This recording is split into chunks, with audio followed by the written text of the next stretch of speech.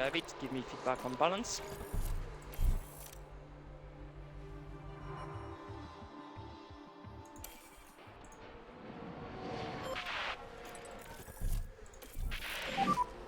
All okay.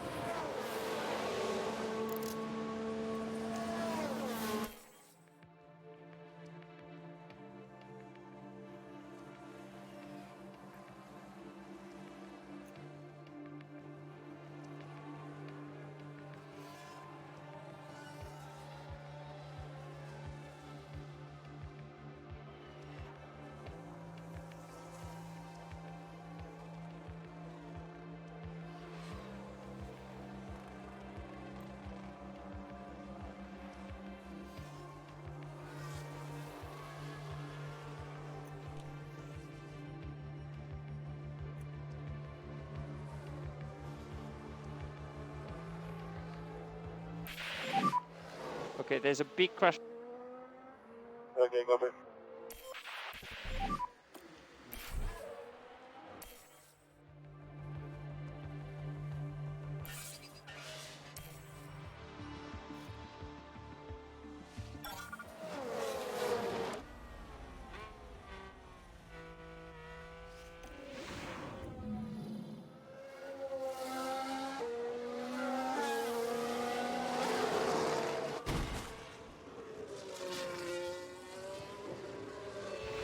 Whoops.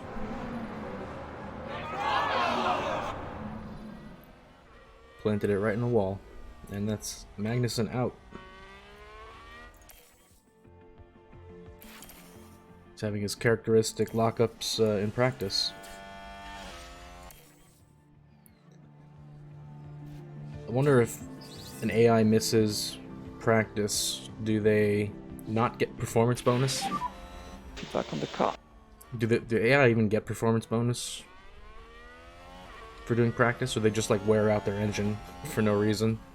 I mean, it's not no reason, it's to simulate what actually happens in practice, but mechanically, in game terms, just really wondering if they get a performance bonus at all. I mean, it does seem like the drivers do get experience because they send out their reserve drivers every so often. Well, rarely, but they do.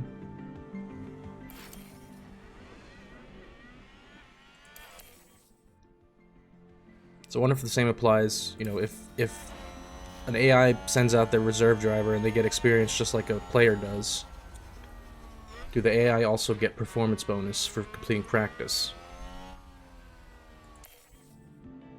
Likewise, do they also have, set up confidence ratings that they simulate from their engineers?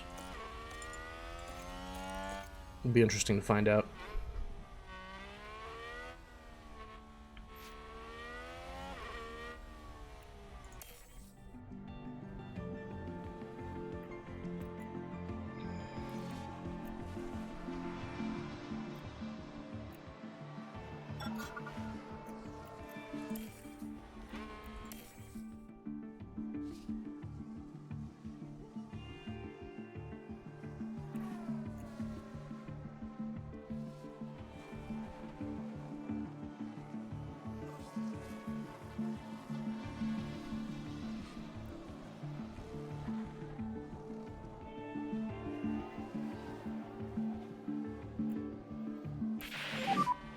Anyway, good job. Thank you very much.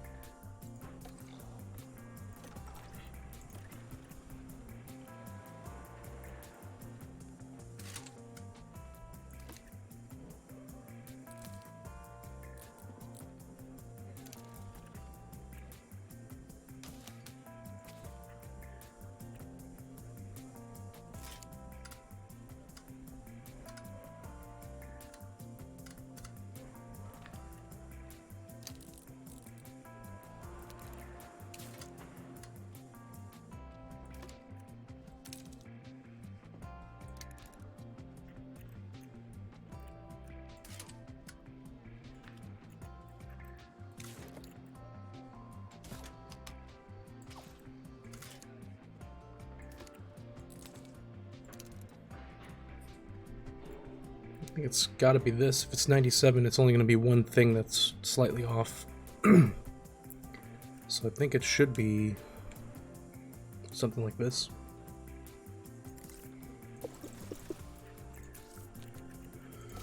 Then of course we're going into FP2 with our regular driver instead of the reserve, so we got to do the extra long stint. However, we want to get the maximum amount of tires for quali, so we got to use mediums for like 2 laps and then switch out to the other set of mediums immediately. Okay, it looks like we need to move that.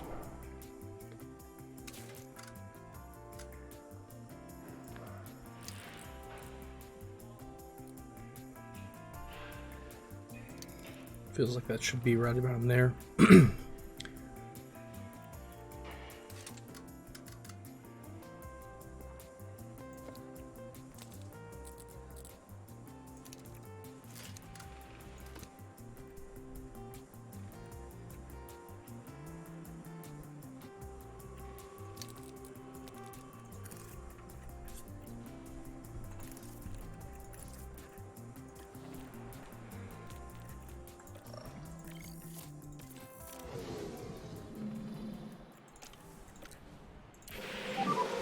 Radio check. Radio check.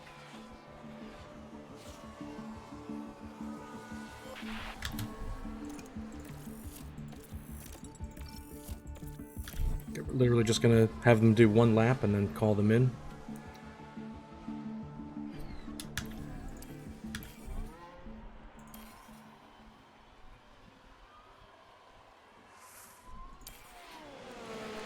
Okay, both cars back. We got the tires down to 98%, so that will be considered a used dry compound. And now we just go out for the maximum amount of laps that we can for the session. So for lap takes 142. We got 56 minutes left. Medium tires can go 60 laps.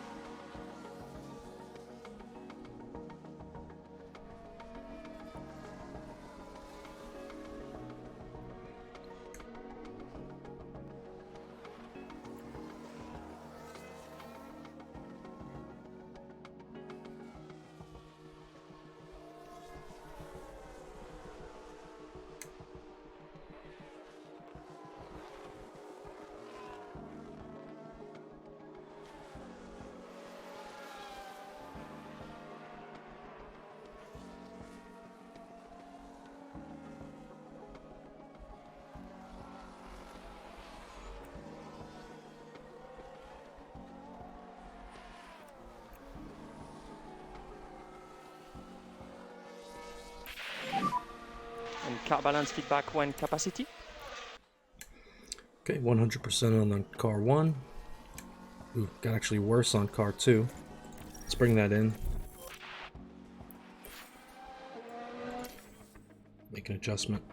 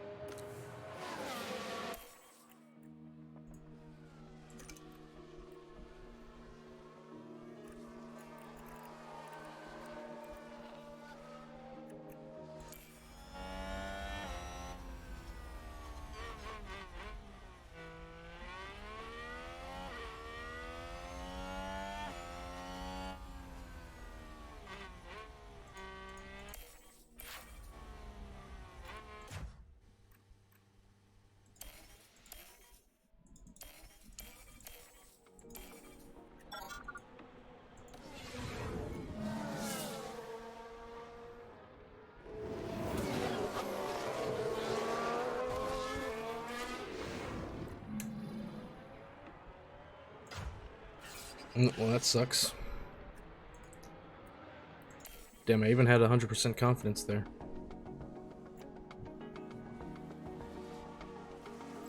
Wonder what he broke. We'll retire the car. Copy.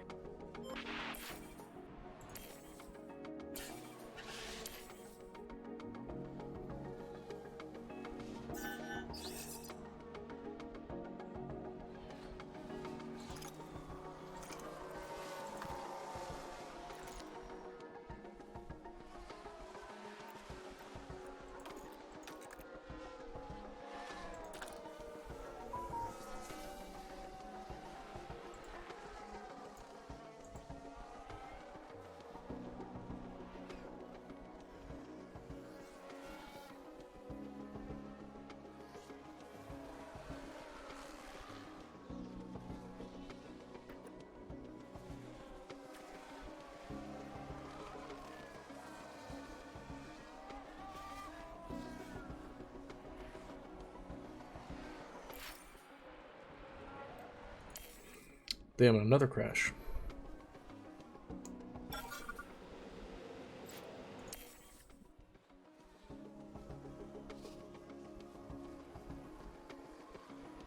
At least it wasn't us this time. Okay.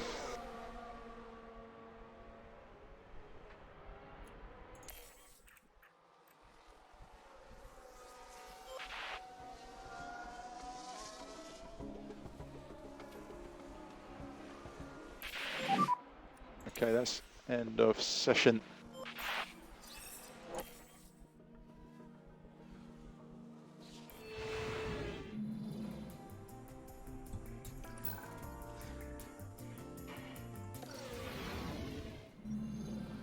Our race weekend continues as we head into FP3 and then...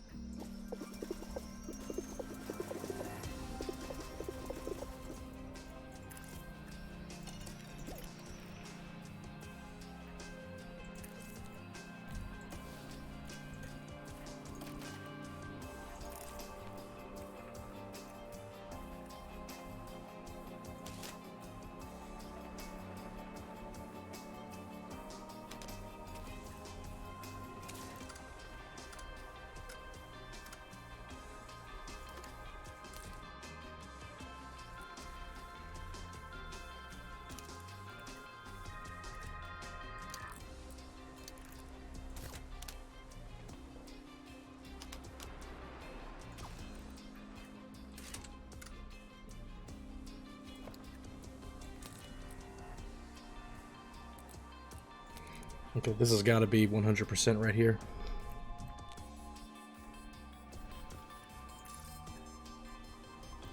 If it's not, then the front wing has to go to the left.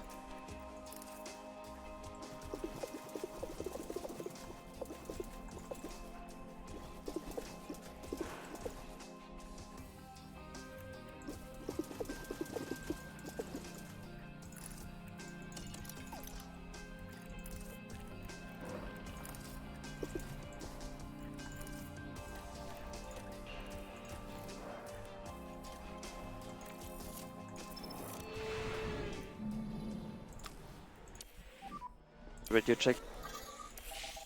Radio check.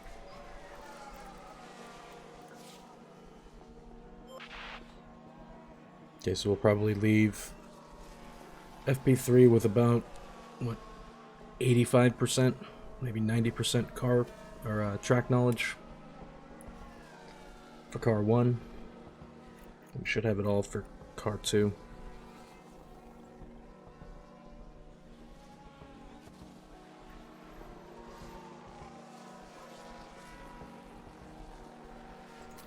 So in terms of performance bonus, we're only missing 2 points from the track knowledge.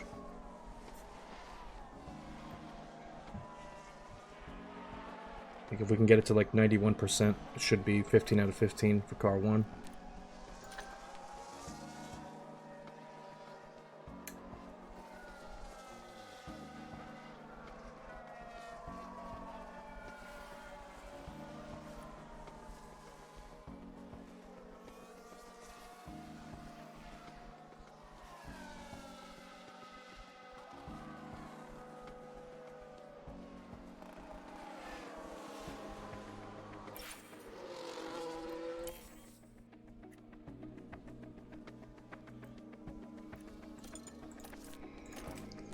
Oh, the gearbox is gonna explode. So VSC.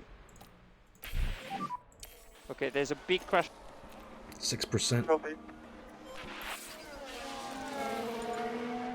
I'm gonna grind it down till it's nothing but circles.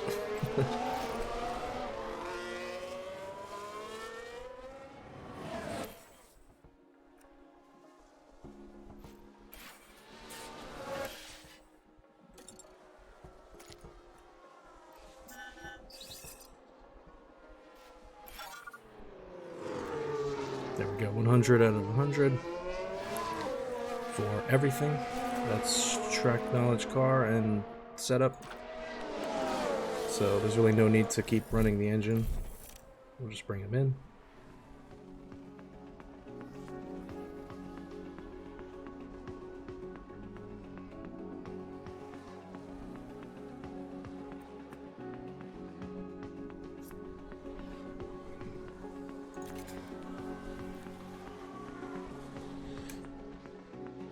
I'm pretty sure if we hit 91%, we should get the final point for the performance bonus.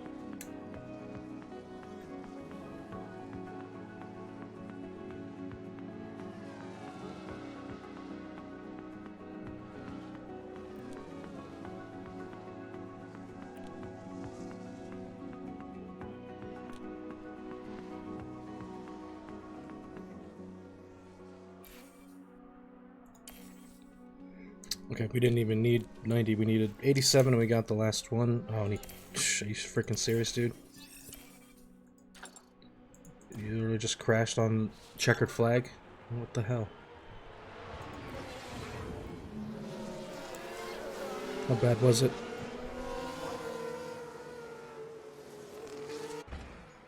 It's front wing gone.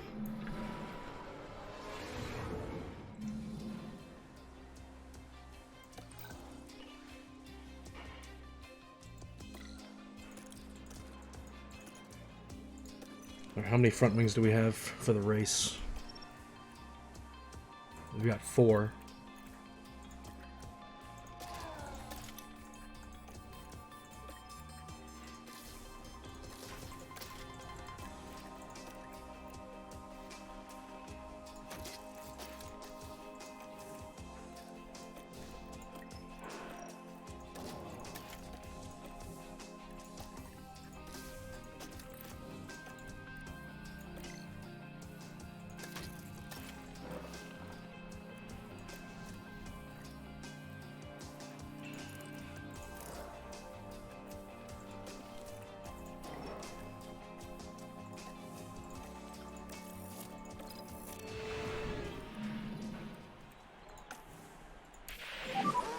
Radio check. Can you hear me okay? Radio check.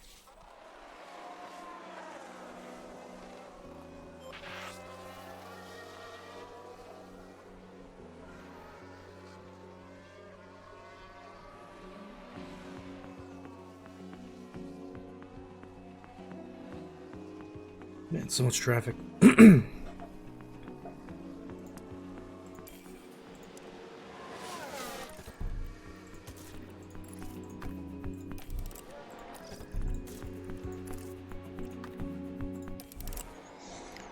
Alright, so it took minute 35. That'll be 3 minutes and 8 seconds. 10 seconds.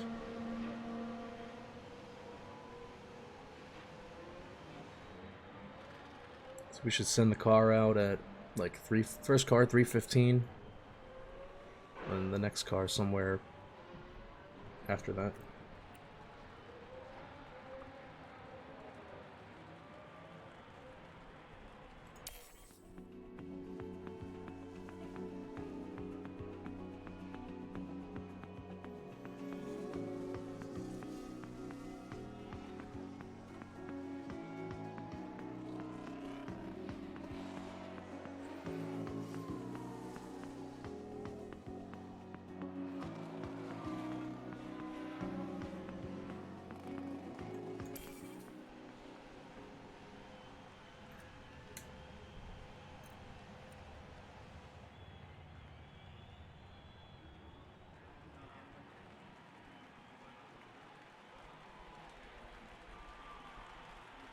Let's do 3:16.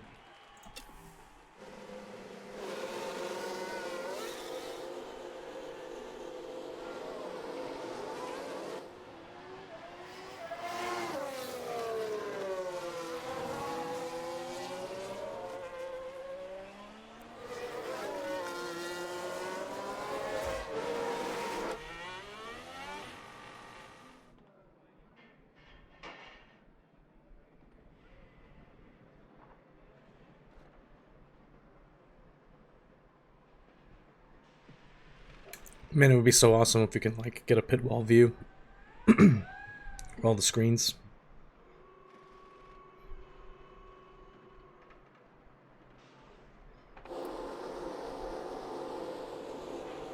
F1 Manager VR, you like sit in that seat. Like watch the cars go by.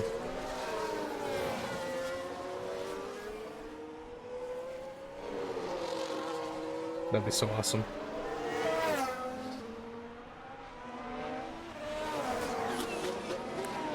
Wonder if they can like mod in, you know, camera angle.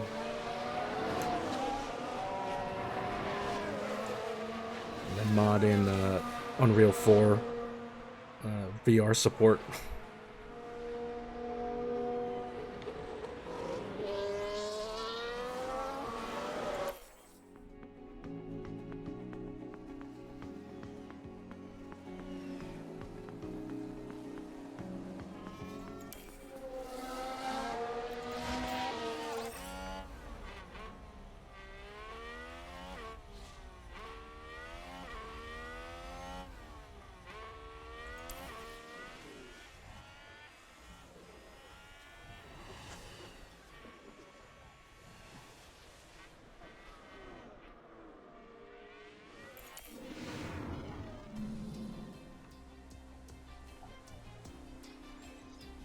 So, so the usual suspects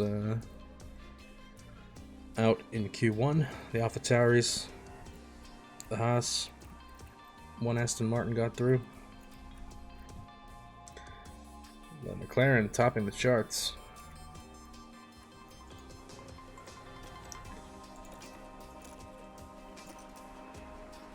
Is this going to be the race where Lando gets a win, finally?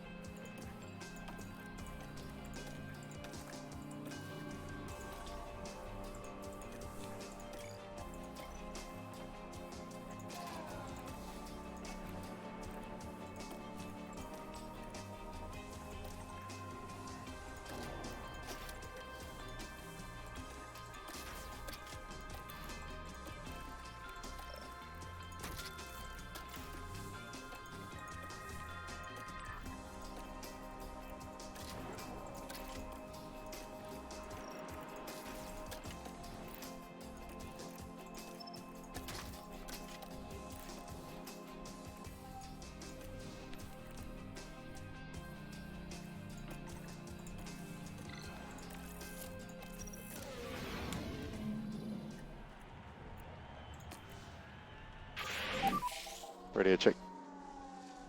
Radio check.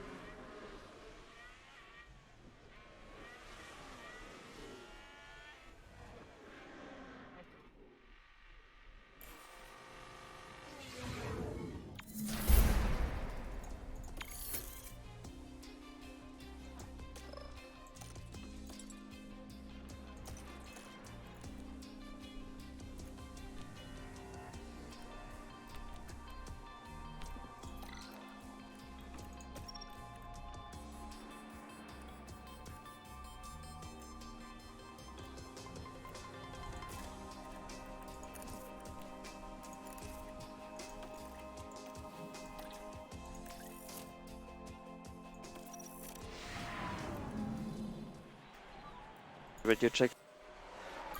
Radio check.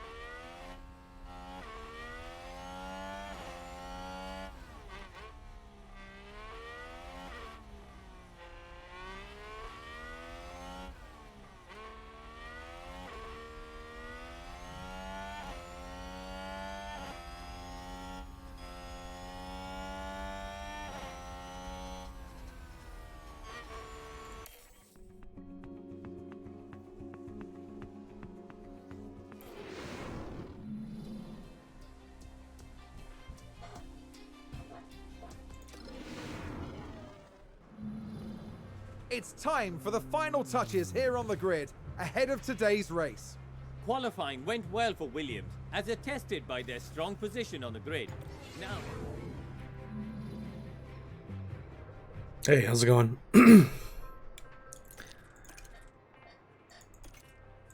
We're falling a little bit behind here. We didn't do any upgrades. We don't have any new, like, designed parts. We're basically focusing on next year's car for research, so I think we're kind of falling behind.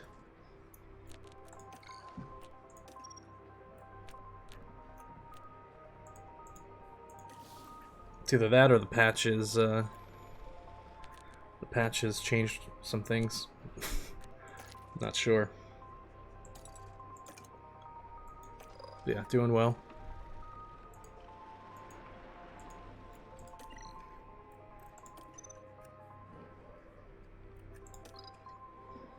So the strategy, A strategy is soft mediums, B strategy, soft hards.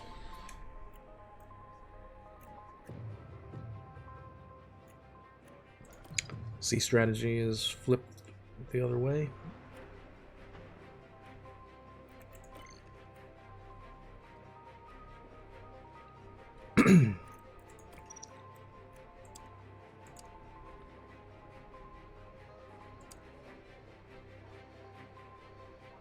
I'm assuming they pit early on the default strat here at lap 17 just so they can maintain pace and the tires don't fall under 50%, but I think yeah, we're gonna have to, I basically just don't want to end up under 30% towards the last stint, you know, so I'm gonna have to push this out.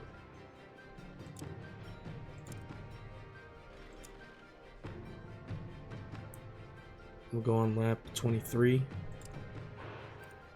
If we turned it aggressive, yeah, tires would fall off massively. But yeah, so at this, even if we went aggressive here, which we won't go aggressive the full stint, obviously, because of the changes. But yeah, keep it on standard, but we'll be able to go aggressive or attack just a little bit.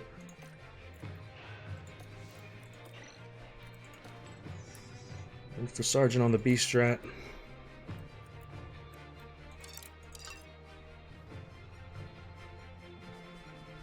He could do an attack, like a full attack run. No, obviously we won't, but just for the projection, I'm gonna set it to attack there.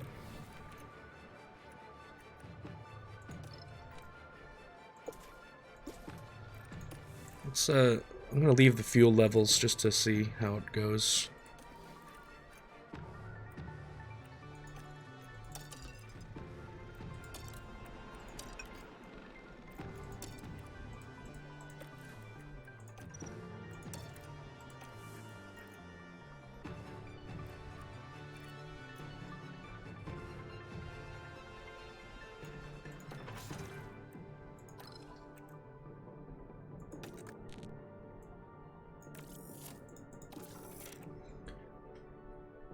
Yeah, I think with the patch, they fixed the smoothness stat, so it actually matters.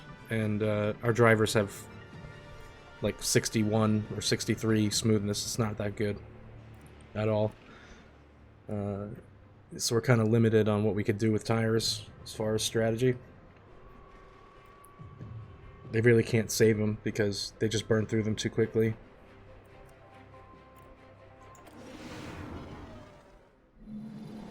It looks like clear skies tonight, with the drivers now in their grid positions.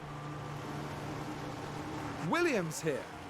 A top 10 position today, but will they be able to capitalize on it? And looking at the second Williams car. Slower than most Does that yesterday, glove have like a so painted today on they'll be watch? starting from the bottom half of the grid. The teams are ready to go. We're just moments away from the Singapore Grand Prix. And it's lights out, and away we go.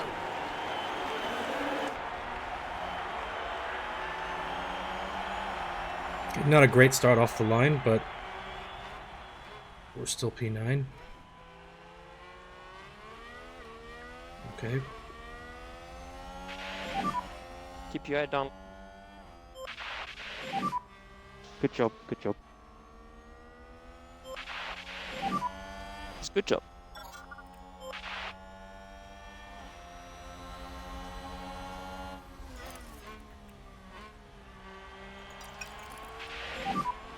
Okay, back off. Box copy.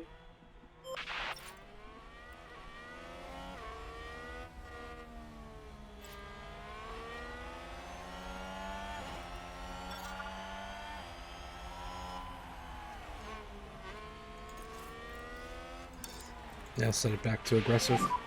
Focus and push. Copy.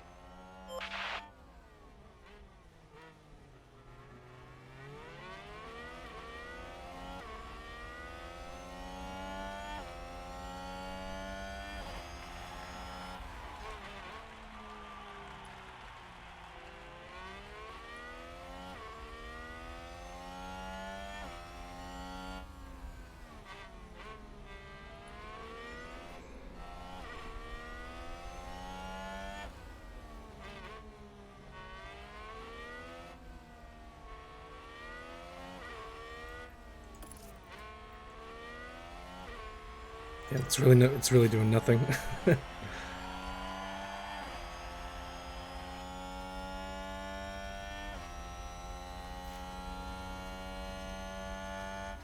Maybe when DRS is enabled. So Hamilton, I just think that he doesn't have a seat. I don't think he didn't announce his retirement. Alonso announced his retirement this year, so he's not in a seat. But Hamilton's a free agent, and I just think no one picked him up because he's too expensive.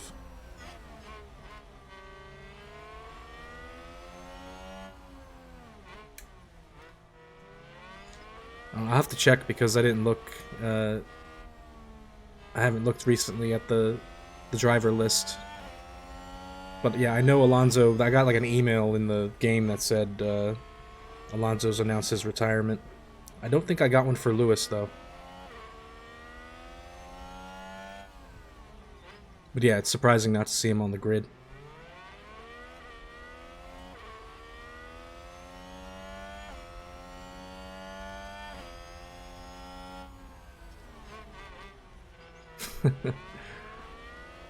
Yeah, he's gonna be basically off, take a year or two off, and then come back.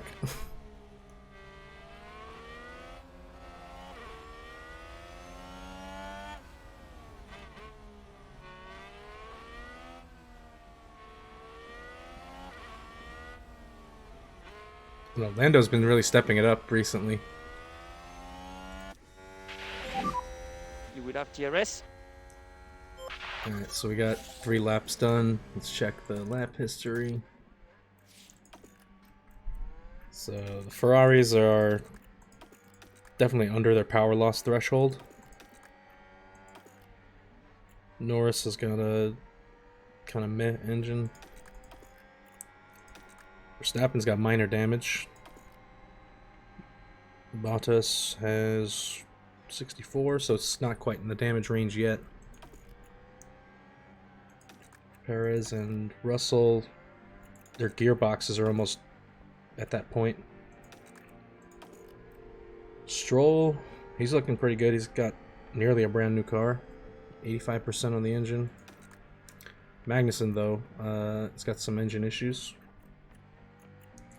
And then the only ones I'm rather concerned about are the Alfa Romeos. They got a decent gearbox, but their engines are probably under their threshold. 85%.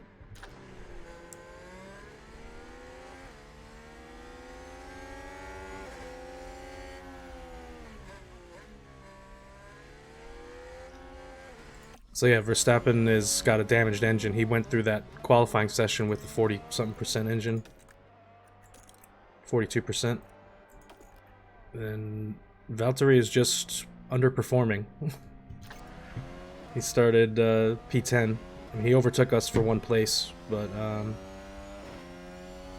as far as the actual standings are concerned, we're gonna get bumped out here if we can't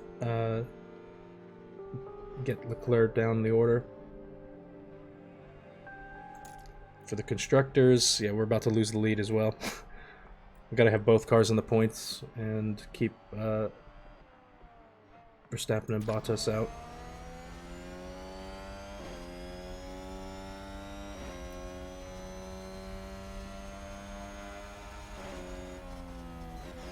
So like the first half of the season was basically, you know, pre 1.8 patch.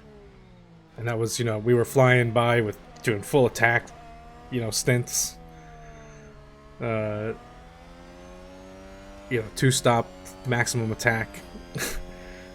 And getting, you know, 1-2 podium places at least. But now, after the patch, it just seems like we got really nerfed. It's either that or the other cars have got upgrades that we don't have, because I've been focusing on next year's car,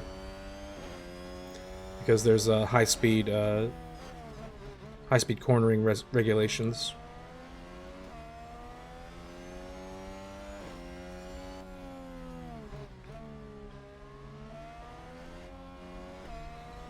Yeah, I have to basically reset my expectations, because yeah, it's not going to be. We haven't gotten like higher than P6, I think, in the last races.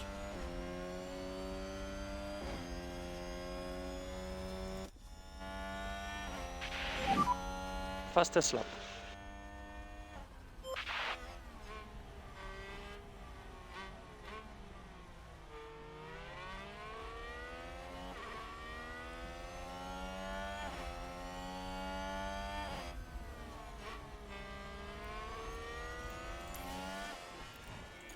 Alright, pit windows. I think I left him on aggressive a little too long, but it's fine. We're still in the same place.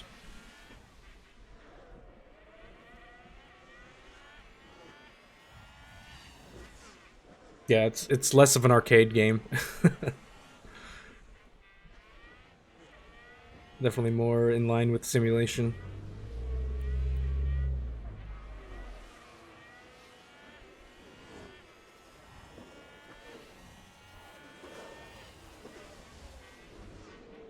It just felt like, oh, you know, go attack mode, that's the go fast button.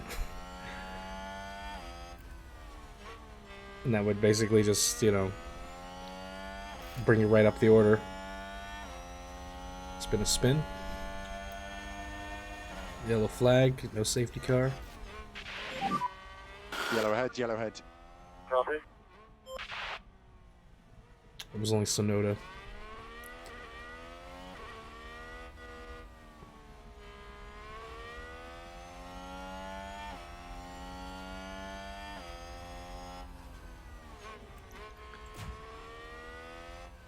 You can overtake, but you'll definitely burn your tires faster. At least my drivers will, because their smoothness stat is not great. It's like 62 or 65, somewhere between there for both Duan and Sargent.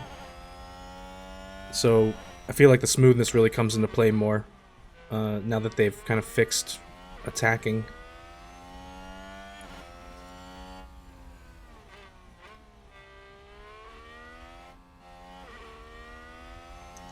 My biggest, the biggest thing for me though was the blue flags in qualifying.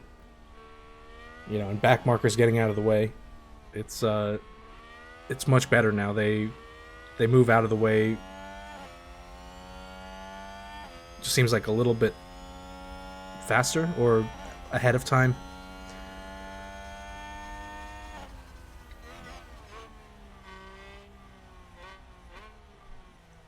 That was the big thing for me. I'm still getting used to the tire deg changes. Because, yeah, having to... Basically, we were getting points just on doing aggressive or attack stints. It's like, you know, I let it go on attack for like 2 laps and I was already down to like 70 something percent. Or at least the low 80s. And then once I saw that, I was like, alright, it's back to standard and occasionally aggressive.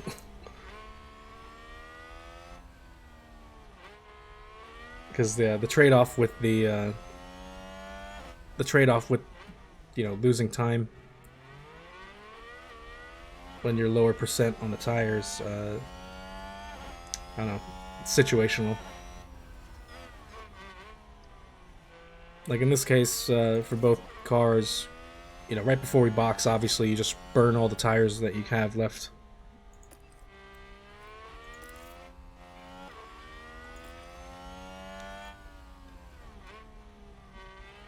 And also, pre-patch, we were also doing, you know, we would just leave the fuel mode. We would overfill the fuel as much as possible, and then leave it on push mode. Okay, there's a big crash. And then, of course, it's Schumacher.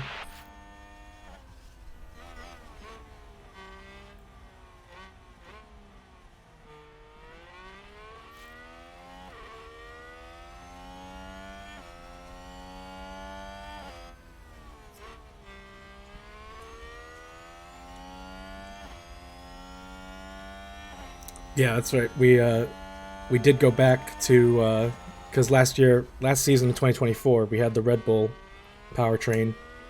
Now we have we went back to Ferrari, and yeah, the fuel efficiency is probably the best thing about it.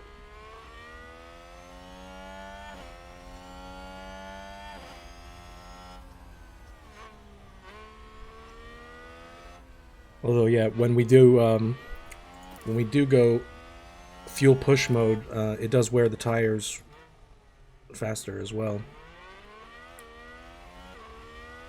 Like, even if you leave it on standard mode.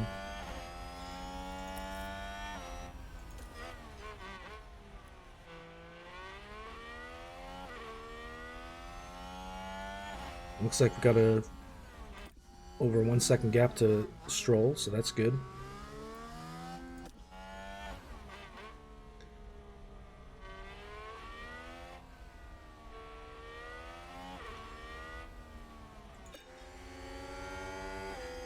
Some wheel-to-wheel action with Norris.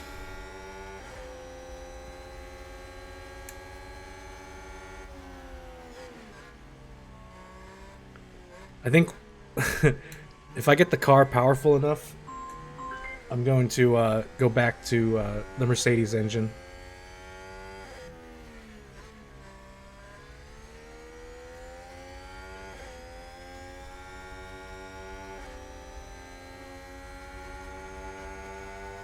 But that'll be like after we win WDC and WCC.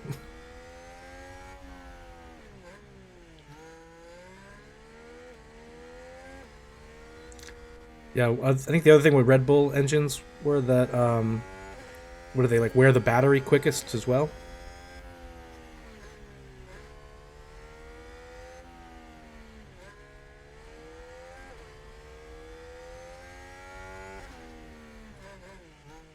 And there's always the Renault engine, and just like, that has the highest fuel efficiency, I believe, but it has the worst wear on the gearbox, if I remember correctly. So, like, I would never pick that one. Because we go through so many gearboxes with our drivers because of, you know, stupid mistakes, and then they crash into a wall, and that, like, brings their gearbox down 20-30%.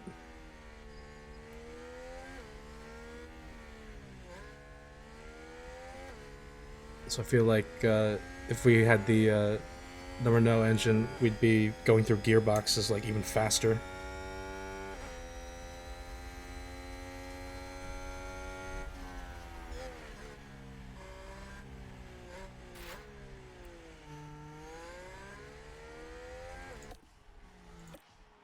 Uh-oh, Danny Rick with a lockup.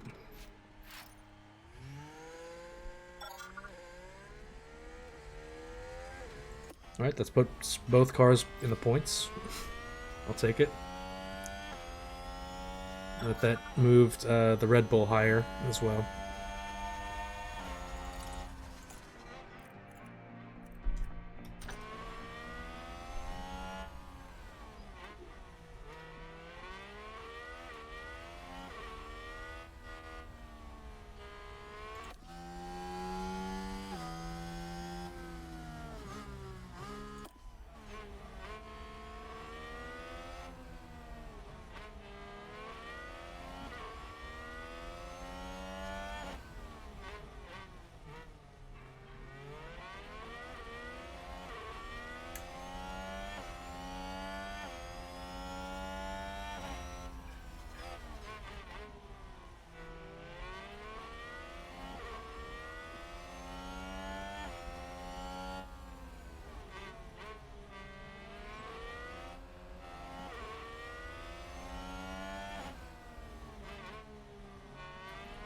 Did they change any of the Williams starting facilities at all? Because I know that was a thing for some of the other teams. Like their engineers or whatever got improved stats like when they start. I wonder if they did anything to Williams.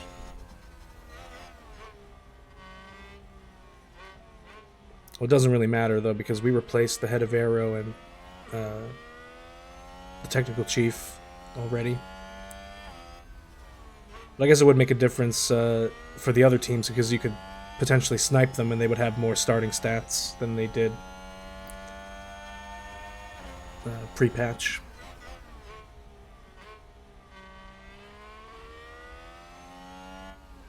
I think one of the bug fixes for starting staff was like they fixed some of the ages so they don't retire as quickly.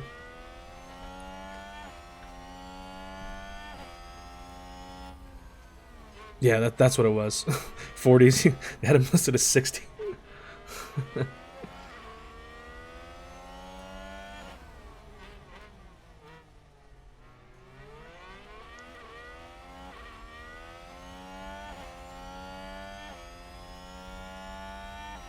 Damn, 90 overall to start with. And then, yeah, he's got 20 more years on his life. He'll be around for a while.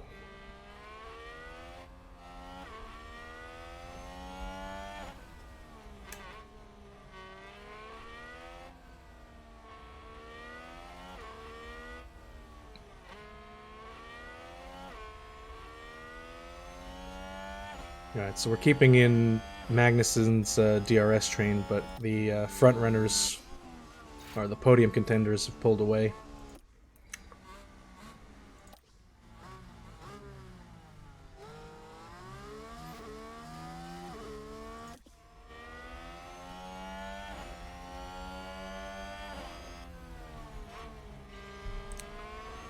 It's like the difference here is like the skill gap between Russell and Perez.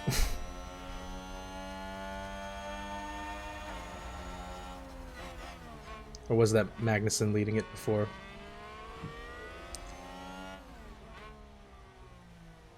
Yeah, it was Magnussen before Perez overtook him.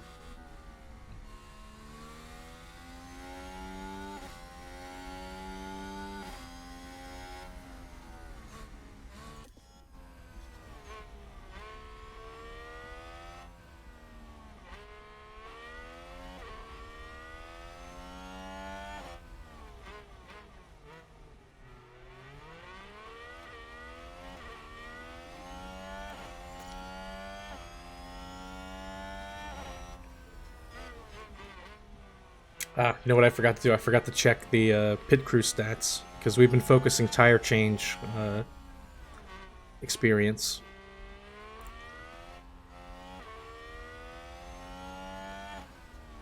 You were saying the undercut works a lot better now.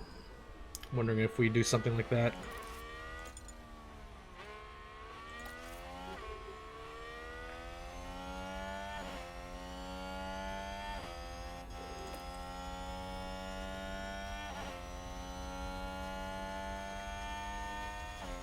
Like, simply just to get one of these cars out of the DRS train.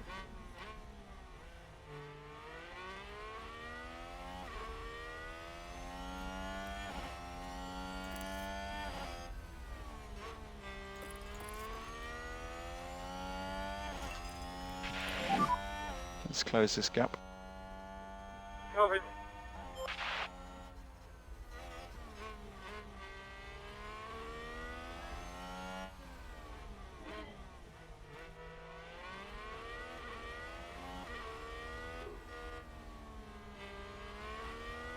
So we got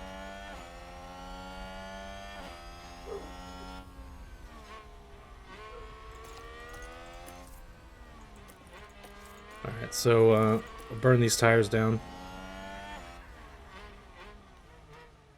I'll pit next lap.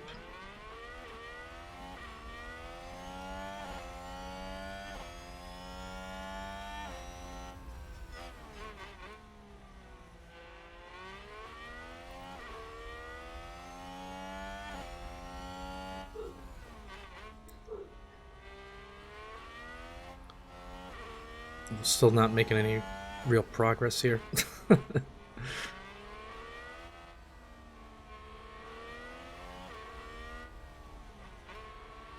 I mean, yeah, because if we pit, practically the whole field is going to be ahead of us, so we'd have clean air. Like, what do we have? The two Haas and Mick and the Aston Martin.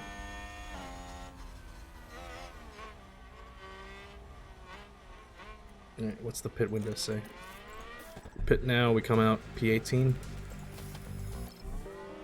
And we'll box this lap. Copy, boss.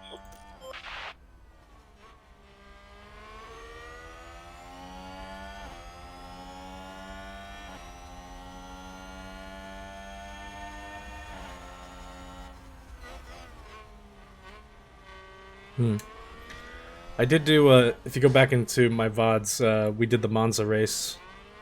And I tried, all the strategies on Monza are one stop. But I did try to do a max pace, soft, medium, soft strategy. And actually, we didn't gain any places, but we managed to stay relatively in the same spot after all the pitting was done. So, yeah, I think you're right on about that. Whoever has the fresher tire makes more gain for position. Because we went soft, medium, softs at Monza. The last set of softs that we used, we were like 10% better than the rest of the field, who also had soft tires. And we pretty much cut right through them.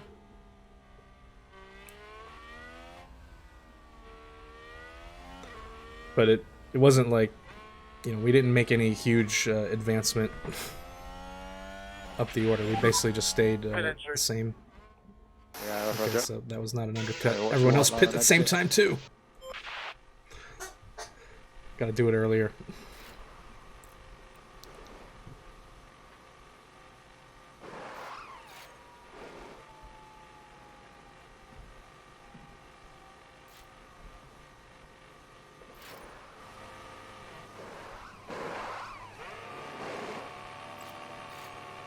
Oh, you bastards. Really? Gasly has pitted for new Damn, it was a option. 2.3 stop and we got held up by the traffic on the exit. What the f... That was terrible.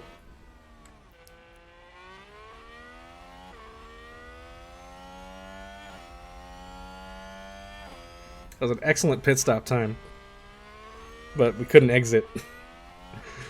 Couldn't release the car, what the hell?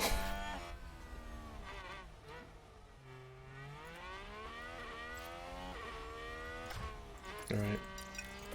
Whatever, just You can afford to drop back. Copy.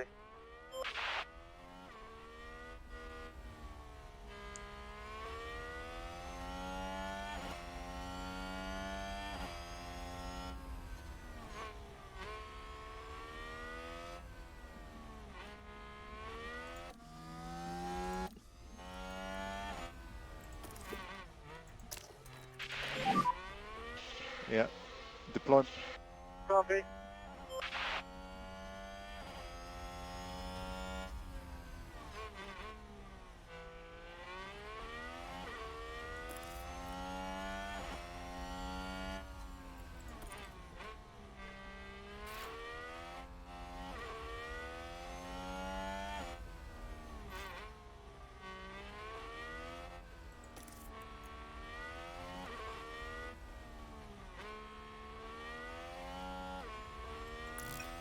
Yeah, I mean it's the realistic aspect of that. You know, you don't never want an unsafe release, but probably could have held it one more lap and not had that problem.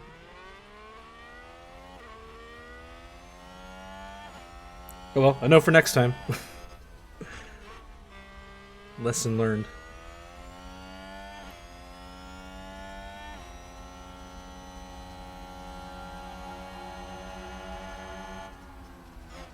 Yeah, because we're on the default, you know, the default B strategy.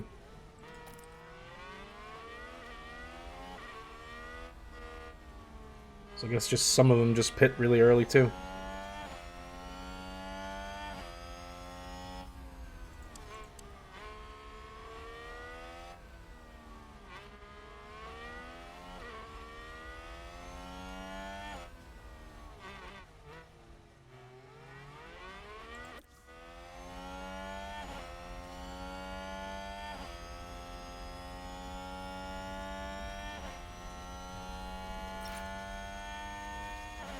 Alright, finally got some clean air.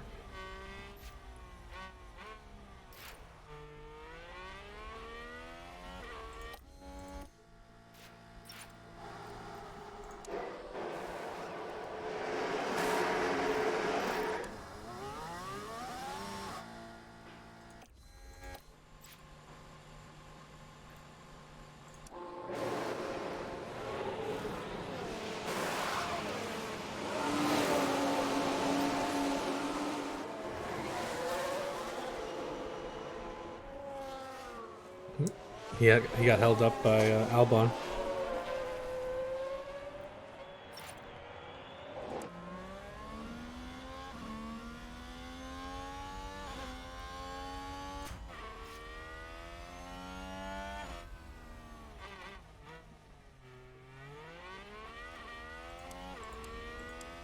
So it's technically an overcut on strategy A, because we extended the pit window out.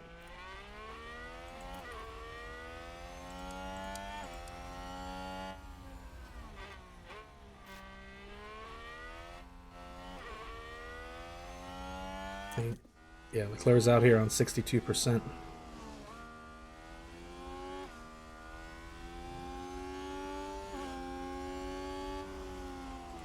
Okay, now he's pitting.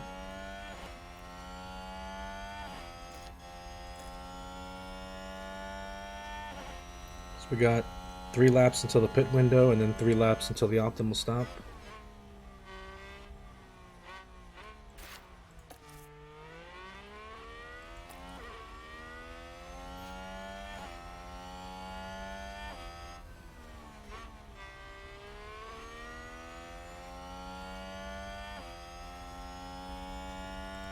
I didn't check the compound performance. What is this? Oh wow, 6/10 on the mediums. Hards are actually faster. Hards are 3/10 faster than mediums. Street circuit, I guess. I don't know.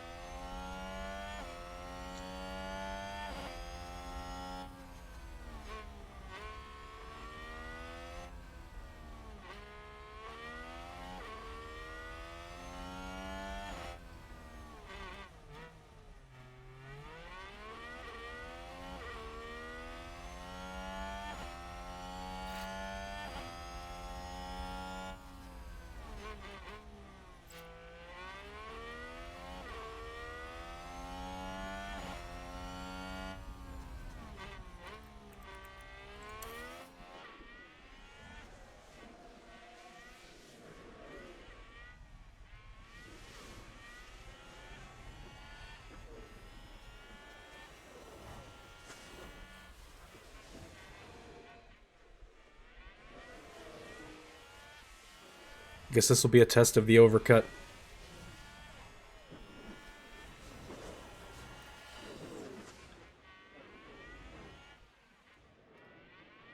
Yeah, I'm thinking as long as the tires stay above 50%, we shouldn't see that much of a dramatic drop off, right? Compared to the mediums if they're 6/10 slower.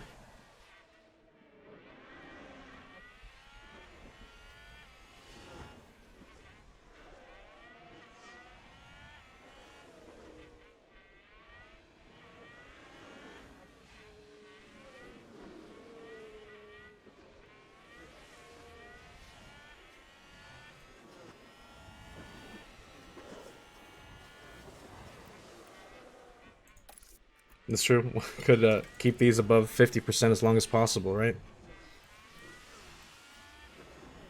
Although, yeah, I guess I'm not really sure how much time I lose. I didn't actually quantify that in practice. I should have really looked. Compared lap times for standard and light pace.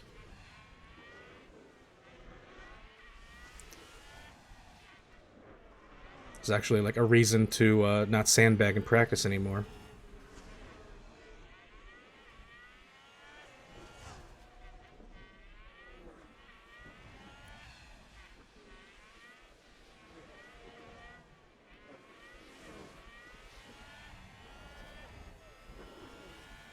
Let's see. I guess the question is how much of a gap are we losing? So it's a 10-second gap right now to the car behind.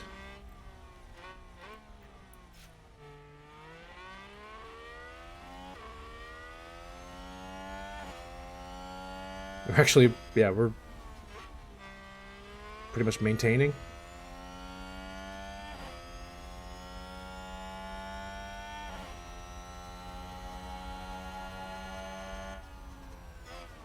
Maybe we lose like 1/10 of a second every lap.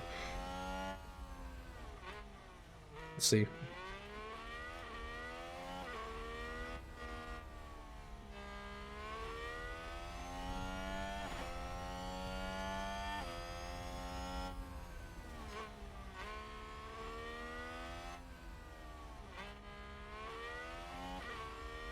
Honestly, we're not losing that much pace. It's half a tenth right here. That's pretty much so far. We're in sector 2 right now.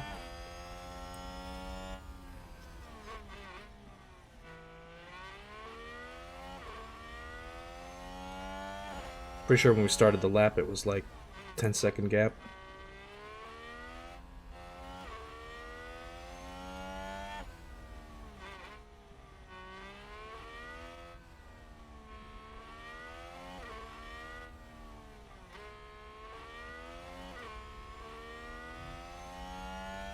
And even still, a 10-second gap, and he's a back marker.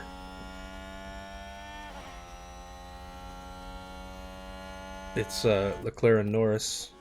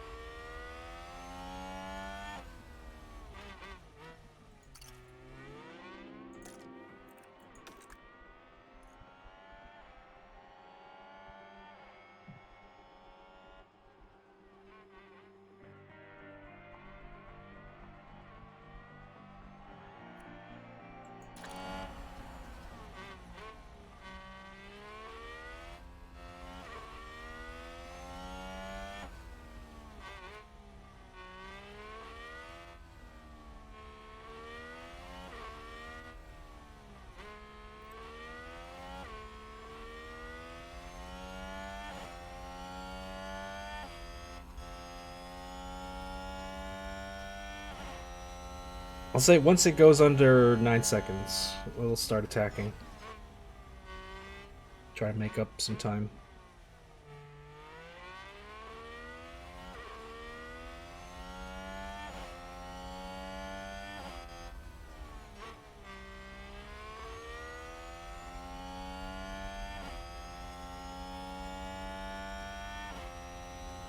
So like if we pit, it predicts what? P11? I think if we pitted, we'd come out ahead of that though. I think we'd probably come out maybe ahead of K-Mag, behind Geo.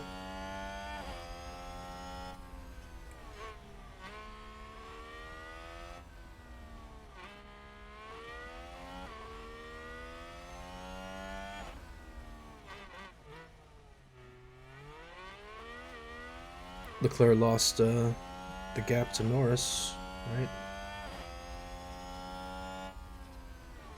So no DRS there. He's catching up to Vettel.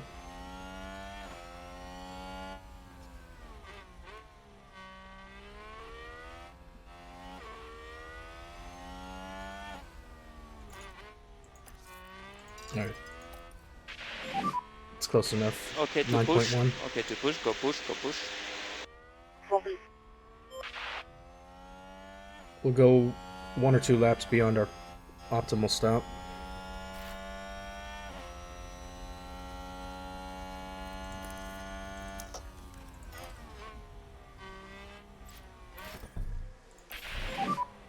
Make sure you give some energy.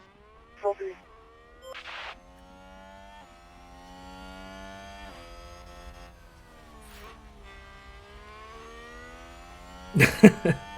Yeah, when he was a brand new driver crashing every other race. He still crashes, but like you saw, I don't know if you saw practice.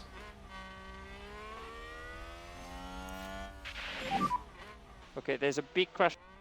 Safety car? Copy. Oh my god, a safety car would be brilliant right now.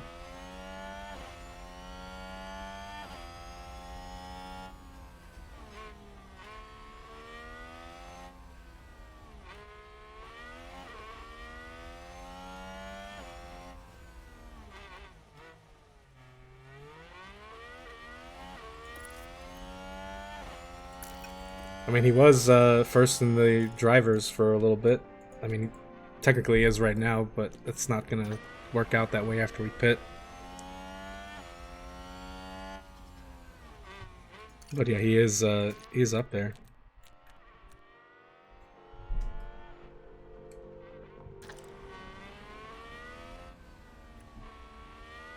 But again, that was all pre 1.8 when we were doing maximum attack. Full stints on full stints on soft, medium, You're doing very good. Lap time are good. or lap time are good. medium hards. I think we actually gained a second.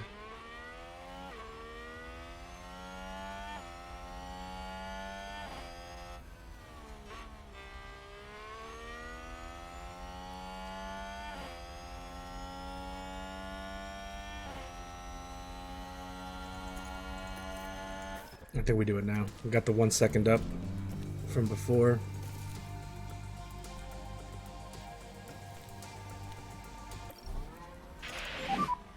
And box.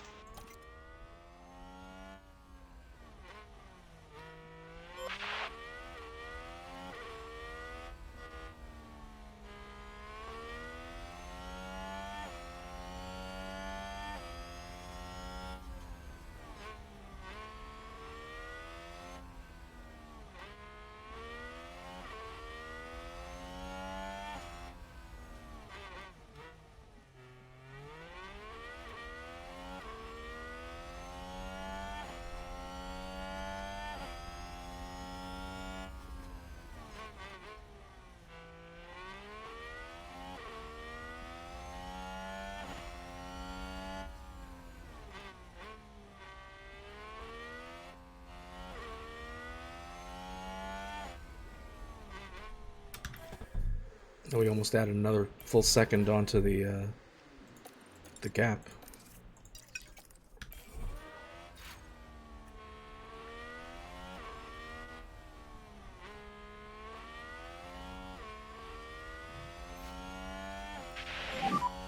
Entering pit line. Copy. Watch out, white line and pit limiter.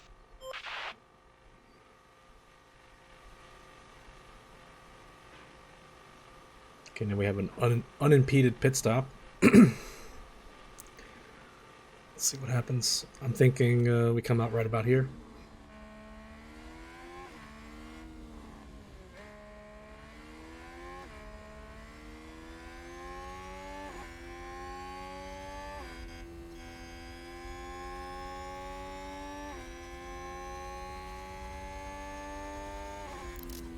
Okay.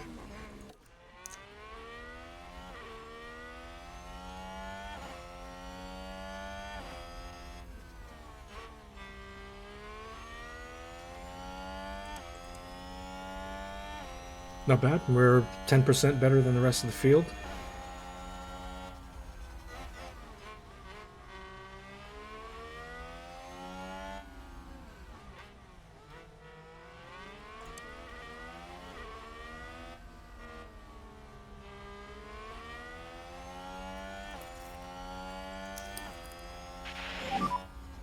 And use overtake, use overtake. Copy.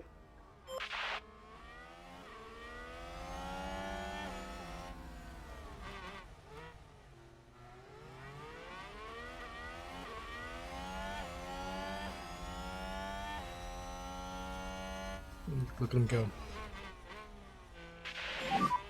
You're doing good.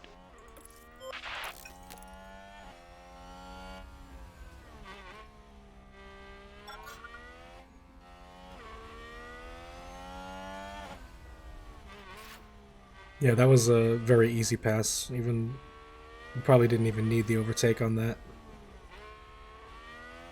Although it probably helped. We probably could have gone like wheel to wheel through the corner.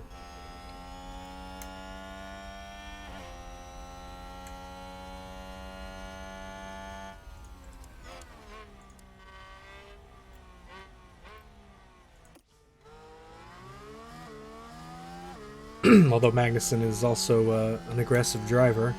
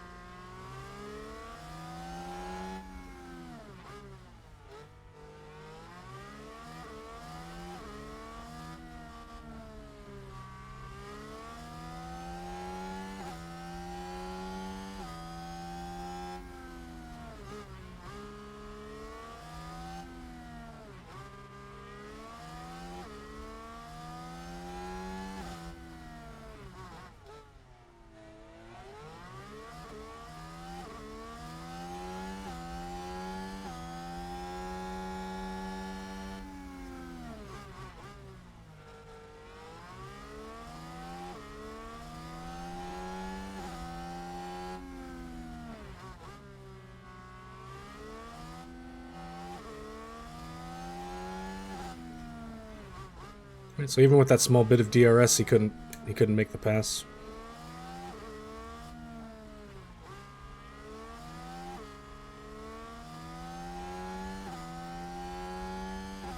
Yeah, we've been just riding on standard fuel pace, and we're up almost half a lap, or sorry, half a kilo.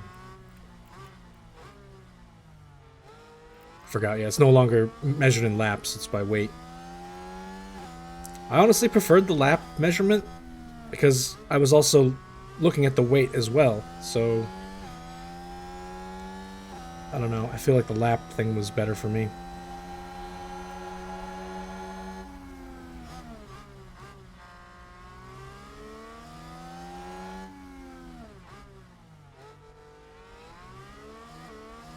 Because it still indicated, you know, when you had a high fuel load, it would be green.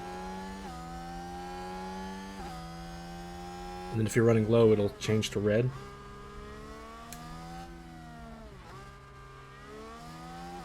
So that's how I was looking at the weight, and then I was just, you know, going by the lap calculation.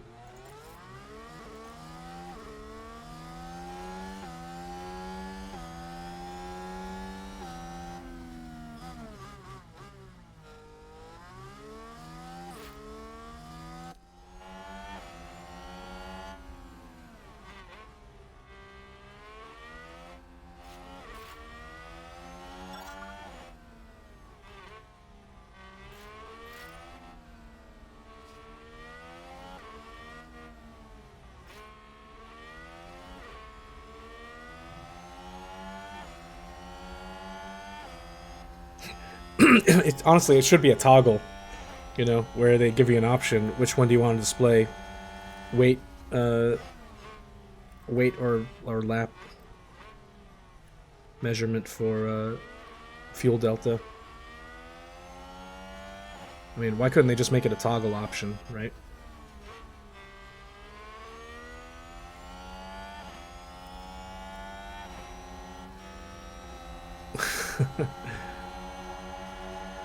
Unless there was some kind of inherent flaw with calculating it by lap, I don't know.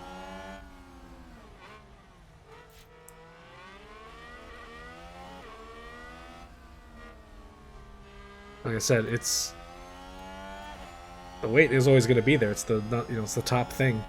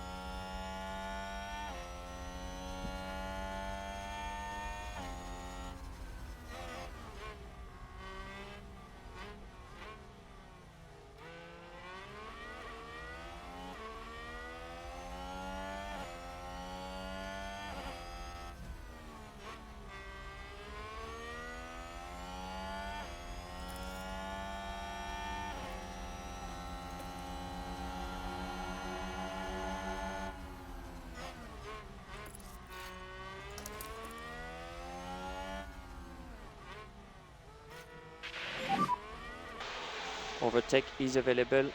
Copy.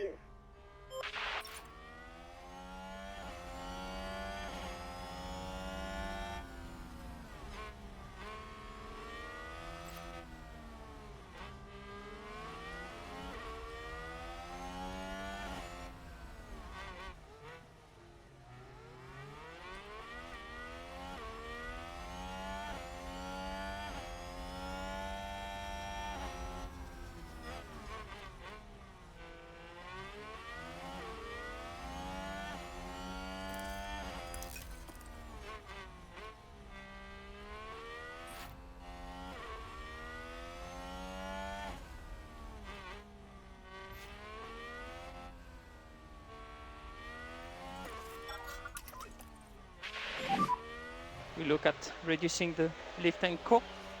Copy.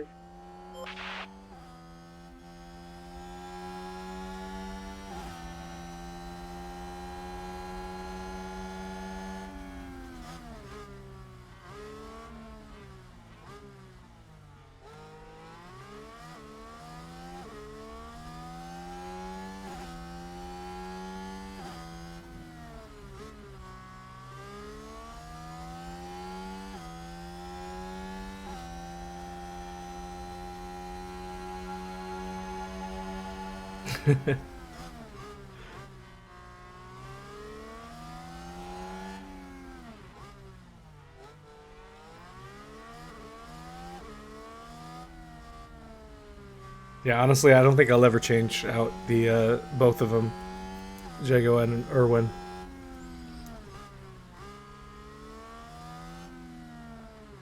Especially the, yeah, deploy.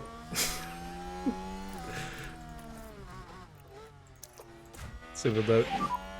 Full deploy. Okay, got the other line. Copy.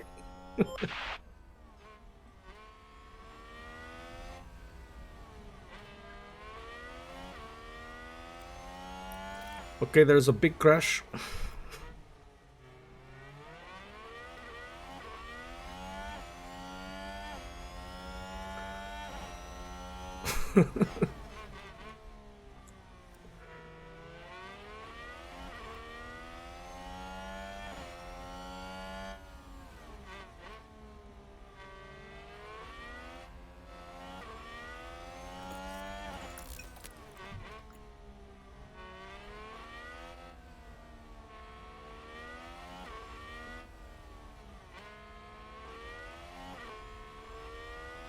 Damn, we're just stuck in this Red Bull train.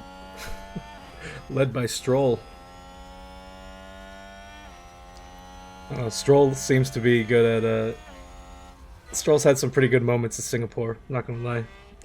Saw some YouTube clips of the overtakes he did in like 20... Was it 2020 or 2020? Keep their head down. I can't remember what year it was. It was one where, it was when Rick was in the yellow.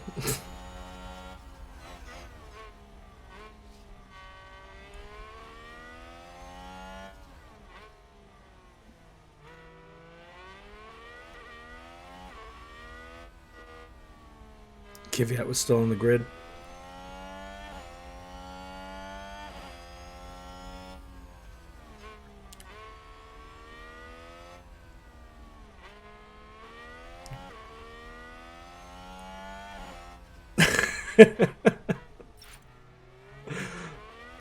Nice. But yeah, for a pay driver, he has his moments.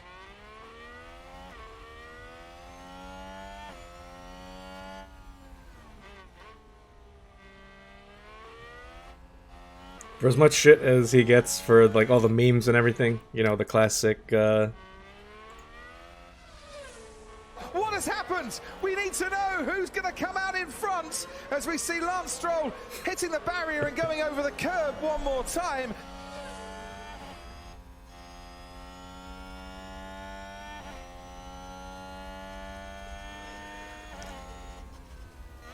yeah, he definitely has his moments.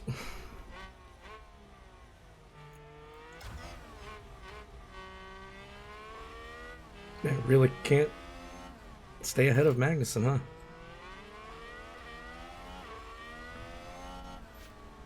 Although we did cut the gap down. The gap before was like 5 seconds, now it's 2.3.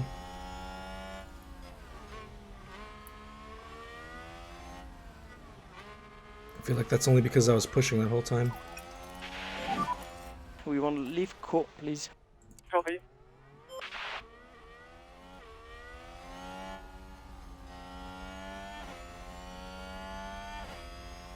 What the hell was that? You slowed down so much. That was just a regular blue flag.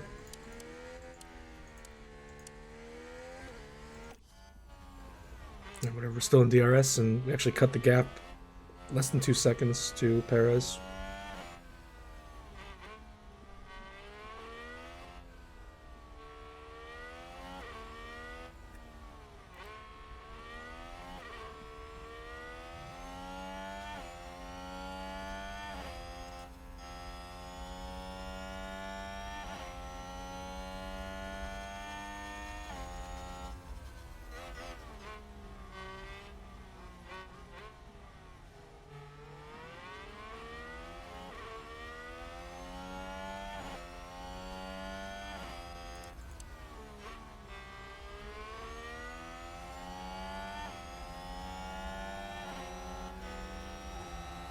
Oh, you almost had it.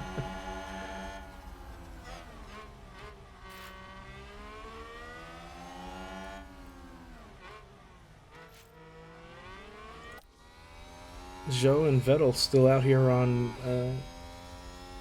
worn mediums.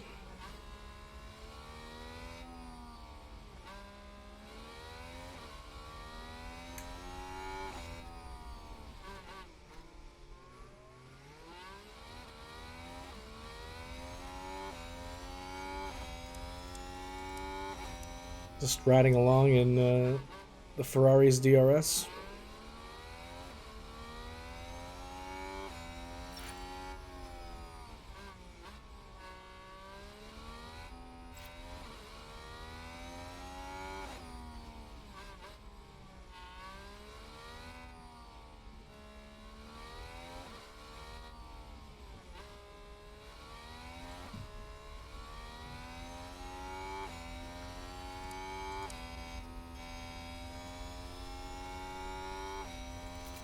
Strategy are they on?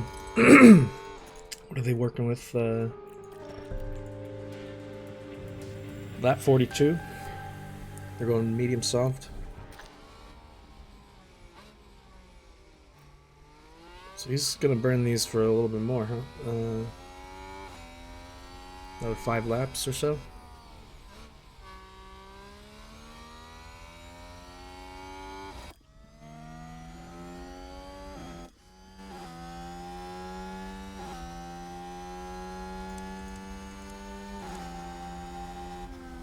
Vettel's almost at that 50% range, and Magnussen closed the gap.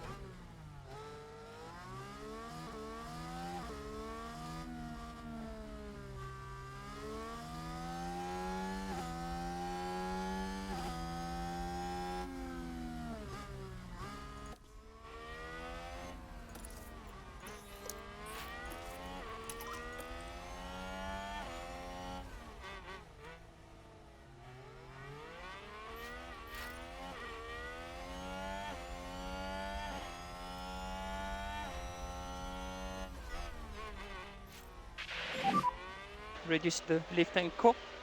Copy. Just need a little battery here.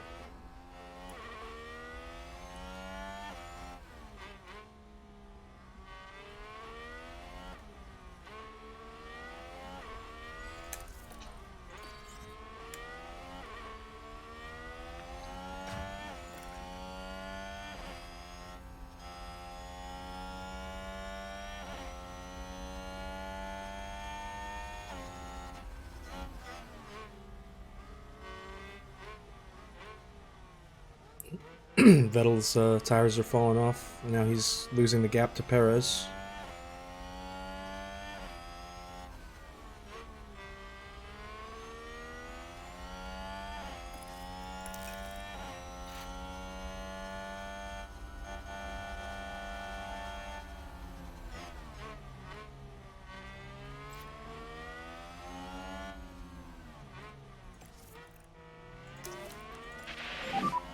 Remember, overtake is available. Copy. It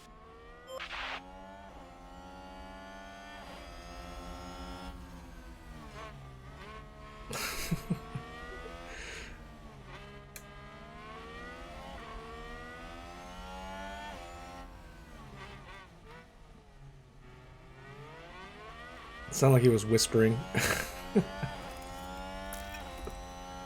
Like he's gonna do an ASMR stream. That's great job, great job.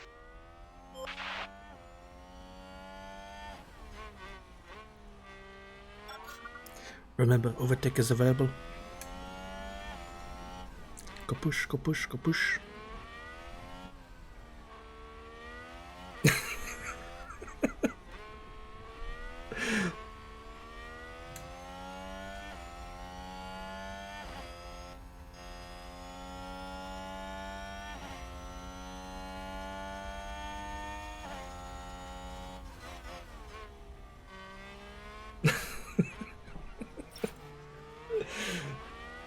It's classic. Yeah, I'm never gonna change him out. I mean, he's already got an 85 pit crew stat. I think that's pretty good.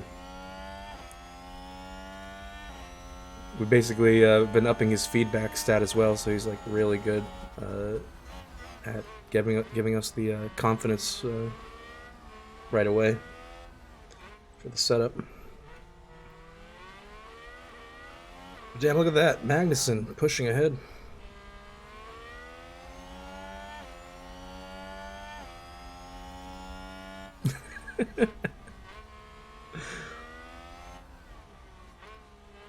So good.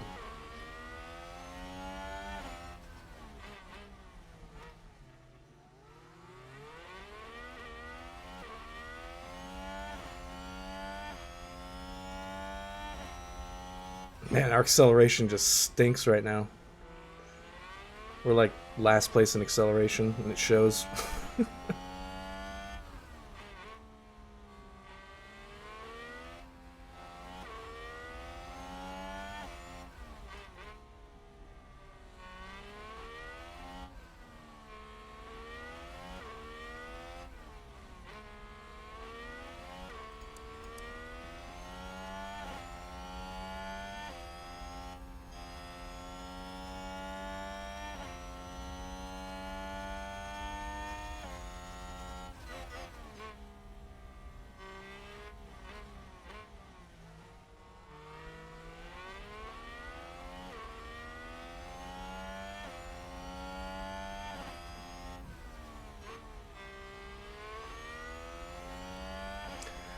Next track, excuse me. Next track is Suzuka. So I hear a lot of people complaining about fuel issues in Japan. That a lot of the AI cars just run out of gas, and a lot of DNFs. So I'm curious to see if that's going to be a thing in our save as well.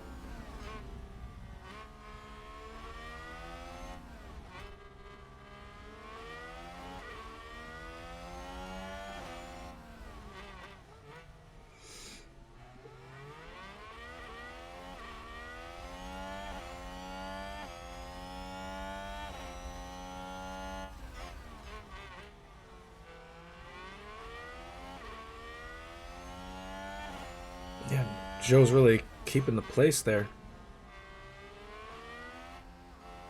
46% mediums. Barely holding off the Mercedes.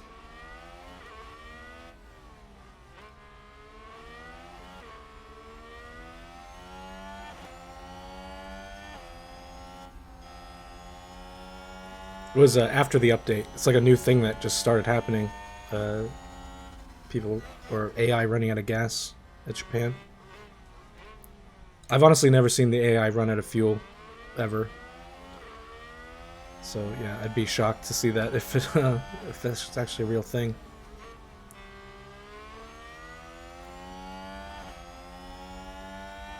It's like wondering, do those people do any kind of like, you know, modding or anything? They say they didn't, but I don't know.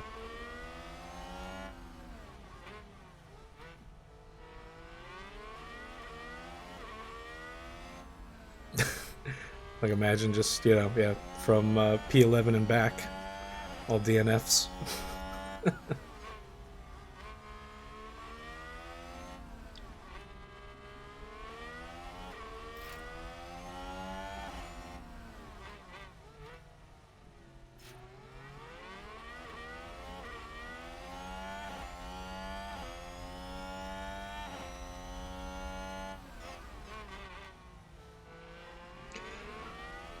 Since this is Latifi's last year in real life Formula One, right? I wonder if he's gonna gift us with another memorable moment in Abu Dhabi. I guess it wouldn't matter, but I guess Singapore, there'll be this race really where it would matter. Because if Verstappen wins this one, right, and Leclerc gets P6, it's like a win for the drivers' championship. So can we count on Gotifi to be the champion decider?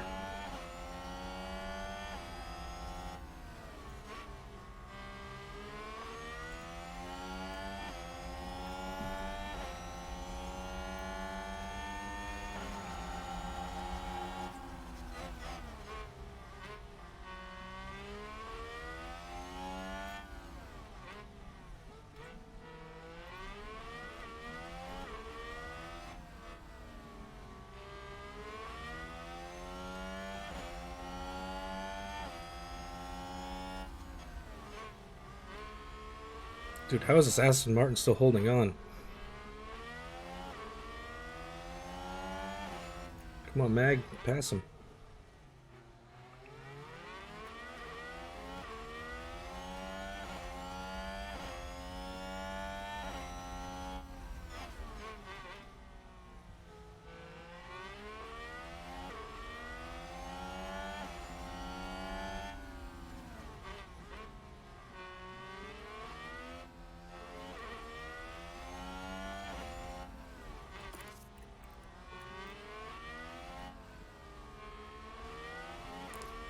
It's one of those moments you really just got to use the ERS. Use the rest. Copy. Just get around him. It's Maggesson's brick wall. Come on, man.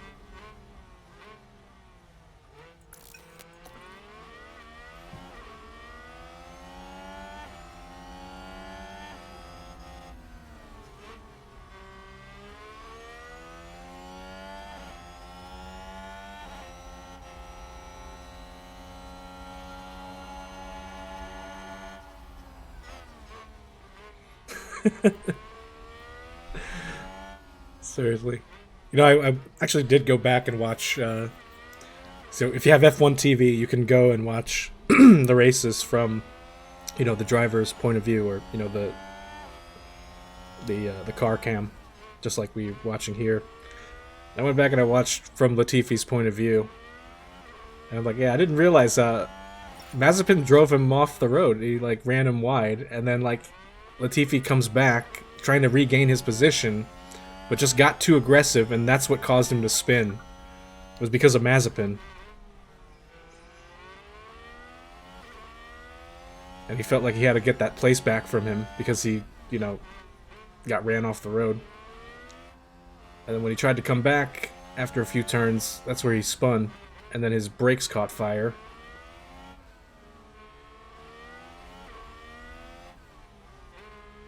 Just...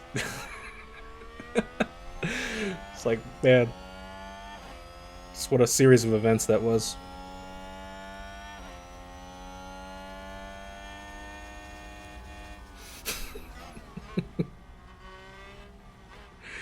Yeah, he literally just got like, he got pushed off a Nagason. He's like, he pushed me wide or something on his radio. You can hear it on the replay. And he tries to really come back at him, and then he exits the corner and he just put too much acceleration on it and spun into the wall.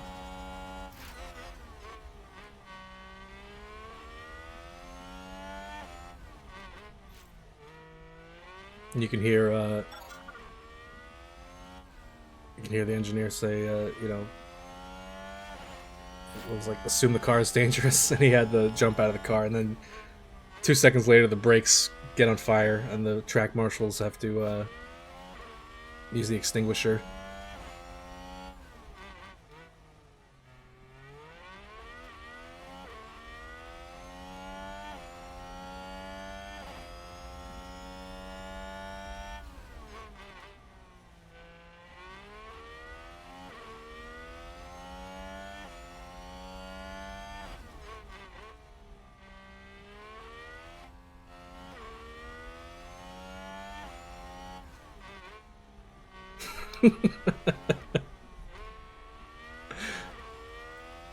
Yeah.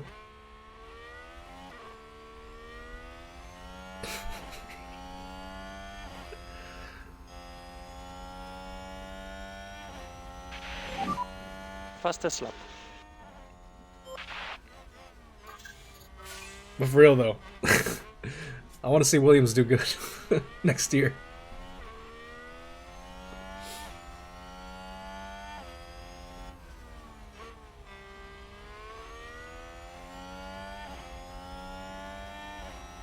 Yeah, look at this. P5. Overcut. Gave us that extra 10%.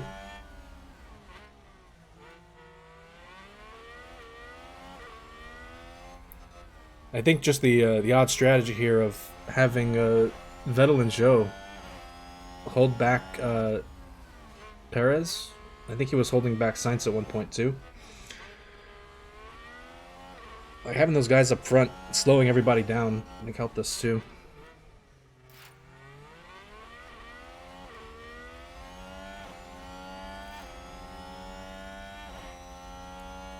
That's P4. Doing very well. That should, if we can hold this. Back on top in the constructors.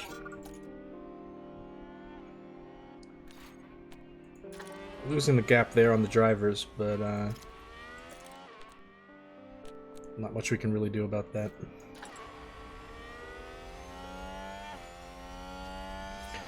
And is Norris actually going to win one? Or will his tires go before Leclerc's? What's the gap? Close to a 3-second gap.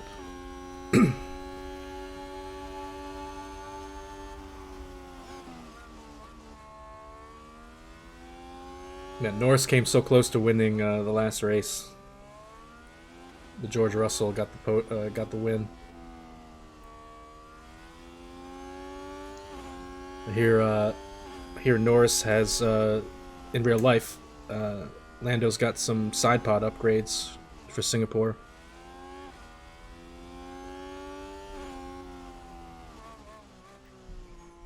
Should be interesting. With their new livery.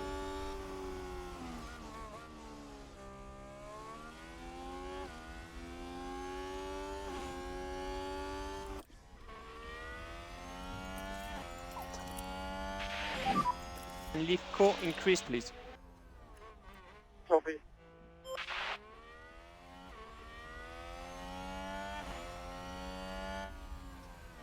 And it's only going to be on Norris's car. I don't think they gave the upgrade to Danny Rick yet. At least Norris's car was the only one that had it spotted, according to the Twitter post I saw.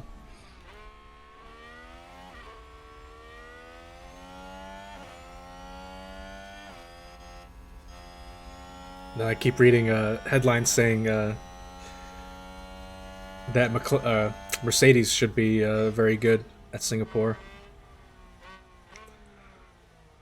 So, like, yeah, if Mercedes can push out the Ferraris, but Red Bull still stays ahead, that definitely guarantees the WDC for Max.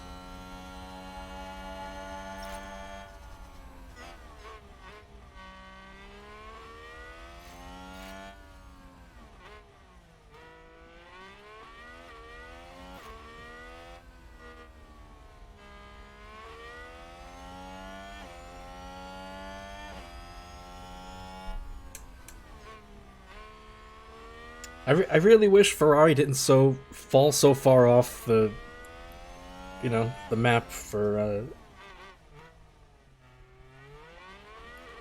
in points. It would have really been nice to see,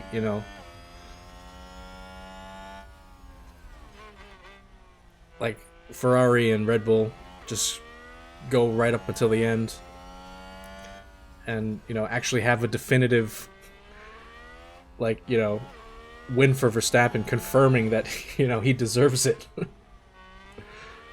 He wins a hard-fought battle against Ferrari, gets his gets his win in the drivers, and cements his or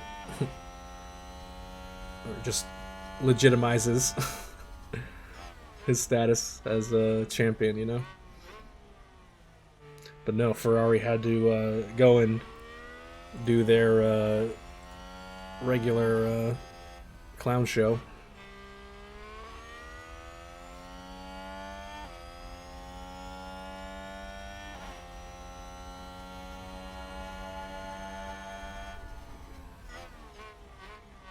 It just would have, I think, made for more interesting watching.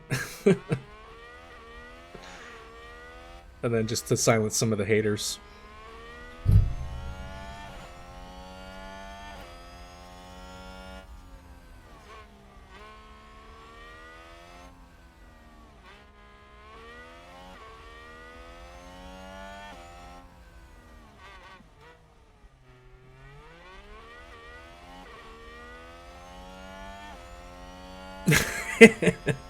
Yep.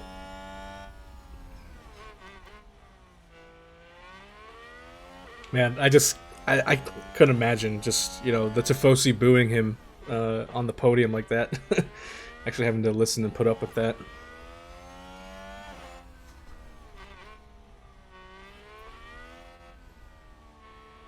It's like, dude, he legit won the race fair and square. I mean, yeah, it ended under safety car, but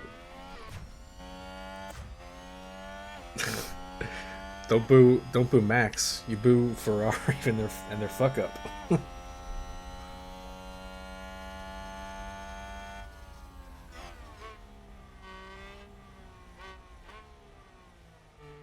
Whatever. Tifosi gonna Tifosi.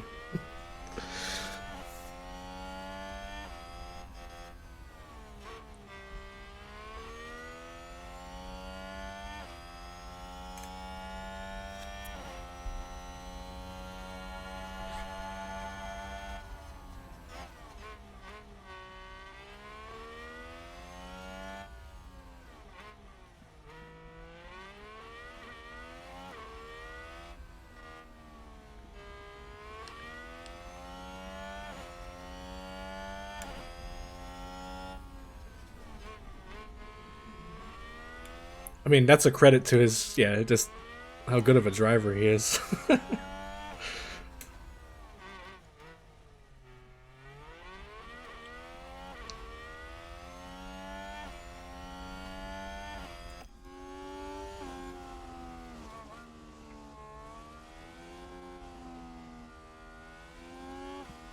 I think Norris is gonna win this one. Hope I didn't just commentators curse him. Keep Leclerc out of P1. That's all I ask.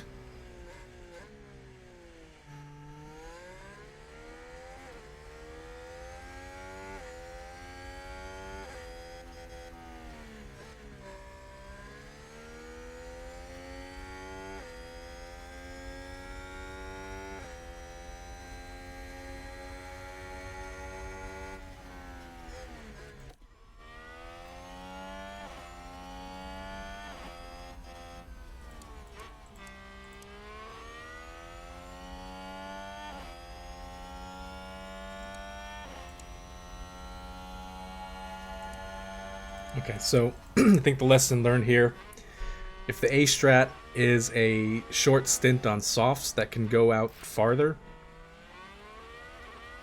and you're going on to the medium tire, extend that soft tire stint and go for the overcut.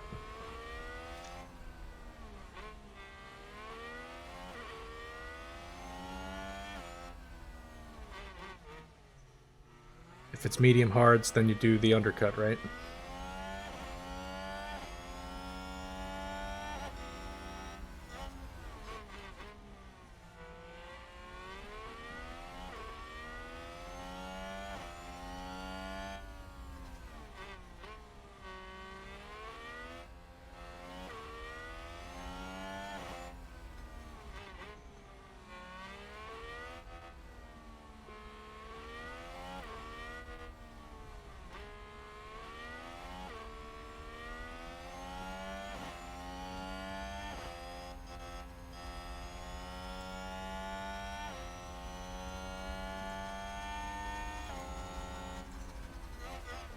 Just coming back around the outside.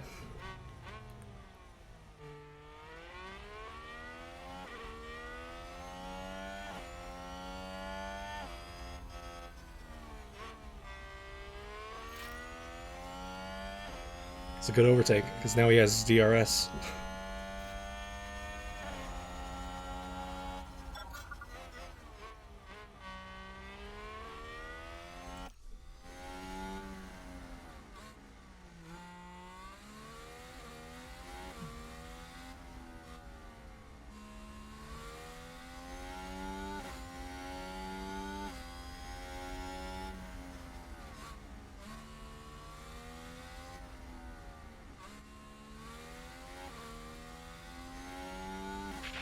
Yeah, that was Keep pushing, keep pushing. that was a great. They were wheel to wheel, but Perez was just ahead of him in the detection zone, and then he exits the turn and opens up his rear wing. This was a really good move.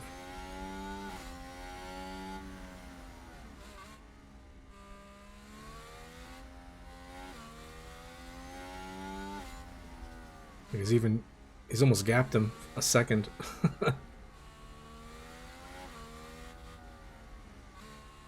Through these low speed turns. Yeah, he gapped him. Does he have DRS? Okay, he still has DRS though.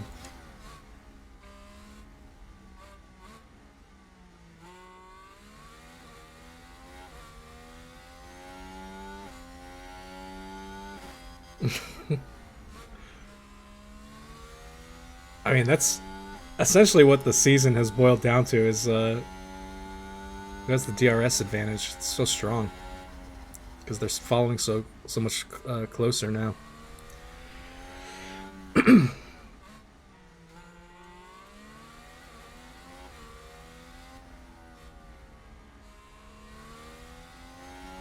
Those strategic DRS trades.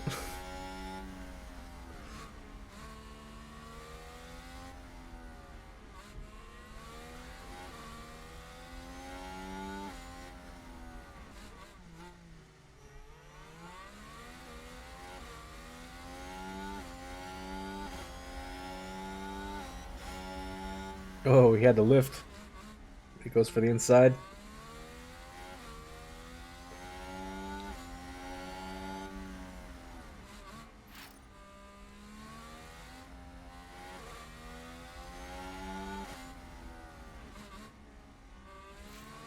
Man. Really trying to defend it here.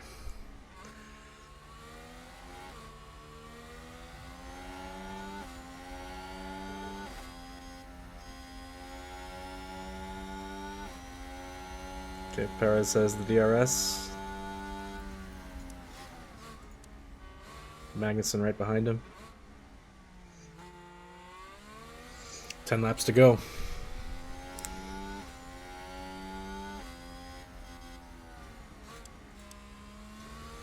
Okay, yeah, Perez fell under 50%, and we're still over.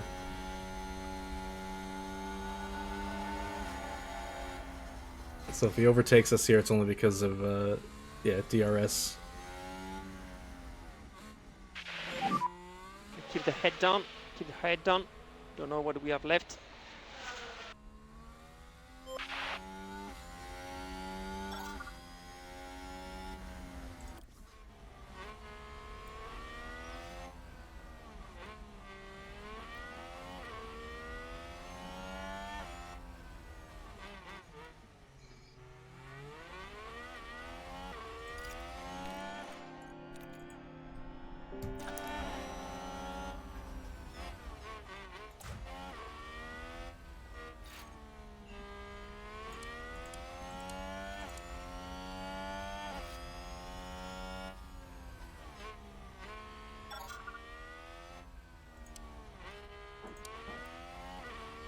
Sargent's leading his own DRS with Vettel here. But still a 6-second gap there.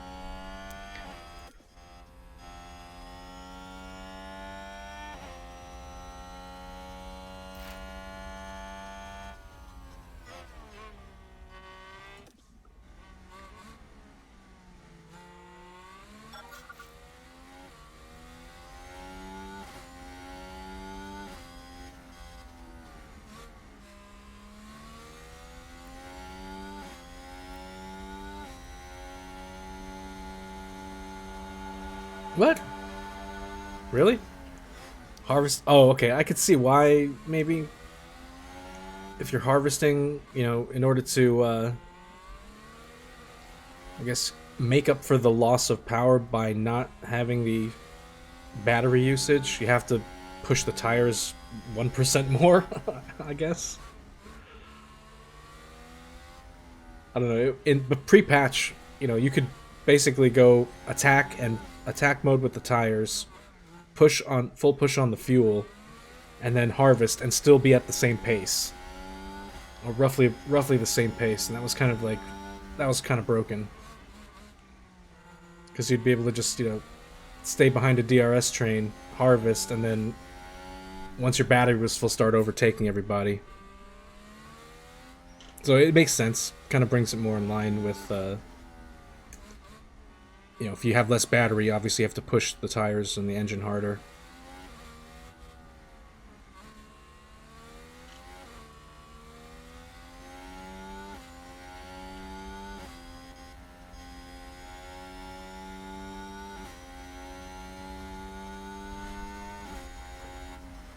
Yeah, it feels like I gotta relearn some of these things from this patch.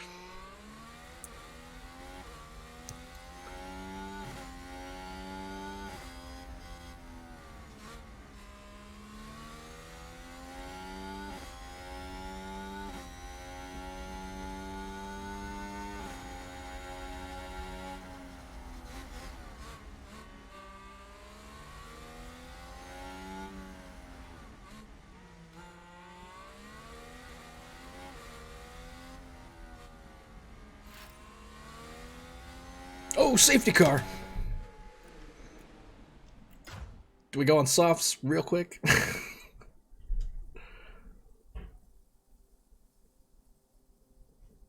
Who crashed?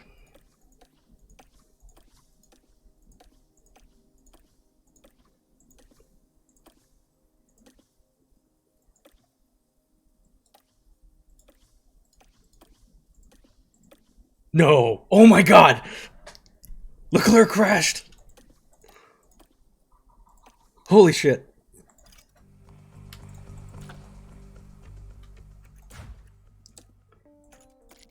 Oh man. This is a game changer.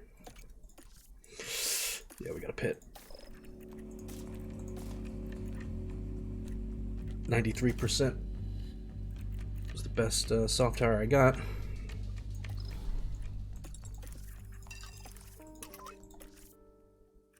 I guess neutral's fine for that. Should we do the same for Sargent? Get him off these hard tires. Get him on a fresh soft.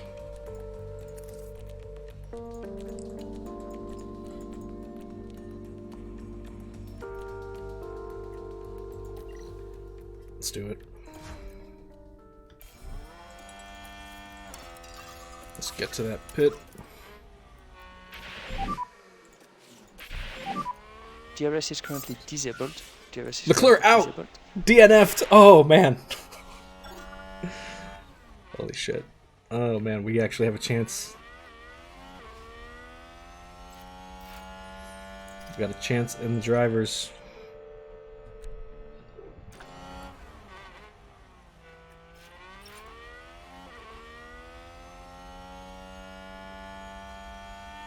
Oh, but that pushed Red Bull up.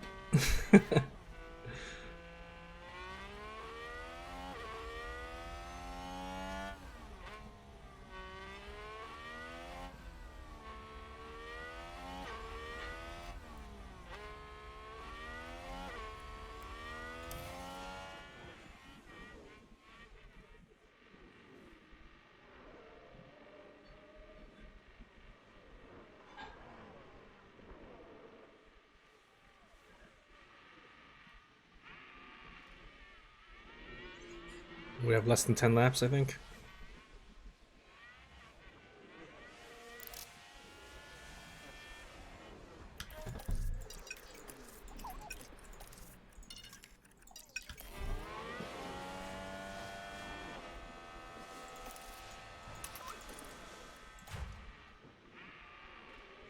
.4-second pit stop, not bad.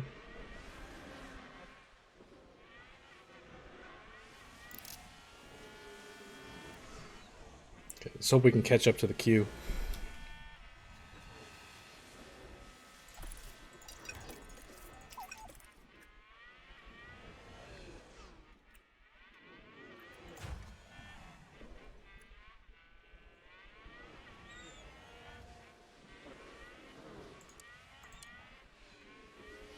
Seriously, yeah. Slightly scrubbed soft versus old hard and mediums. Should be gaining positions here.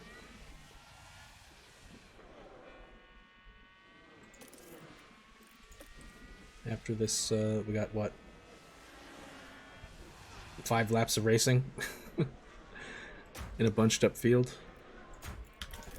Let's harvest this.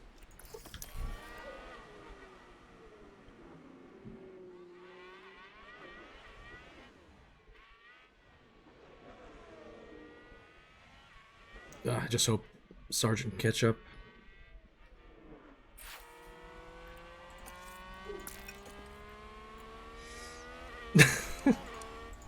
Yeah, plus 2 laps on him, right? What is it? 1 lap?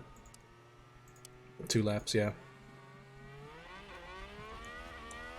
Not last though. P19. Safety car in this lap. Safety car in this lap. Copy.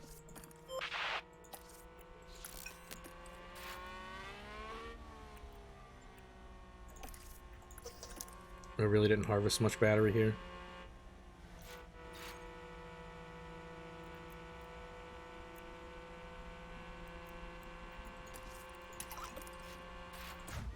Alright, he caught the cue.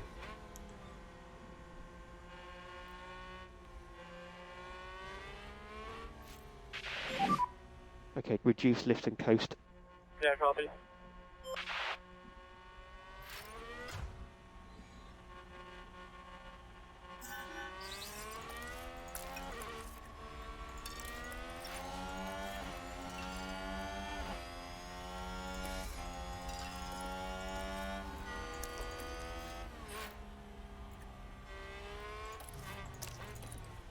Go, go, go, go, go. Let's close this gap. Copy.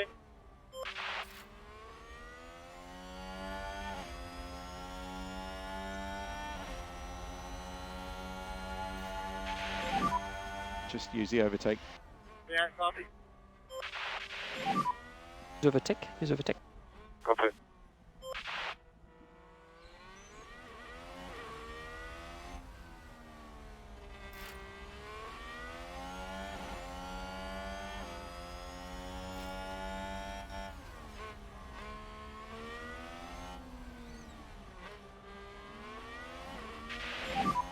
Keep doing what you're doing.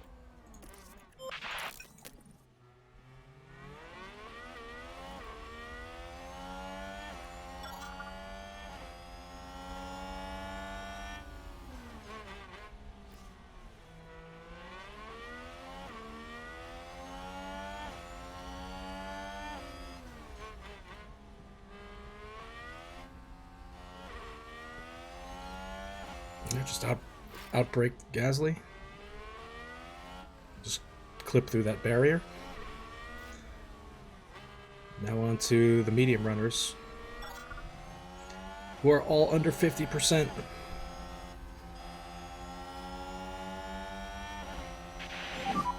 That would be 5 laps. Oh, Rick, what are you doing? Why are you pitting now?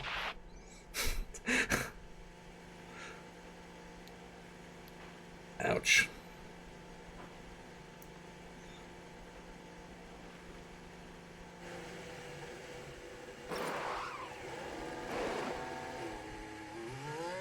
Dude, he could have done that under the safety car.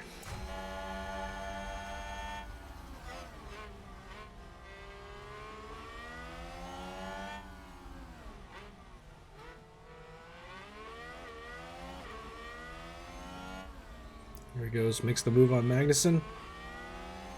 Oh, but he defends it. Gets a better exit.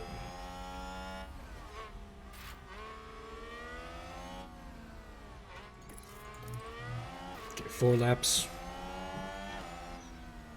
4 laps to try that again.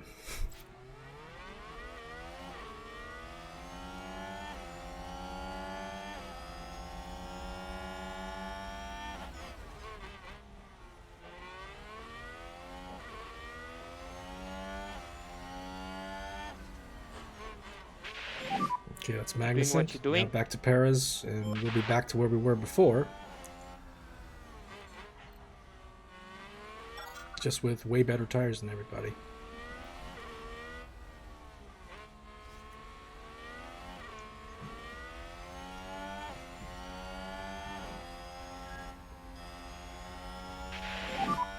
DRS is enabled. Yes, give me the DRS. That's 4 laps. Alright, you get him in the next one.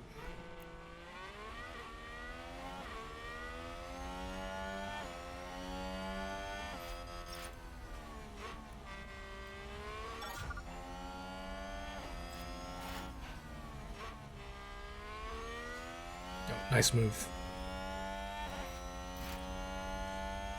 Alright, we gotta keep this Red Bull down. Okay, Around that's the good. outside? That's good. Ate a lot of curb there. Good job. Good job.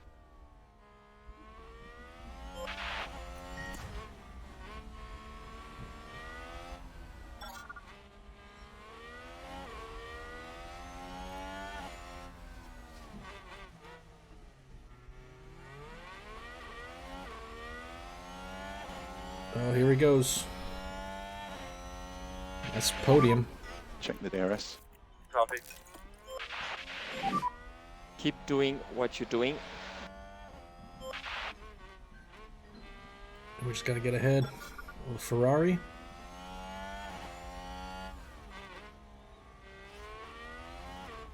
With 3 laps left.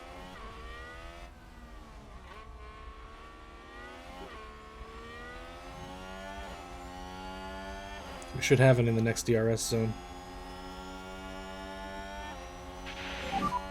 That's 3 laps to go. Nope. Never mind.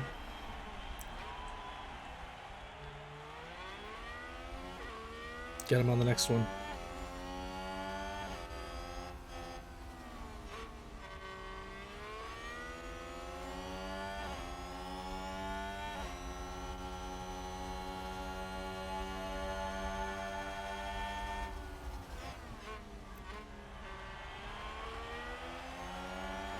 Come on, do it. Oh, come on.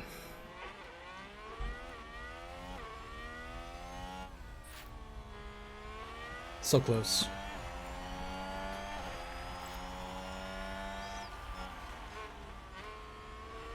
It's gonna be risky keeping him on attack like this the whole time. Gotta go for it though.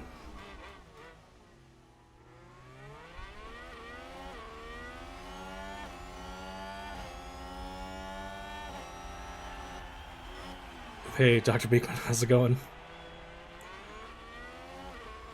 We had a very lucky safety car.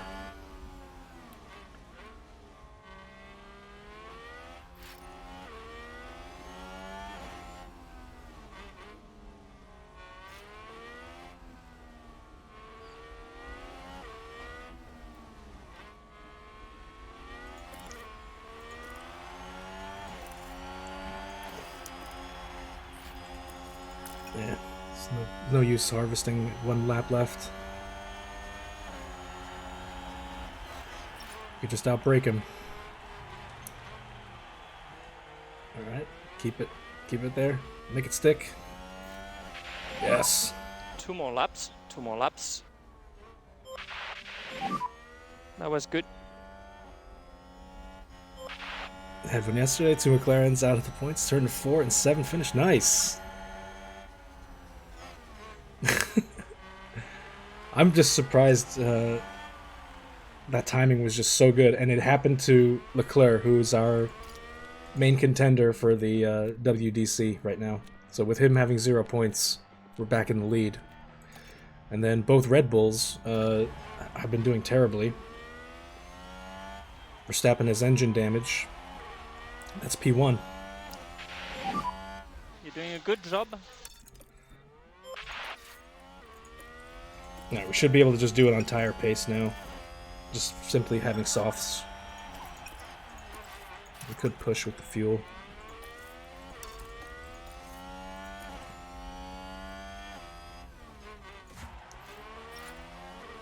If we can just get Sargent past Stroll, get an extra point.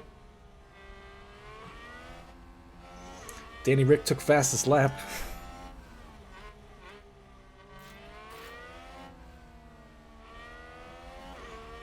Alright, can we push Verstappen down the order 1? That's your last lap, mate. Last lap. Copy.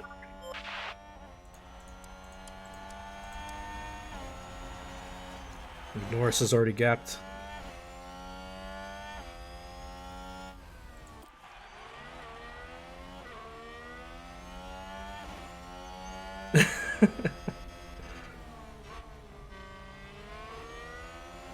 With fastest lap in 2025. Just some weird, bizarro McLaren happenings.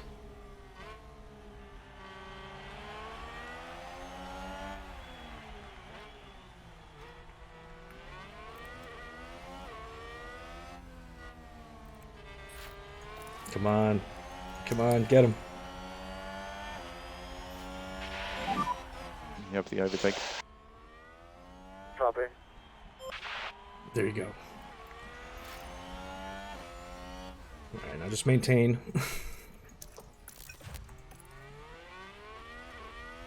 Sucks no battery, but I could just stay ahead.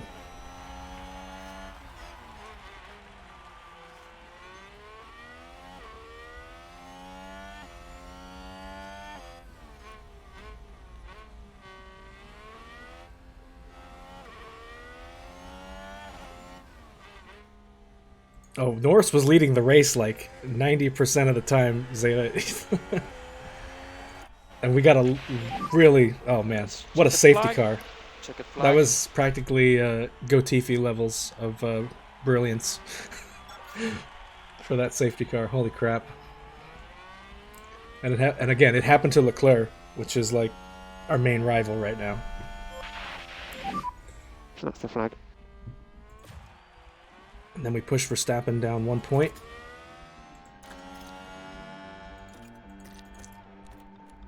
Things are looking up.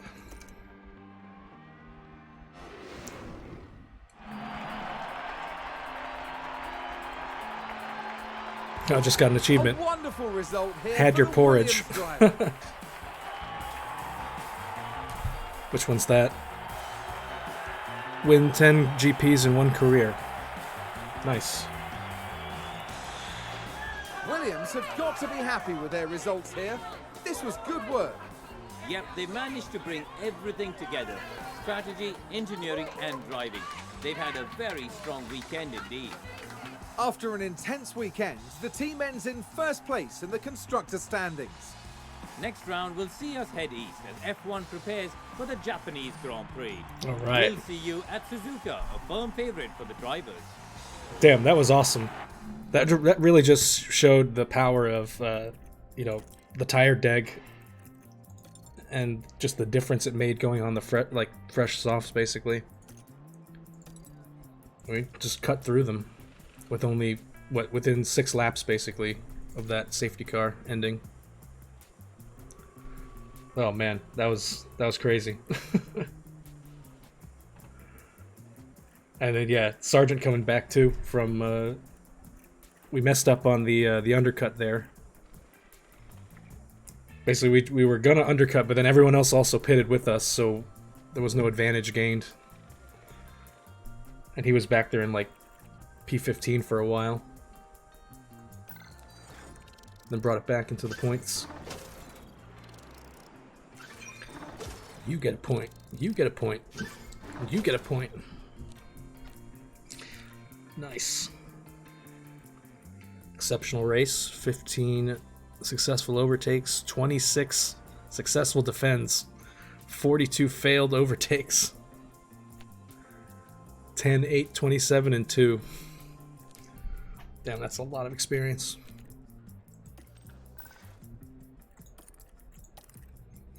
Of course, we got to pay out. And we actually got our position gain guarantee for once.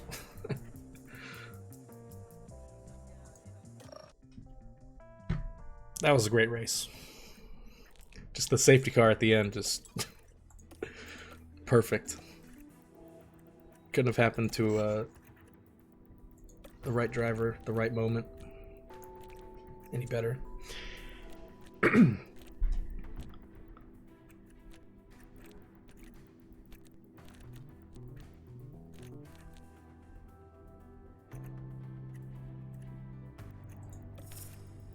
Let's go with the pace stats.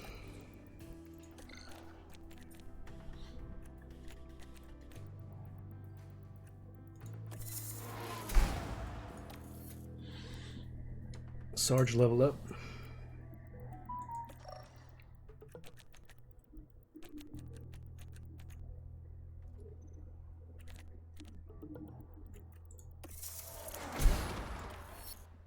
Chugovich level up.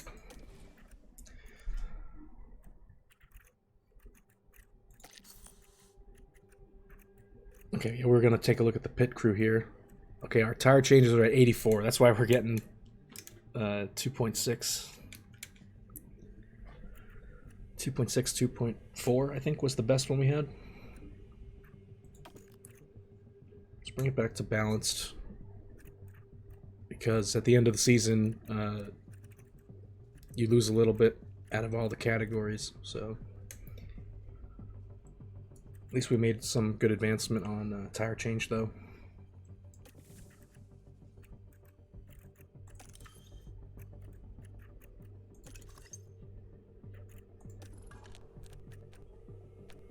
High confidence, delighted.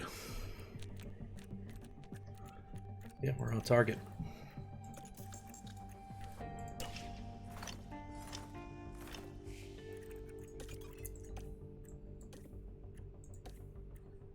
Now on to Suzuka. So yeah, we're practically the worst in acceleration. Our car development has fallen off since we've done the research, but next year's car should be amazing. We have 3 research projects currently going.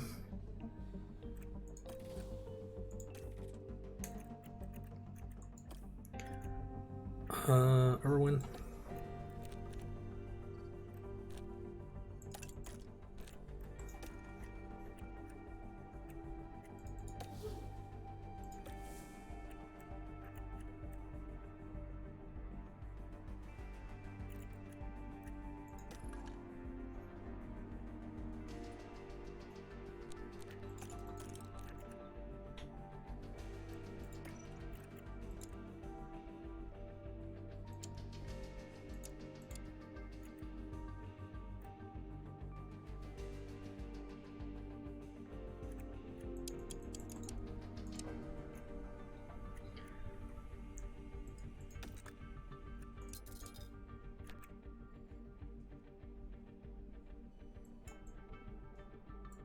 No, he's on car 1?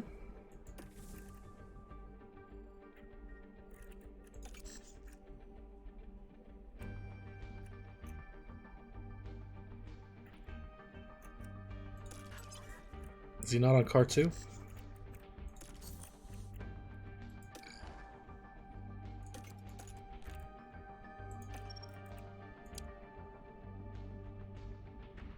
Why is this saying replacing?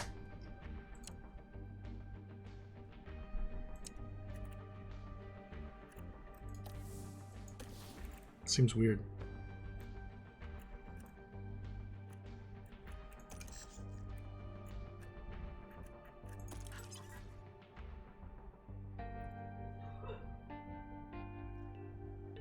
Yeah, he's car 2.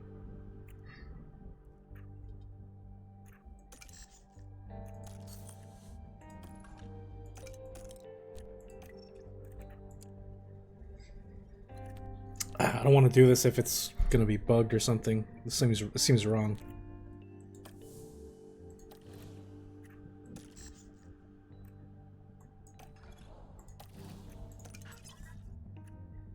Because yeah, Jago is car 1.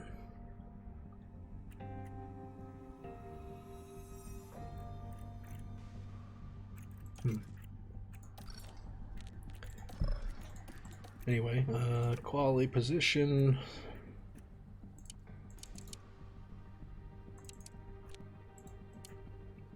We can get both drivers P12, I think.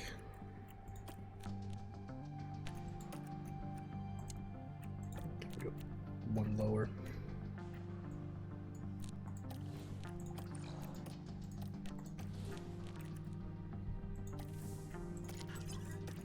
Let's put back the practice gear.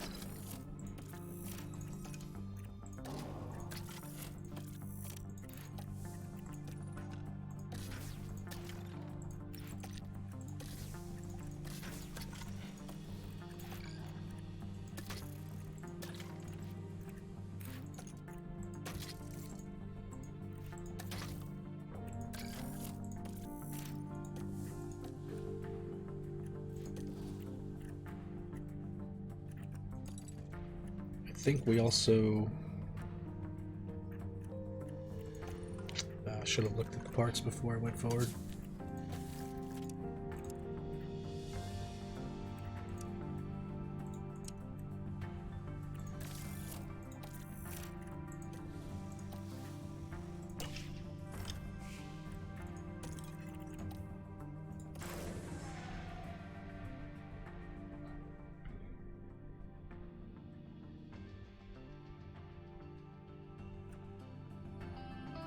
Konnichiwa from the Suzuka Circuit in Japan. This unique track is a favorite home for motorsports, and it welcomes us back this weekend. Get ready for exhilaration and speed with the Japanese Grand Prix. Alright, so let's see if we have that same fuel bug. I don't think we will, because I feel like, yeah, we were on standard that whole race, and we gained delta. Like we had positive delta, even that, and we didn't change the engine mode at all, really. Maybe just for a little bit towards the end.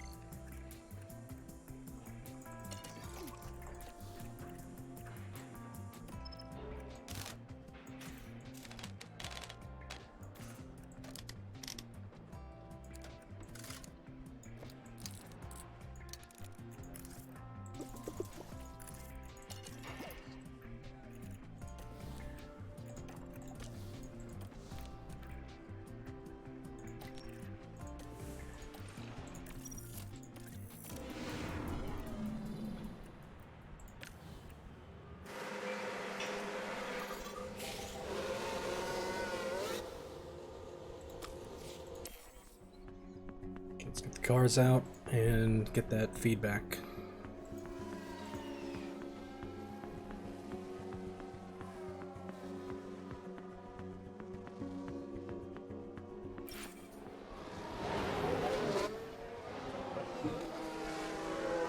Okay, lock up but no crash, that's good. And no front wing damage.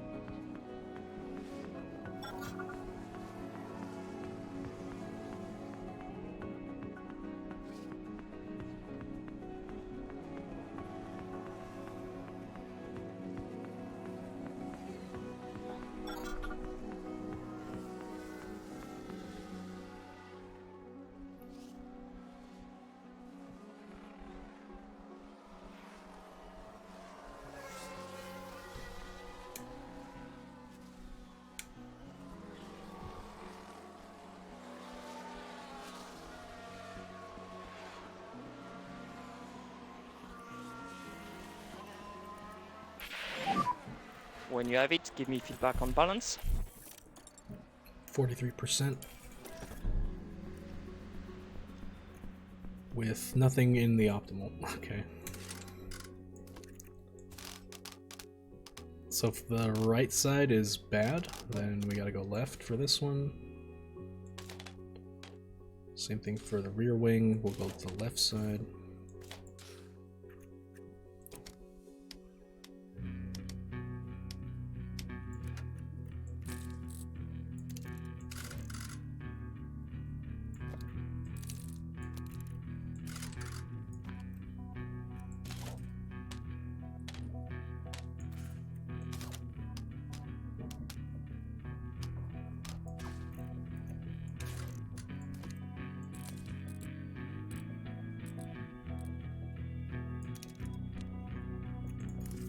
I have a feeling that's going to be pretty close.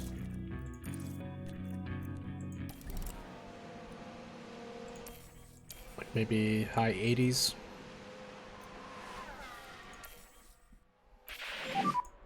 All okay.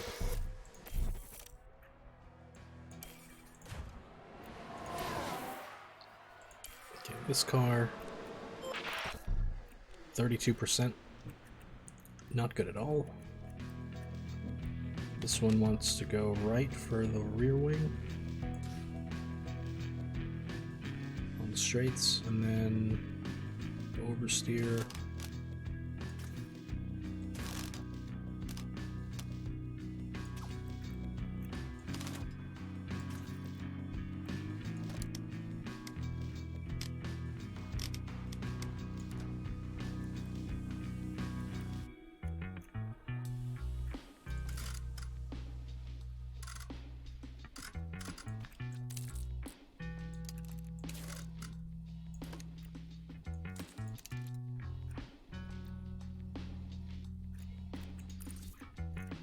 Probably is going to be somewhere around 60% maybe.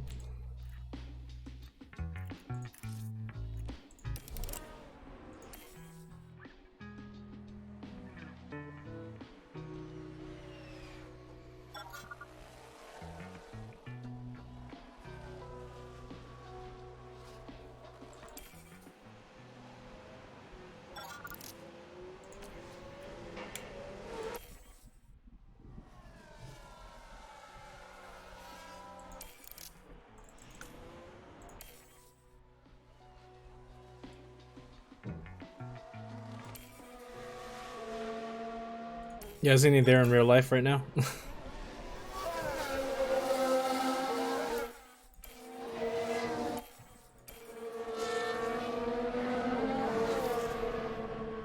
think I saw it on his Instagram as I was scrolling through. But yeah, we were talking McLaren earlier, Zeta, that Norris has a side pod upgrade along with the new livery, as we were talking about yesterday.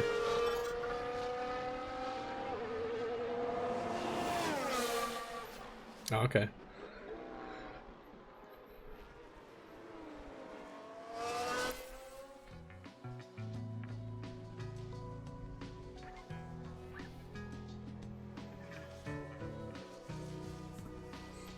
Yeah, same place I saw it. It was a photo.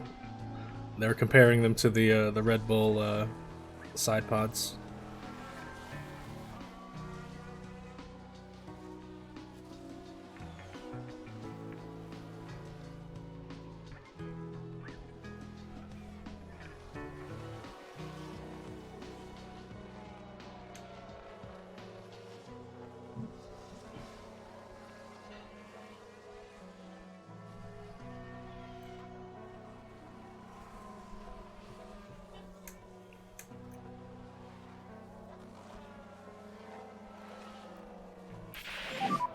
Feedback on the car. Okay, got 90% out of this one. Think we can get it just a bit closer before the end of the session. Probably get like 2 points of feedback though.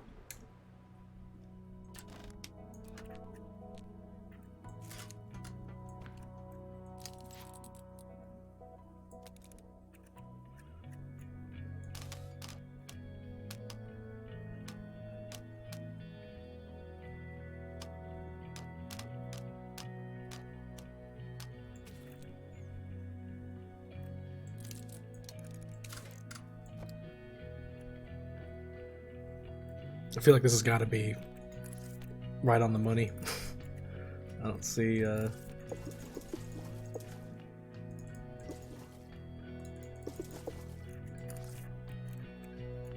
don't see how there's any other way these sliders can go. If you have to keep cornering and straight at this level.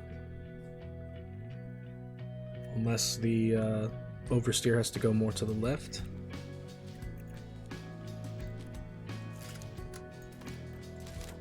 But even if you did that, you can't bring the cornering more to the right because these sliders are as far as they can go. So it has to be right here to keep it optimal, right?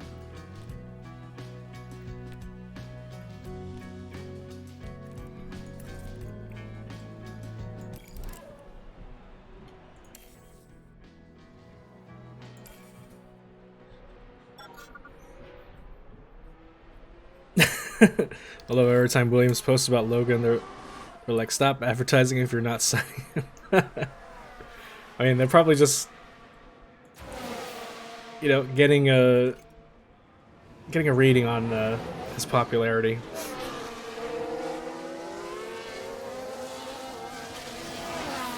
I mean, honestly, because before this game, I didn't even know who he was before F1 Manager. I only knew of Drugovich, Daruvula, Vips. I hadn't heard of Duhan or Sargent.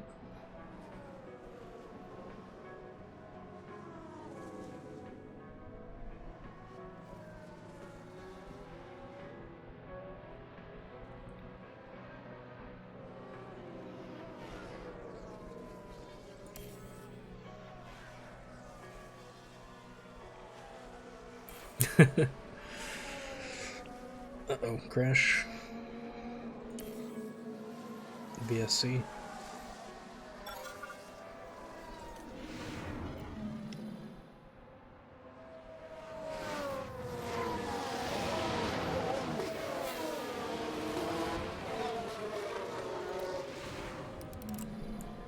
And into the barrier.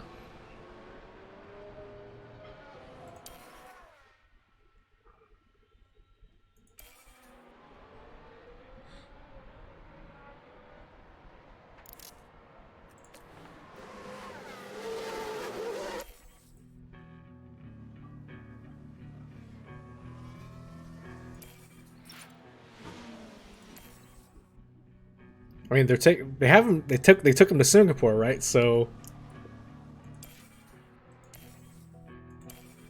because the only race left in F2 is Abu Dhabi, right?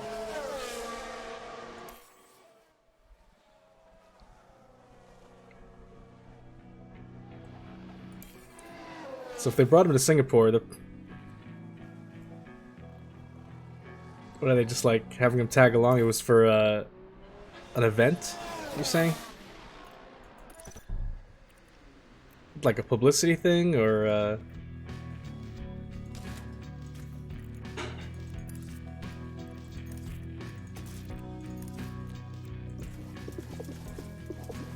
were they actually like on a track?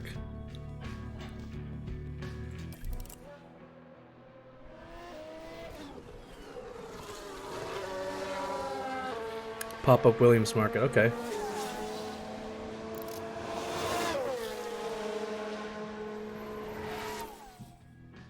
I mean, it'd be a good, like, yeah, like a image warm-up. Get his name and face out there.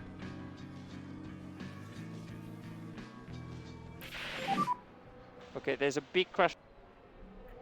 Yep, copy.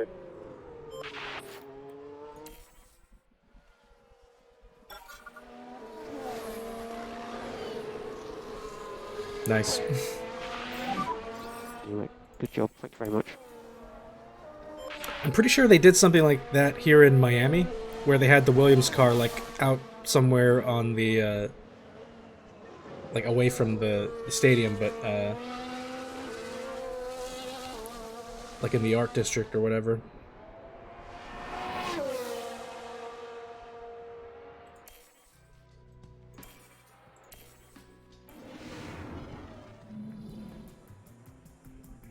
Uh-oh, Verstappen.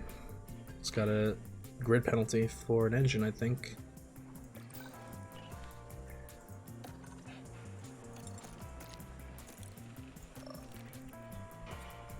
Yeah, last race Verstappen had like a 43% on his engine, so he wasn't, that's why he was down in P10.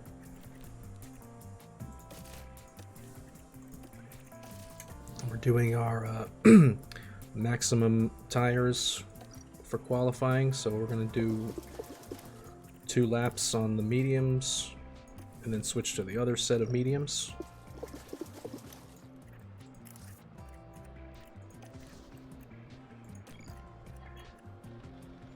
Okay, we got optimal. I'm pretty sure that's gonna be 100%. Got one optimal here, so we gotta move this like that. Traction goes this way. Bring that in 1 tick.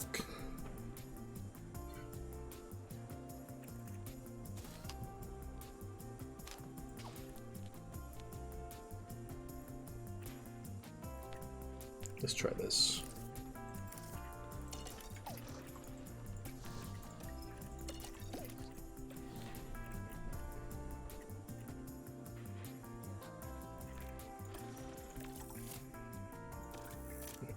Let me just check the parts. Okay, nothing in the... Nothing at the point where we'd have to replace it, so we can go ahead.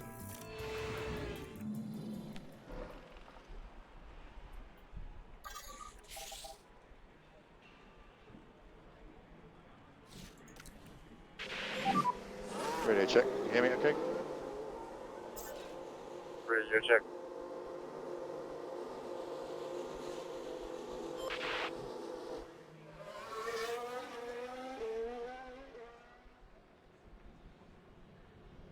Yeah, I mean, if anything, Singapore is definitely going to be a race to watch because it could be the championship, you know, Drivers' Championship decider. I mean, it's like, I want to say it's like 90% sure. 90% sure that Verstappen could take it.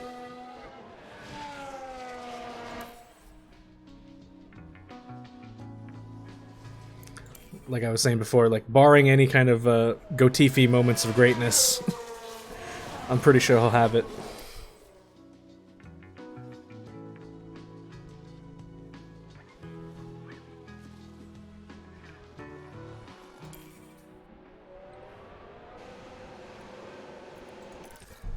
If not this weekend, the next.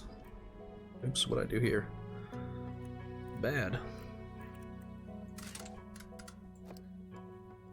I really can't go changing the config because we need the maximum amount of time on the track to get the track knowledge. So these tires go 42 laps.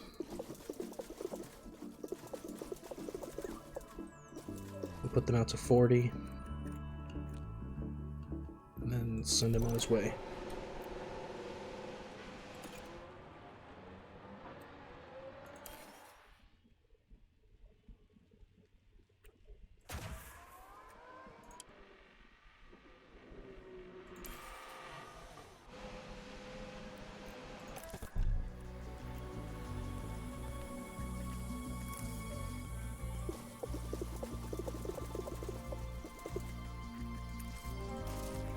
Okay, so then we use the second set of mediums, and that will, so they don't take both set of softs.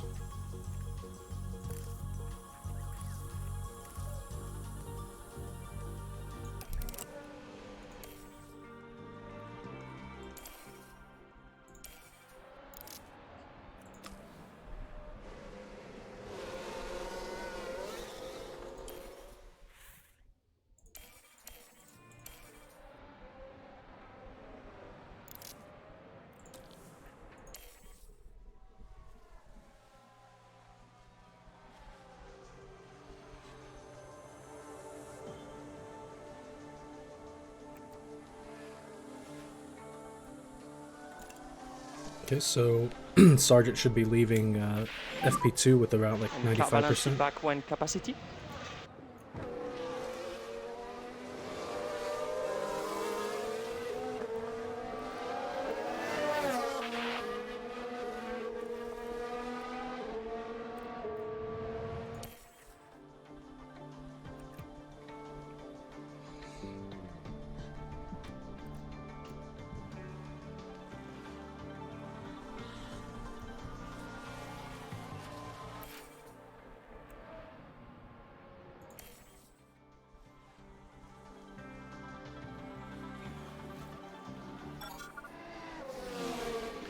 Oh no, Danny Rick, what are you doing?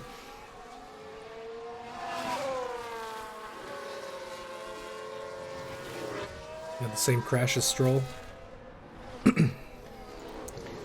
Just wasting all those McLaren front wings.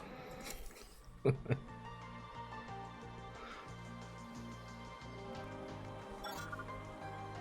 at this, Norris on top of the charts.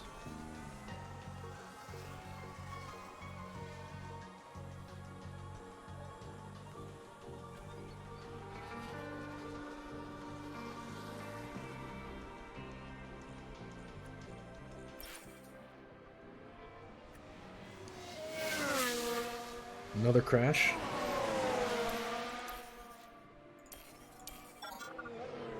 This time it's Esteban Ocon.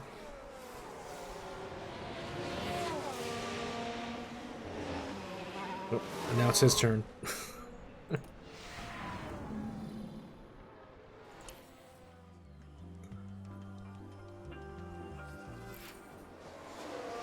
Whoa, dude! Oh, come on. That was an unsafe rejoin. Oh man, bad timing.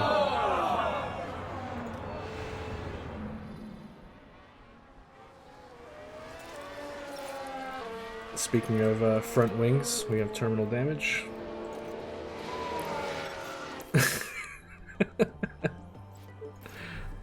Okay.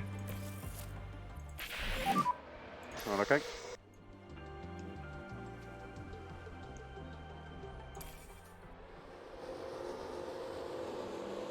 That was a.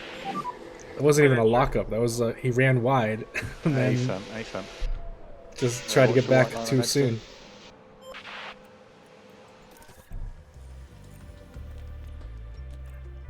Here at 97%. So the setup is good. We just need replace the front wing. We may have to emergency manufacture some of these.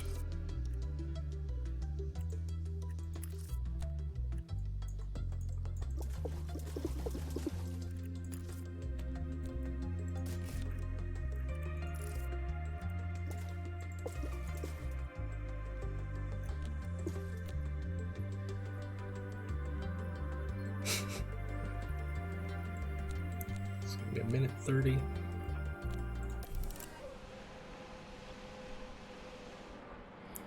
Who did that at Monza recent years? Stroll or Vettel?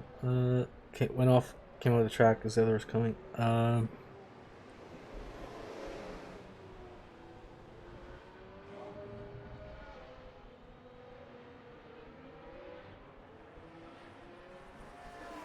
know Vettel went on the runoff, and he didn't have the brake, the brakes cut out.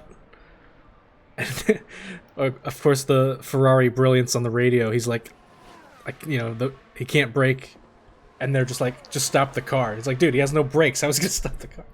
And he's like, okay, just drive. Of course, he has to just let the engine do its thing, I guess. But he went right through the he took the escape road and then went right through all those styrofoam arrows. I know that was one of them, but he didn't crash into anybody on the entry. So I'm not sure who else had an unsafe rejoin.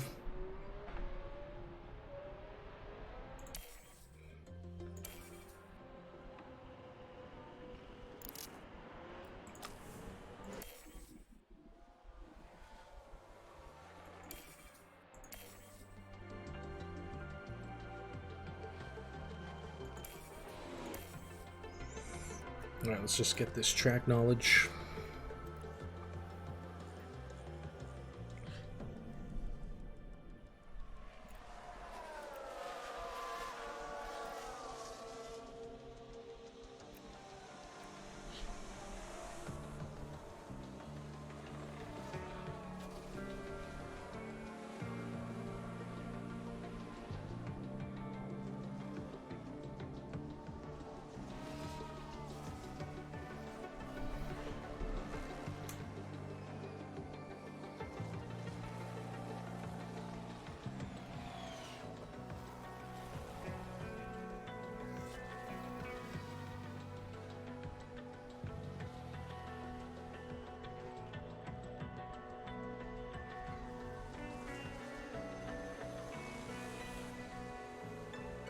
So yeah, it was Lance Stroll that did the unsafe rejoin. He had a penalty for that.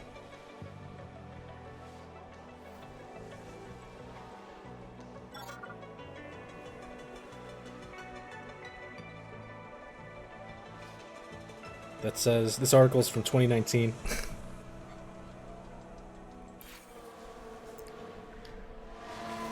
When it was Racing Point.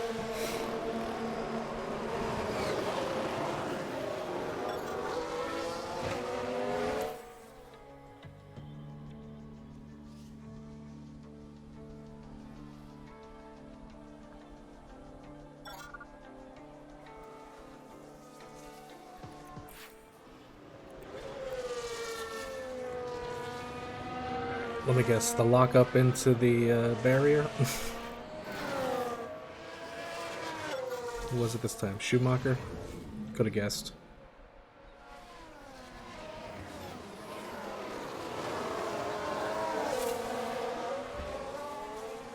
Oh, he actually spun this one.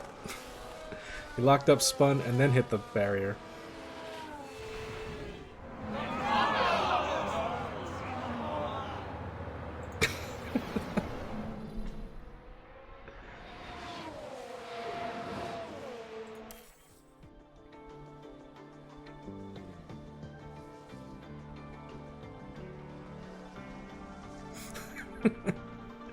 Honestly, yeah, I think if we drop Duhan Anyway, good this job. season, Very I'm much. pretty sure Aston Martin will drop Schumacher.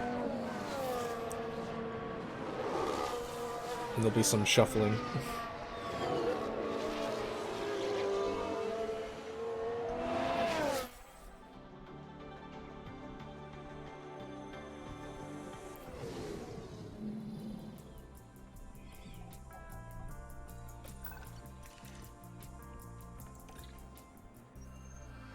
Welcome back to what is proving to be an exciting weekend of Formula One racing, with practice coming to a close today. Blah, blah, blah. Alright.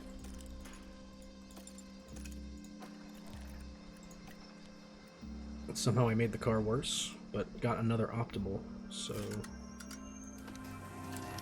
This goes this way. This goes here. This goes here.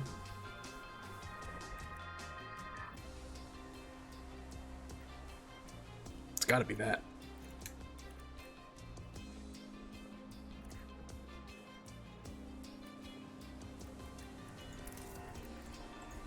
And then we'll go on the hard compound, and we'll do maximum laps on that.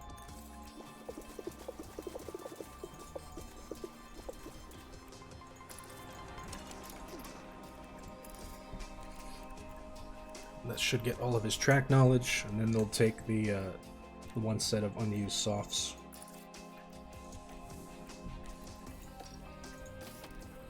And then we'll have 4 sets of softs for quali.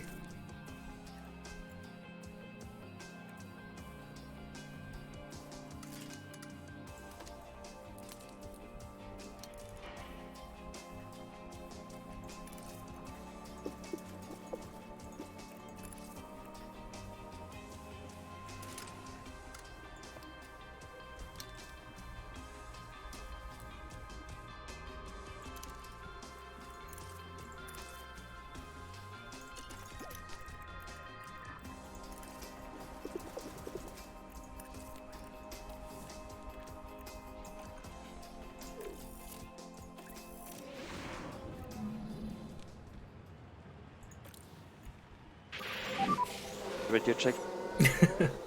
Radio check. That's green now. Green now.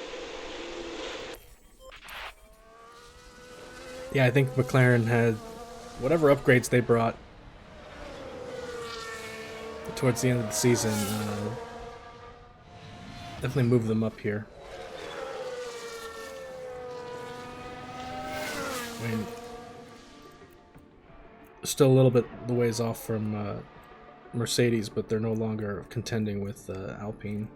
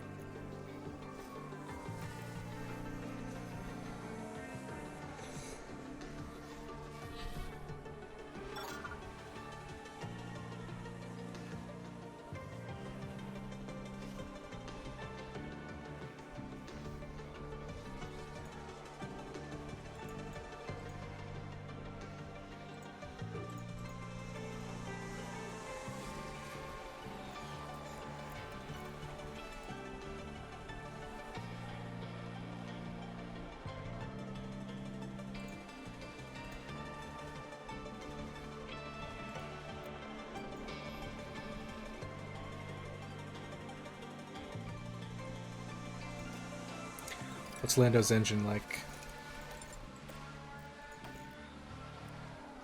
60, 85, 79? I don't know, it's a little low.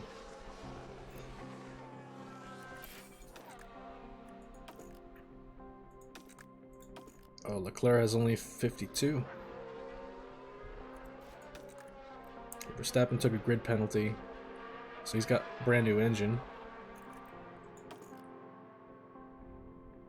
Bottas, it's kind of worn. Oh yeah, Perez is looking messed up with his gearbox and the battery. Russell's got a busted gearbox. Magnussen's probably going to need a new engine soon as well.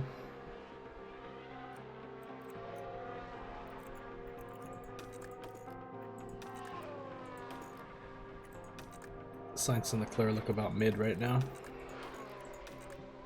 I mean, yeah, he's close to the threshold of damage.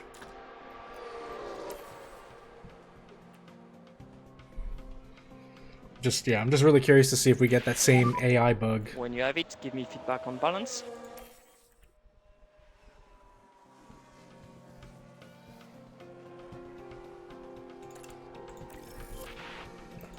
We'll do one quick adjustment here. I think we should be able to get... Got 100 on that one.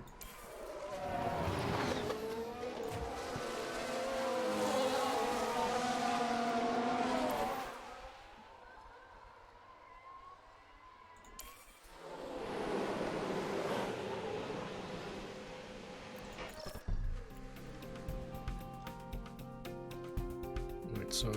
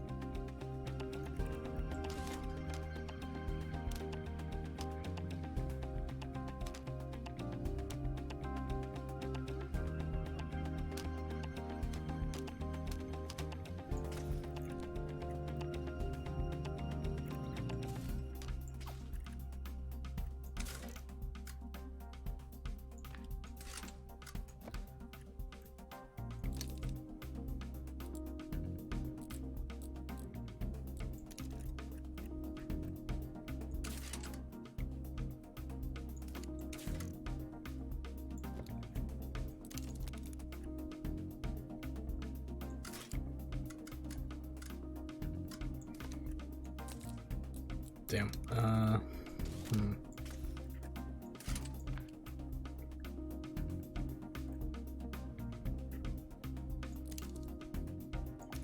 If it's not this, I don't know what else it could be.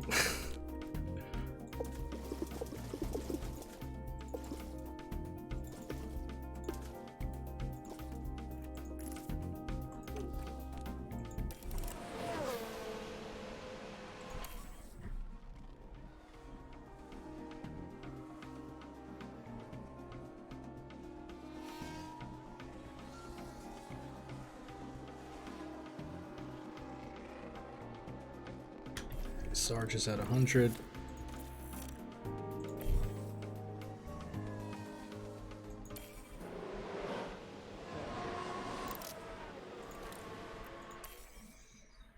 Okay, so will we get all of the knowledge we need? Let's see.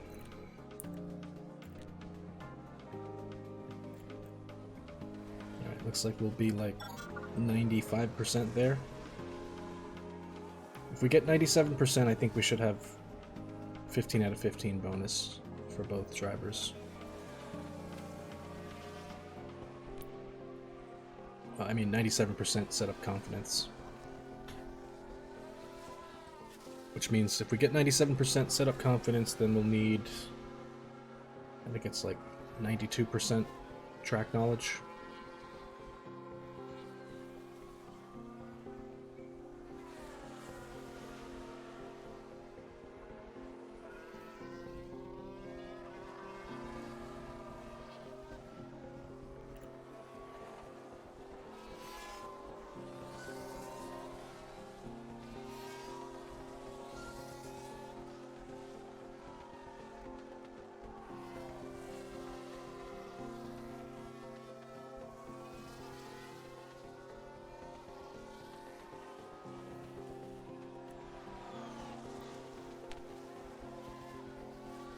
Come on, Jago, give me the numbers.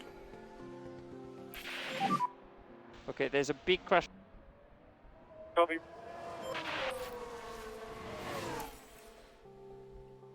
97%, okay, close enough. Now we should have Feedback on the car. a full bonus, a few percent here. 92 to 93%.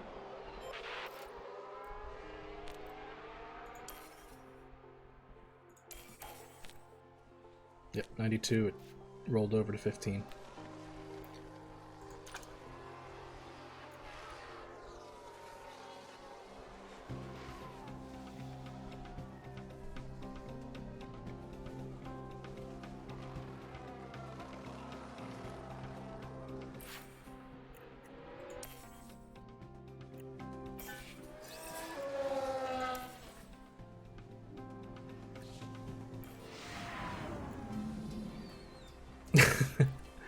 I'm impressed with myself sometimes, just how often I get it in optimal. And I'm not using any kind of website or anything. I know there's a website that exists where you can input the numbers, but I'm just doing this off of, you know, moving the sliders around and using my best estimate. It's actually kind of like a puzzle, though. You know, once you get one or two, you know, categories at optimal, then it just becomes a matter of working around that. But yeah, again, I played so much Motorsport Manager, it's pretty much the same thing.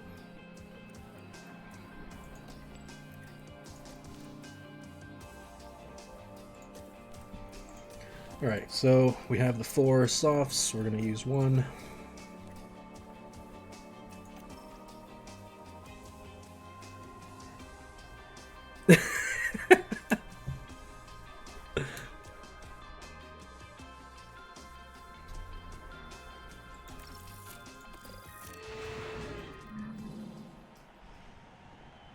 Yeah, what's the link for that website? It's Radio check. Radio check. it was like a site for it or something. Can't remember. It's in f1setup.it.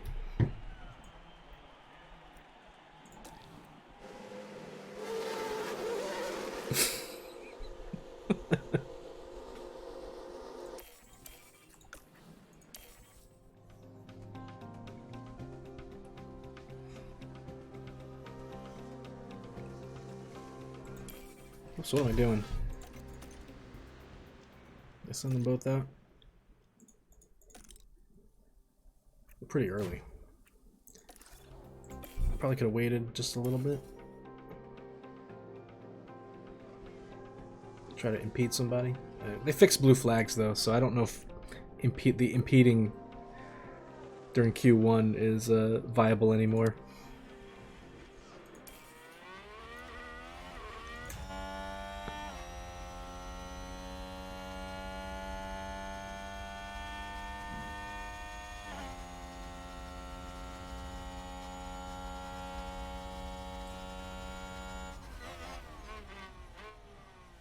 Yeah, it definitely cheeses it, because you're missing a kind of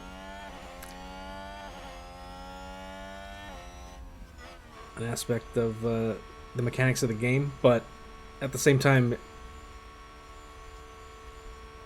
if I weren't using my reserve driver, I would probably be simulating some of these sessions. Like, you do the method where you basically adjust the sliders before FP1, you know, simulate, see what the feedback is, and then you know, adjust again before FP2, simulate that, and then actually do like an FP3 manually to like finally dial it in.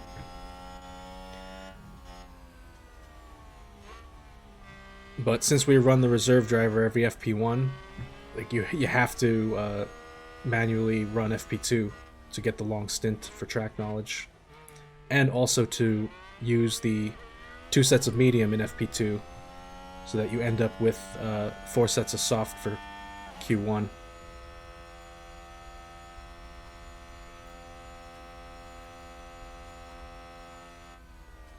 Yeah, when you simulate the sessions, you have no say over what tires get used, so they always use softs. And then, or I'm pretty sure they always use softs. They may do a soft medium, I'm not sure.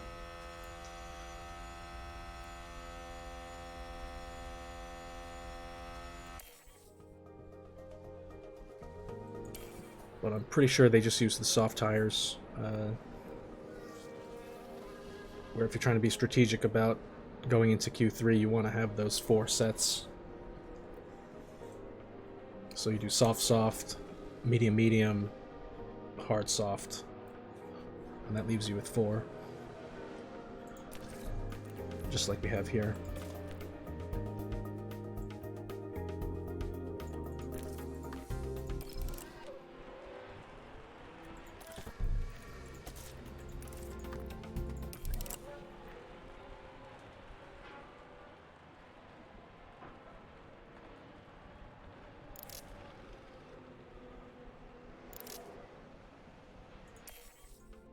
But yeah, website kind of takes the fun out of it.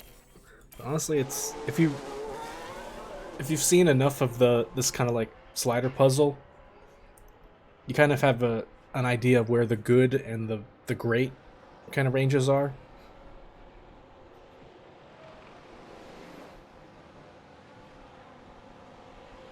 And it's just a matter of knowing whether to go left or right.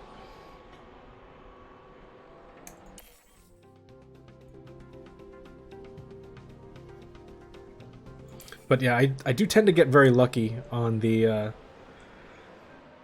just FP1 and getting like an initial setup in the first 2 runs. I can usually get it, above 50% most of the time. Just on the first practice. And then like leave with, go into FP2 with like 60 to 70, 80%.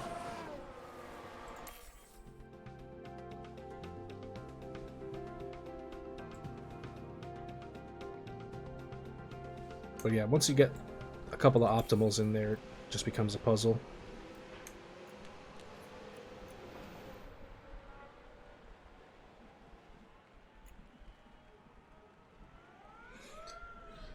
Yeah, you use the 2 sets of mediums during FP2.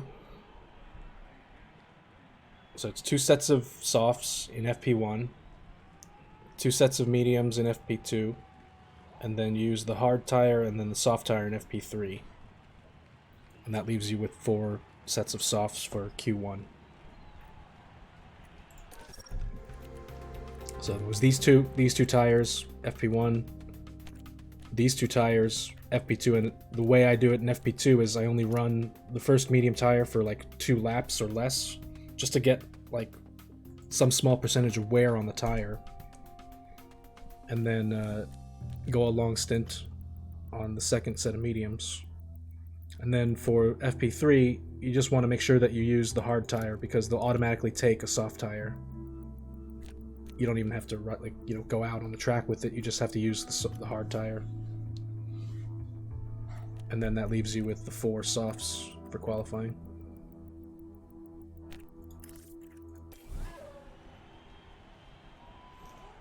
If we got 1 minute 26 seconds. It's just about like 3 minutes. At 3 minutes, we probably send the first car out.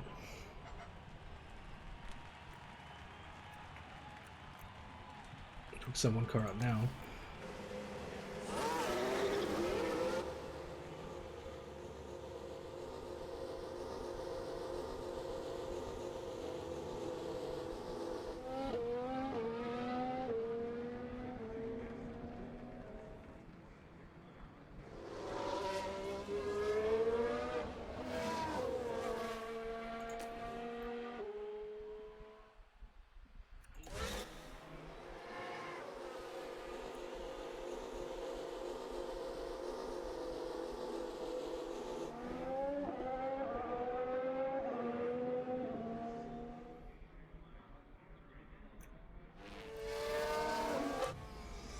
I did mess up though, and I forgot to change the powertrain. So hopefully the clean air here gives us good times.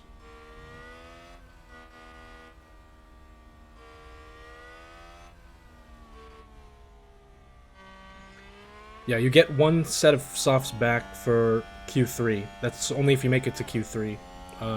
Otherwise, if you don't make it to Q3, it's just saved for the race.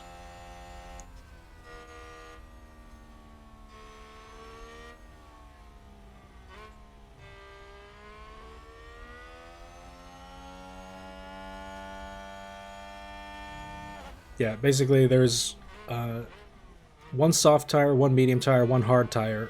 They're all locked for the race, but if you make it to Q3, that 1 set of soft tires is usable.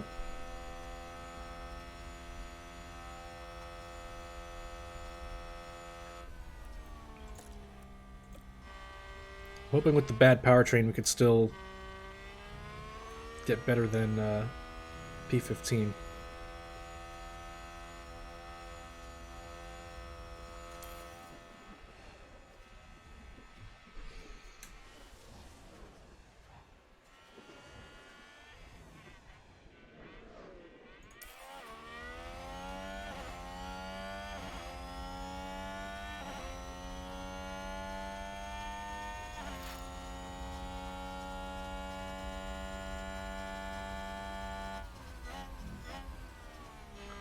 Someone spun on the track. Currently yellow at 7. Magnussen. Copy. Did he hold anybody up?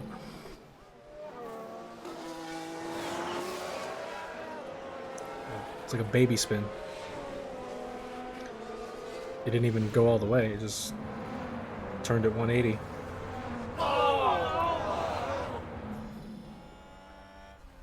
More like 90 degrees.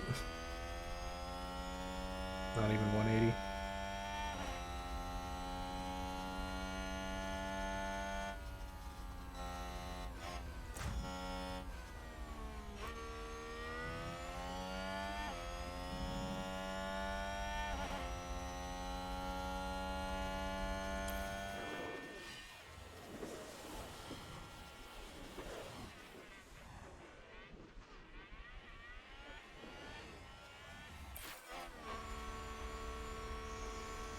That was barely an improvement on the time.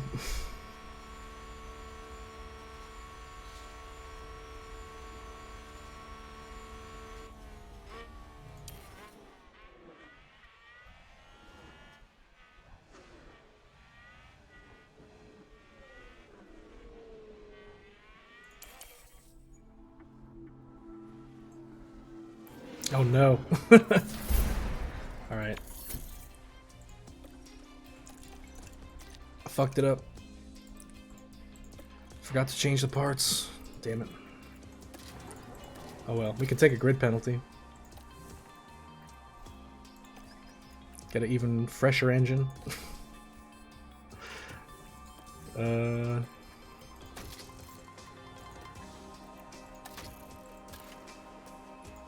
It's close to 86. Keep this one.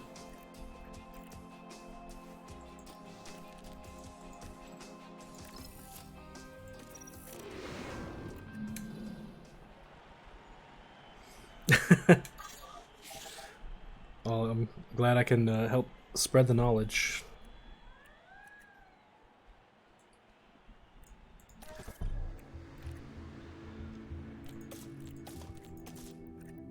So I got 89% on this one. Let's go out on that tire. I'll put the cooldown lap back on. Should have checked beforehand, but it's fine. Radio check. Radio check. That's green now. Green now.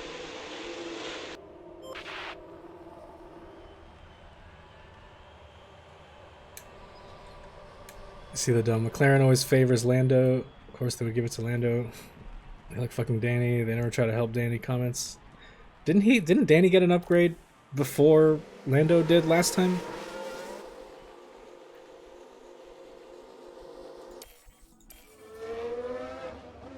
Yeah, so it's just, yeah, it's only fair. That Lando gets it around this time.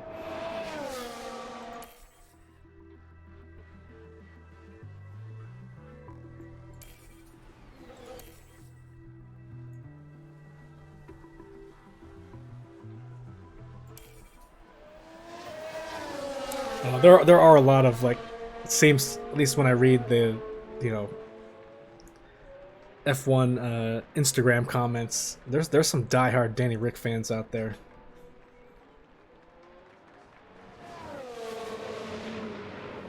Like, they just want to see him race, even though he said, like, he wouldn't take a, you know, a backmarker team, or that he wouldn't race in any other series. They're still like, oh, we would still want to see you out in IndyCar or whatever, you know, like.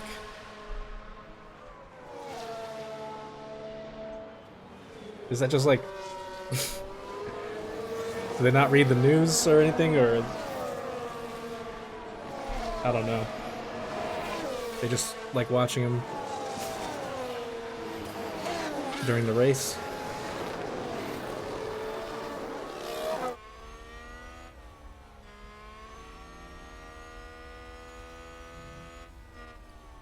Yeah, they're definitely passionate. But, I'm pretty sure he said he wouldn't take... They're like, Danny Rick to Williams. Like, dude, I'm pretty sure he said he wouldn't take what he would consider a backmarker team.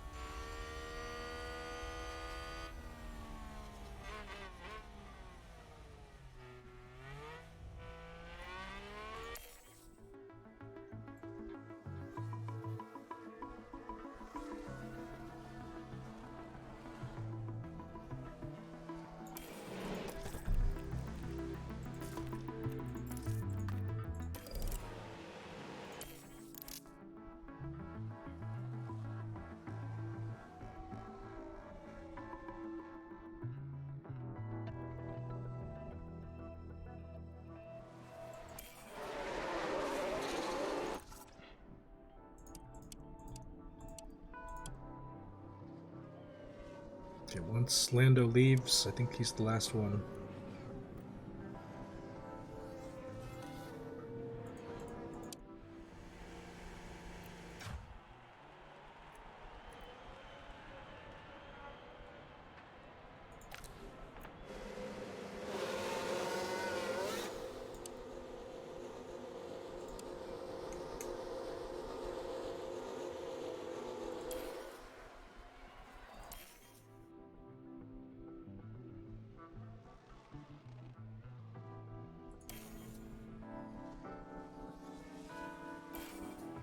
Oh no! Terrible.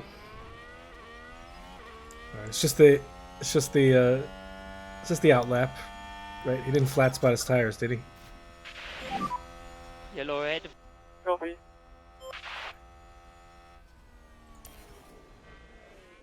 Well, I just hope he has enough time to cross here. Yeah, we got a minute.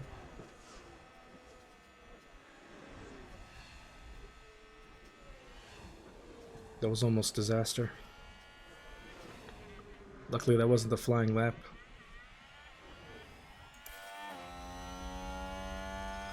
And with 24 seconds to spare.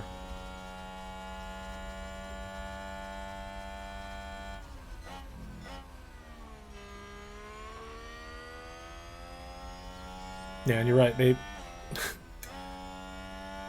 They should they would definitely test and look for that data to see if it's going to suit the track.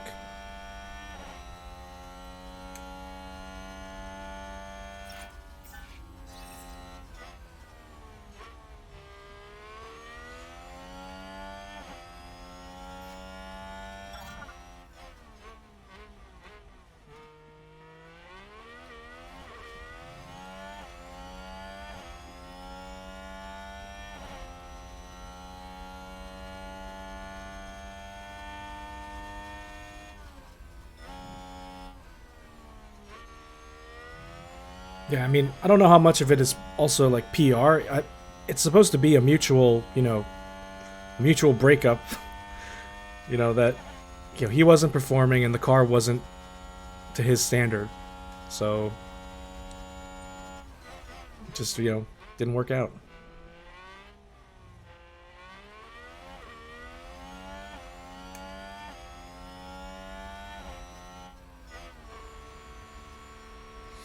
I was getting nervous there. P6, Q2.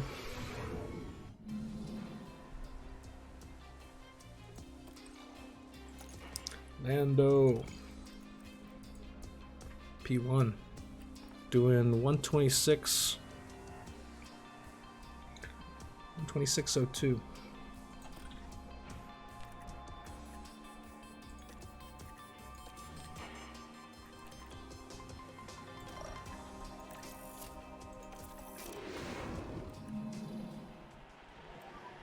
Radio check. Copy, radio check.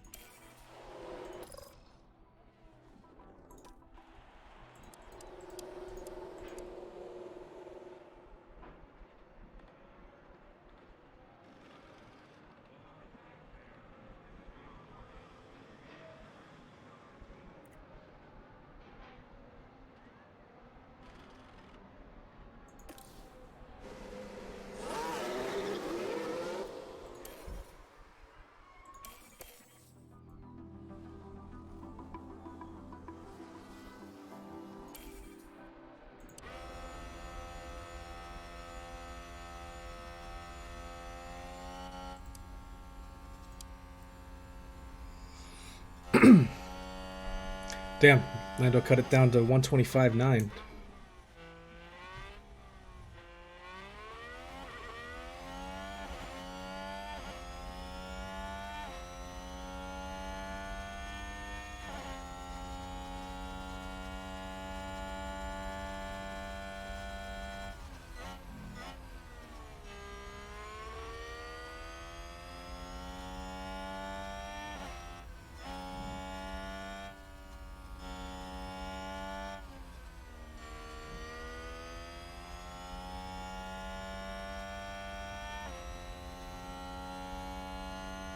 What is this? What is this? What are these times? Both McLarens, George Russell, and then Stroll Magnussen. Verstappen Bottas down here. Leclerc had the engine damage, I think.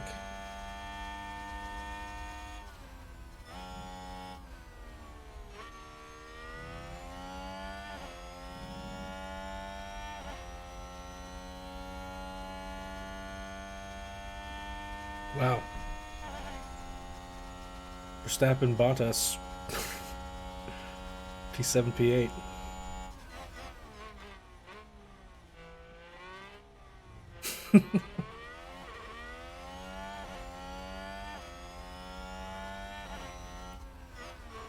And no improvement on our car. B6, take it. Damn, those two Alpines ahead, though. Where's that coming from?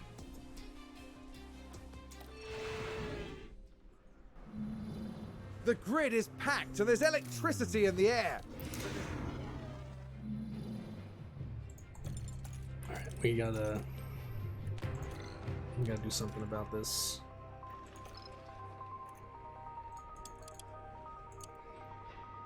I think Sargent can get P15.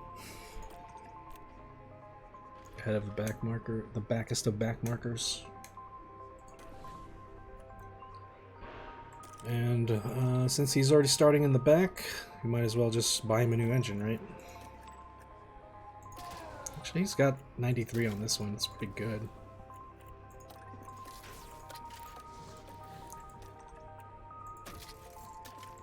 Could spend 3 million and buy him a new set anyway, just for the last couple of races as well. We won't fall under the power loss threshold. This might be a waste of money, but whatever.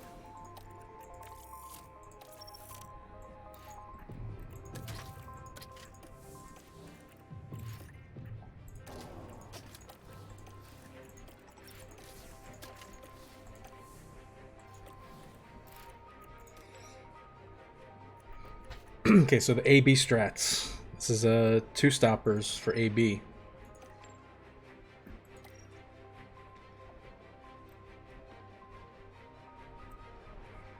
This is the maximum pace, soft, medium, soft.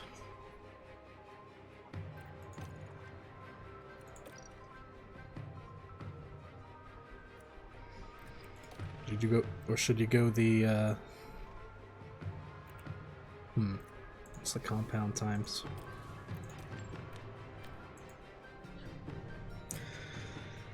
So 1/10 from soft to medium. About 4.5 tenths.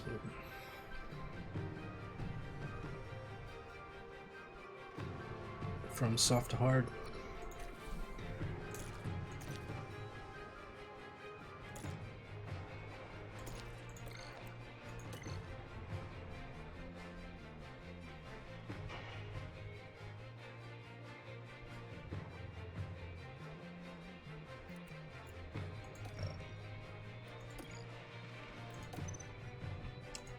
I don't even know about doing this because all of our softs are scrubbed down to they're gonna start at 90 at most. 89 and 90.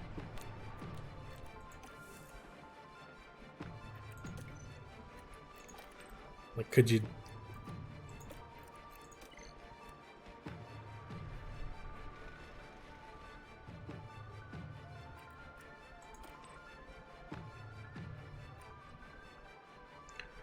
was thinking, like, would you be able to maybe invert this?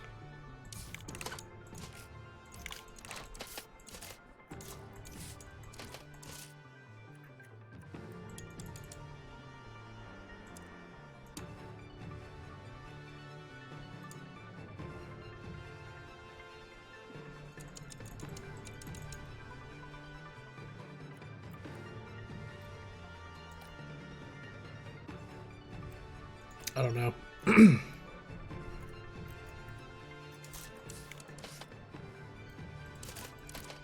Like, with so much time lost on the hard tire.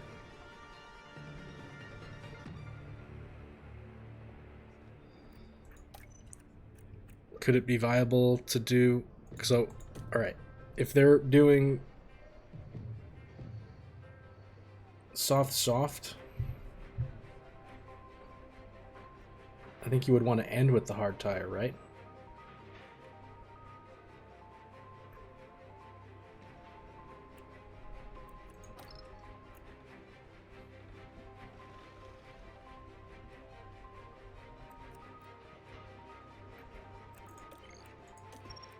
Oh, I'm so confused because I don't know what how this is going to play out with the tire deg. I mean, if we keep it standard pace...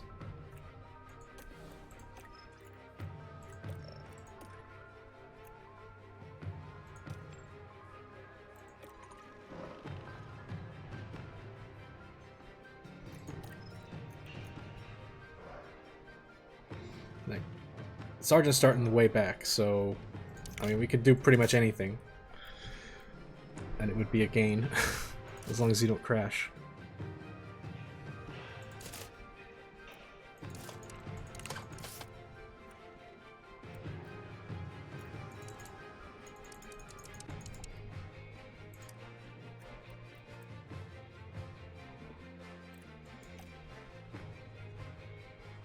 When are they getting on mediums here? 23?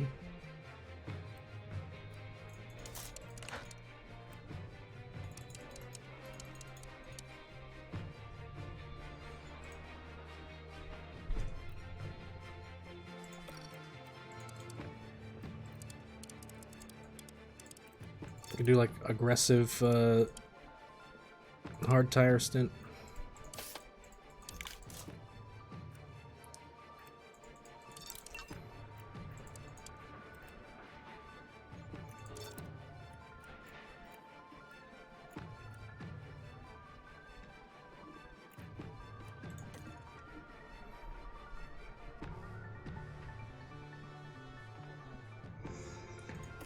Oh, the safety car probabilities, let's see. Where is it? Here?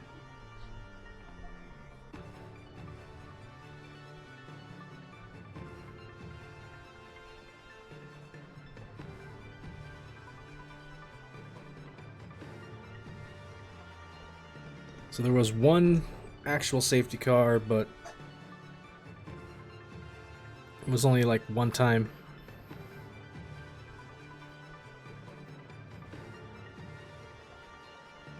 Everything else was, yeah, there was no VSC or...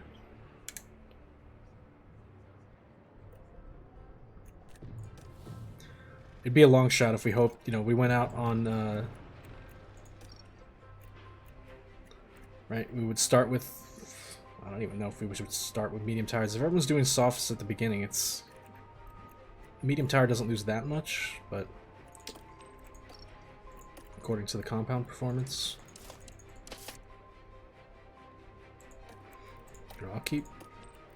I'll keep Dew on this one since he's up ahead. Keep him on the A strat, just like everybody else is probably going to be. For this though, let's do something different here. Start with the medium.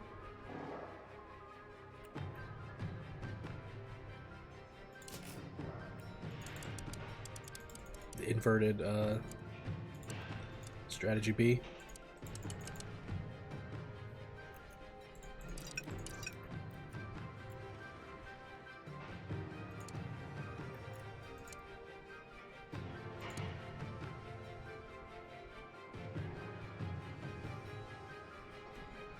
Basically, I want to time it so that these tires don't go under 40% at any point. You know, you pit or just push them if they're approaching 40 and then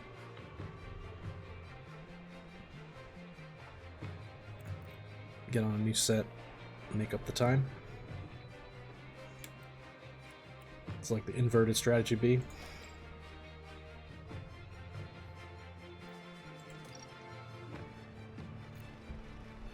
And if there is a safety car in the beginning, we can gain track position while everyone pits because we're on like the mediums, maybe? I don't know.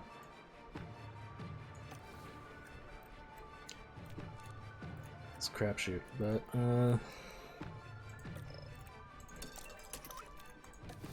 try it out.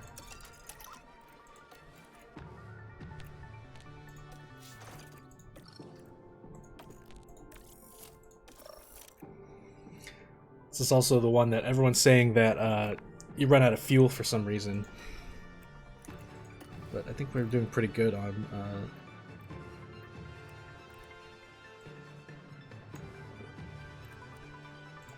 just put one more lap just to be safe.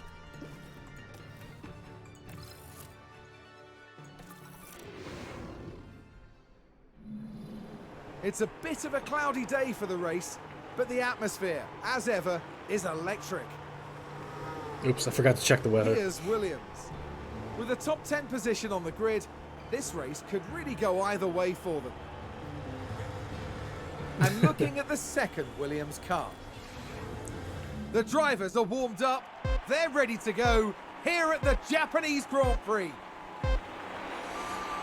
And it's lights out, and away we go. Okay, no rain. Just some clouds. It's gonna be sunny. Oh, if it's sunny out, right here, this is the soft tire stint.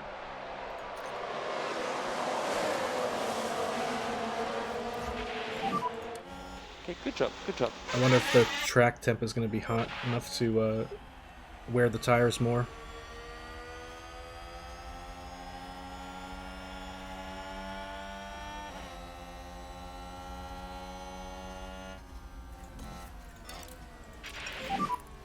Okay, back off. Copy.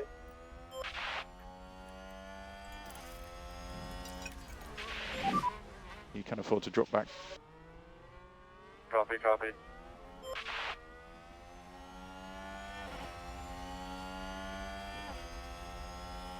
Dude, Lance Stroll, what is going on? How?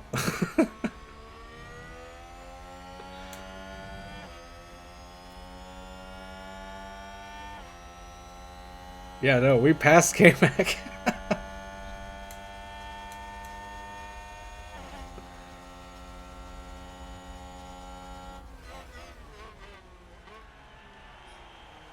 This is one of the rare Stroll moments of brilliance.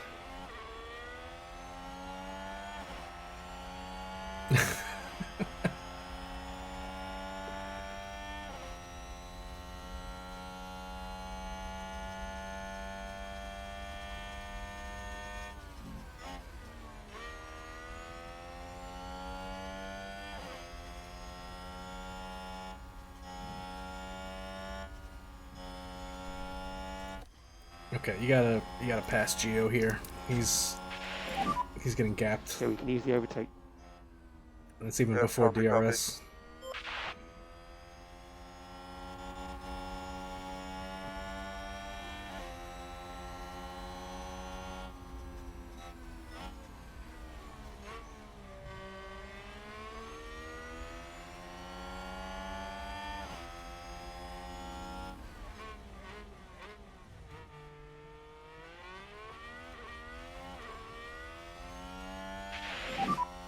Good job, good job.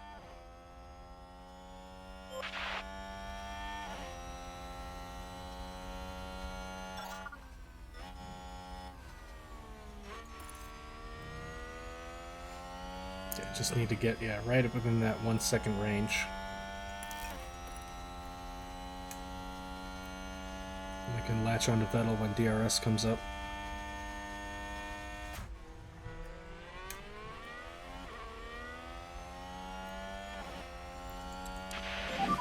So DRS enabled. everyone's on the strategy AB.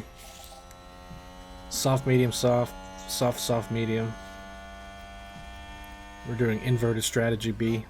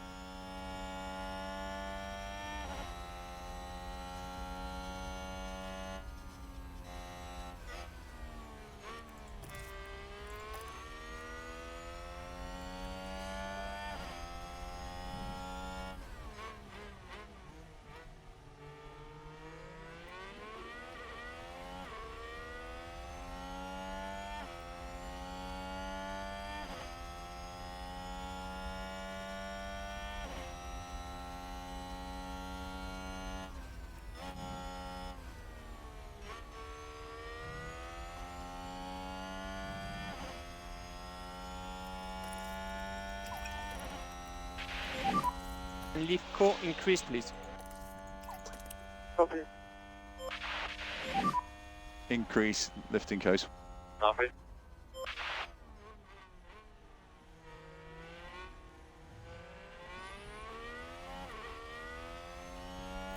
Yeah, lack of smoothness is killing us here.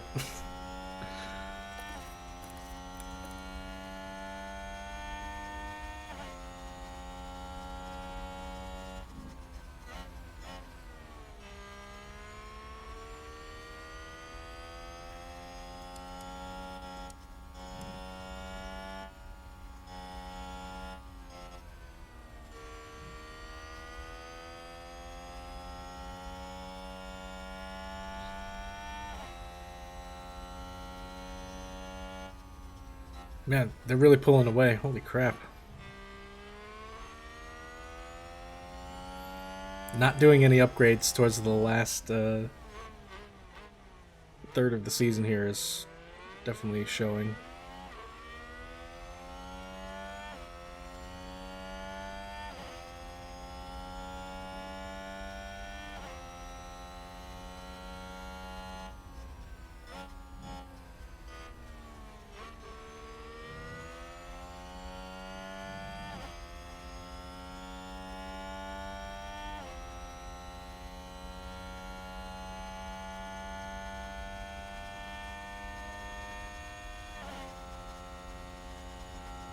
Yo, what is happening up here?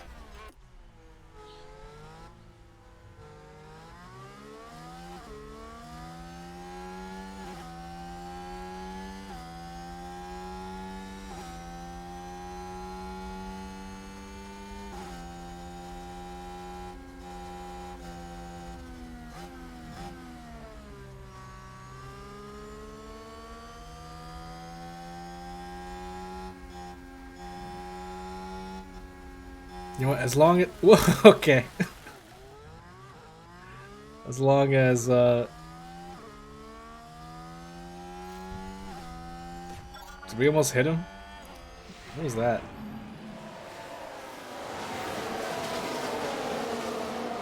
Oh, you bastard. Slowed us down. Now there's a 3-second gap. Oh my god. What are you doing, Stroll?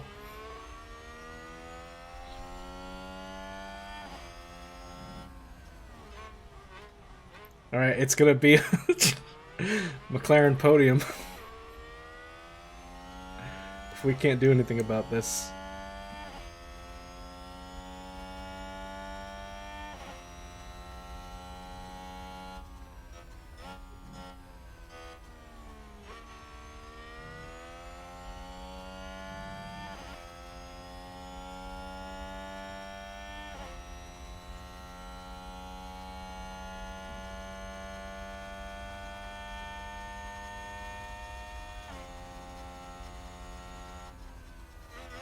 Whatever though, I'm fine with it. He can mess up as long as our driver didn't break anything or get crashed into.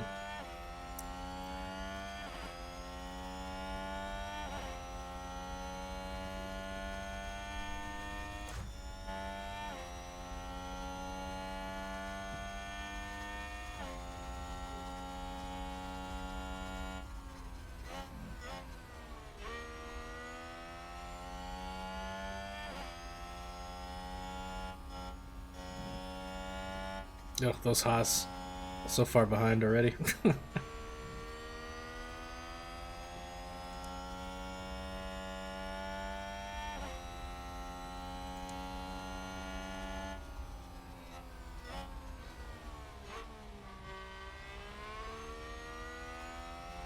Yeah, that's what Beekman was saying earlier. It was Stroll who had that unsafe rejoin, and look what he does in this one. That could have been a disaster had Duhan not had the good brakes there. Perez, let's see. Let's take a look. Perez is a crappy gearbox, and his battery is looking under 50%. Oh, that's Russell, sorry. Perez is gearbox and battery. Russell has got the gearbox issues. Yeah, McLaren, Norris's engine could be better. It'll probably make it to the end before it gets damaged, though.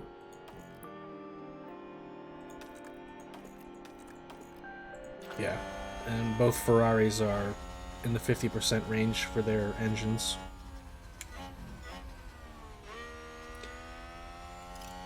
What's kind of shocking is Verstappen, right? He's got a 93% engine, 67 gearbox, 55 battery. But he's still down here at P15. But he took a grid penalty though, right? At the beginning.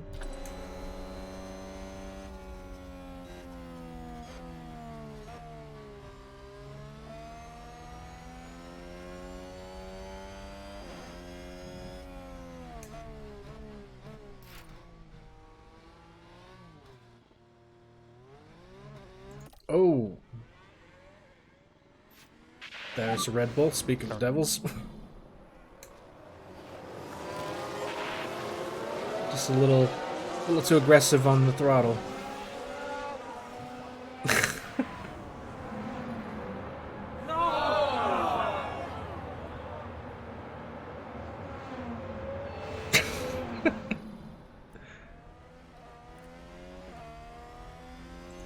Oh man, if Verstappen crashed into that and he had an unsafe rejoin, that would have been gold.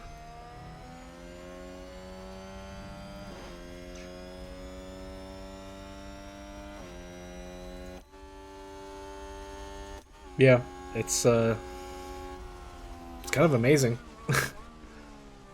that both Ferrari and Red Bull have fallen this far back.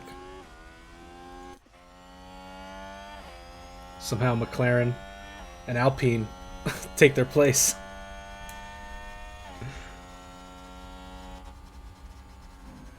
Of course, George Russell, whatever he's doing.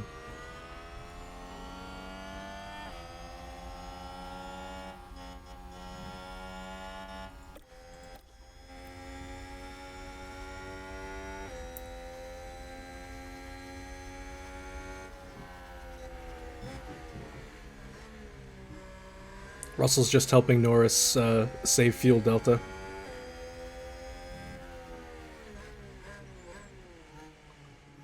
But look, I think...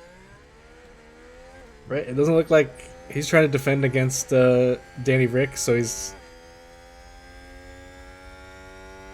not making the move on Russell. Was that Tsunoda? Okay, there's a big crash. Copy. Oh. That was right in front of us.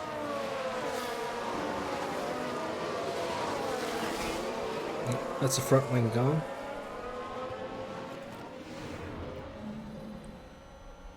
Yeah, Russell had a messed up gearbox, right? Yeah, he has a 34% gearbox and a 46% battery. The engine is still good, though. Or not damaged, should I say.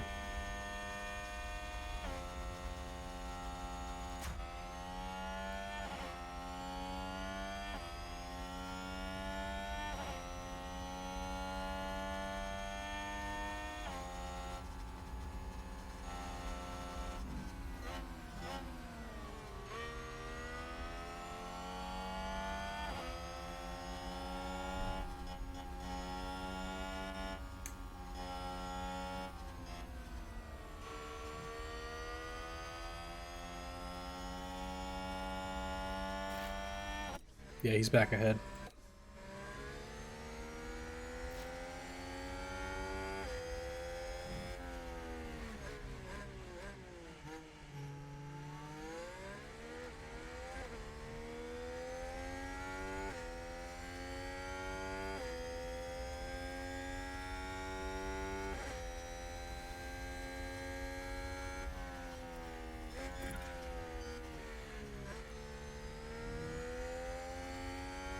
Damn, Valtteri, what are you doing back here?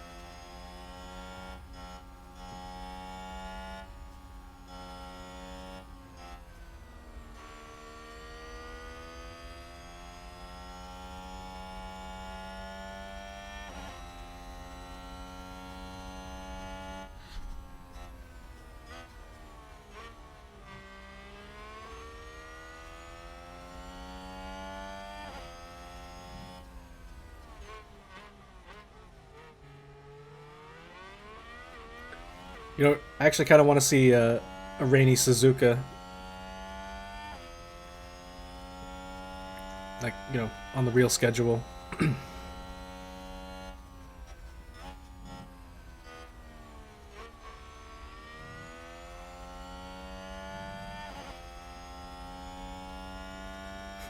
Like, if Verstappen seals the deal in Singapore, I hope it rains in Japan, just to make it interesting.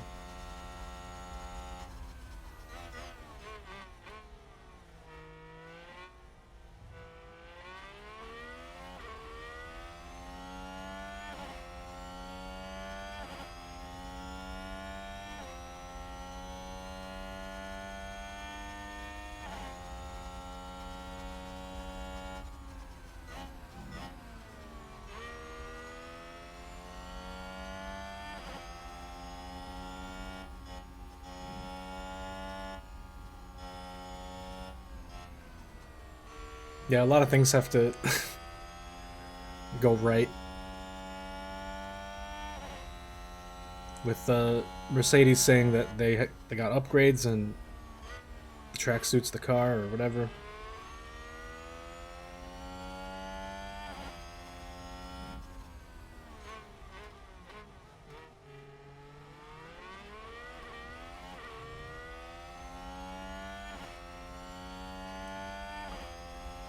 I'd like to see Hamilton bring the fight back to Max. Like, even if he, you know, even if he can't achieve it, just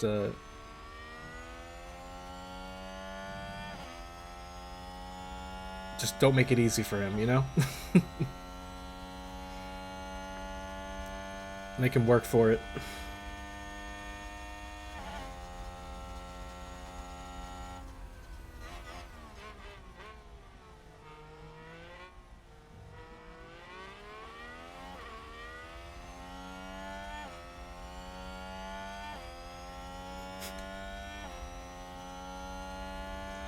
What are the chances of, like, you know, something happening where, you know, Max doesn't have it, and then there's like a Ferrari strategy fuck up, and somehow they gift it to him? That would just be...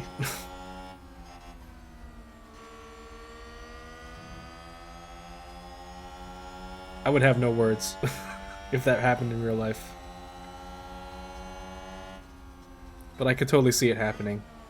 A Ferrari strategy blunder makes it easier for Verstappen.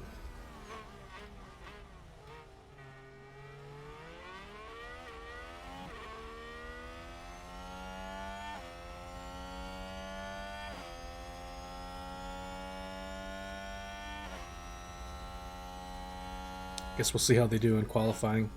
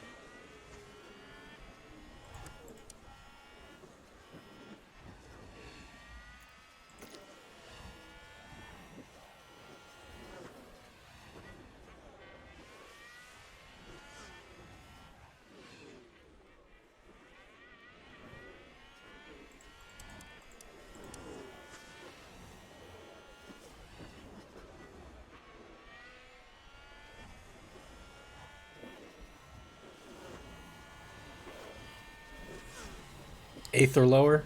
You know, it is like a street circuit, so they gotta be really crafty with the passing.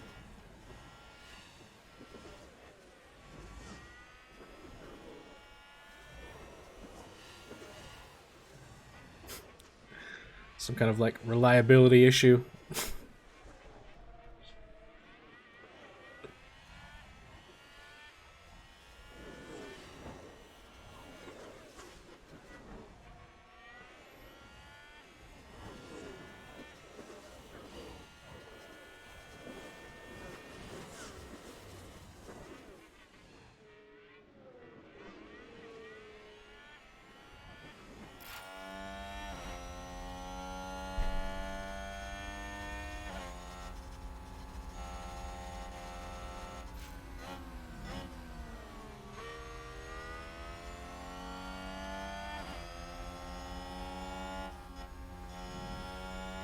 We'll see Albon back in the Williams.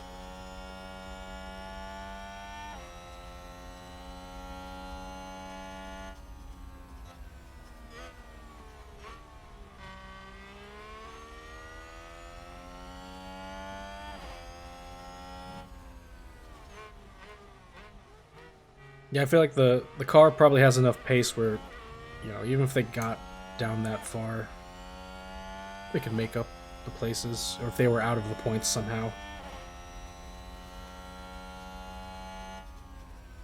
Yeah, I hope he's 100%, you know, after having that appendicitis surgery.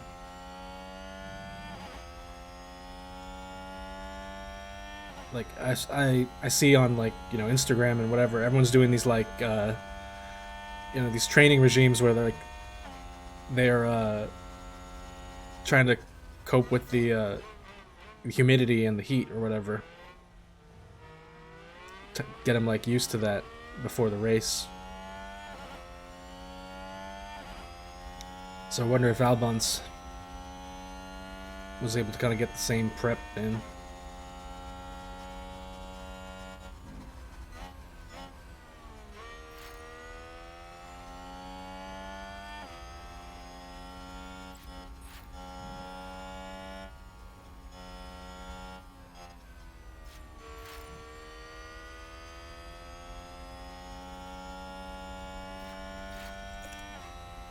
These tires are about gone. And go push, go push. Copy. Oh,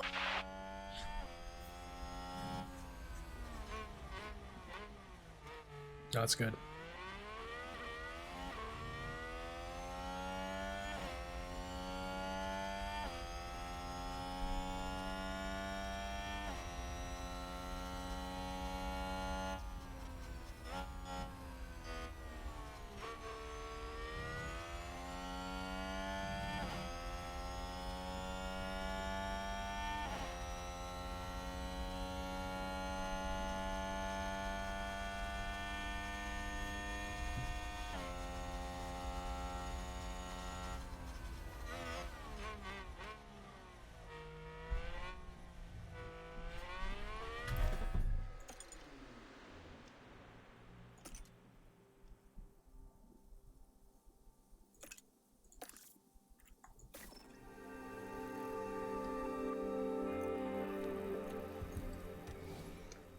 Got one more. Could probably do one more.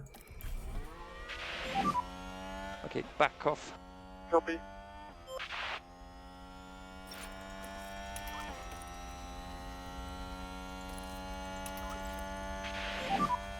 Reduce the lift and co. Copy.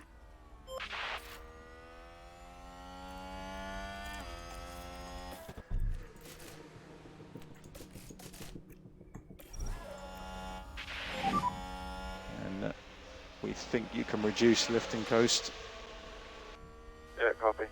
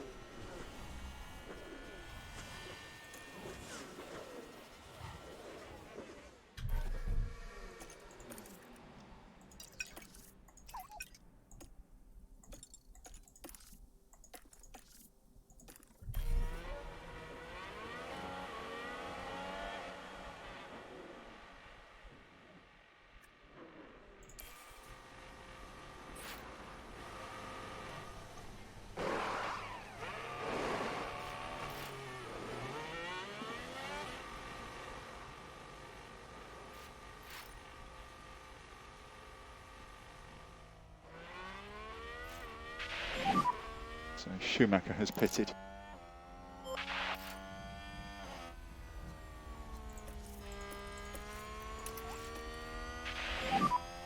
We look at reducing the lift and co. Copy.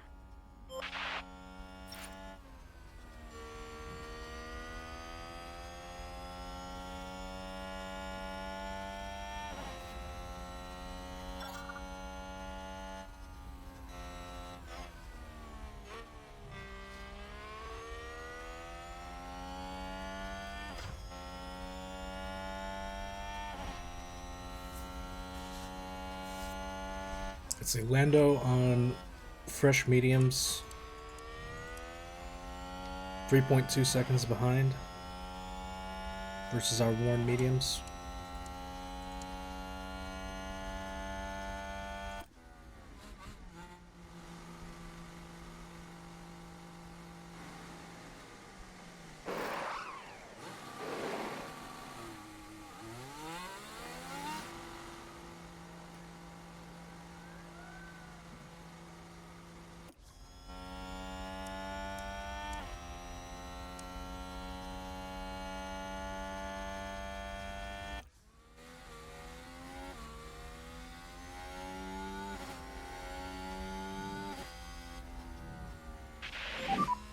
Bottas has pitted.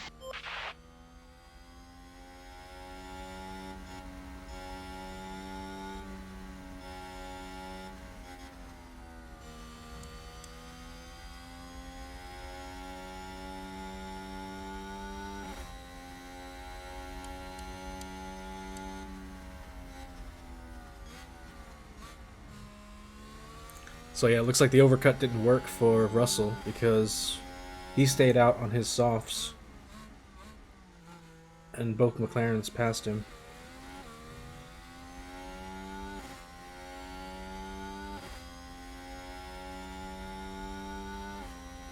Yeah, that's if you do that, you only get one set of each tire.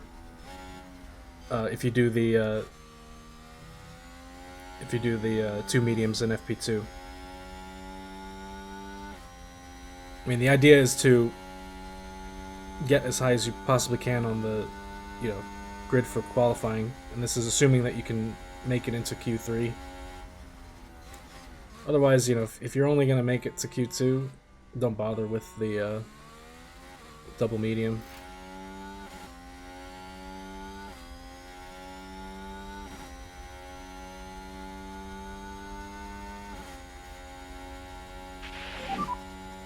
You're doing very good. Lap time are good. Lap time are good.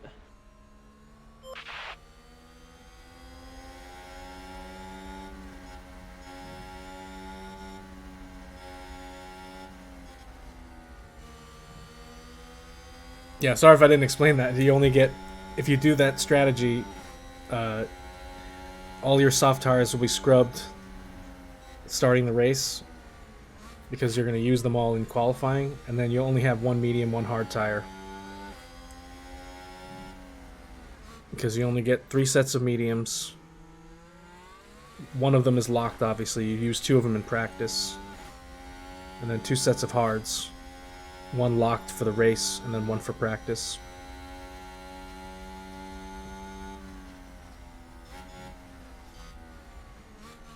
I think it's honestly been working out for us because, yeah, you know, Duhan can get to Q3 pretty easily with his pace.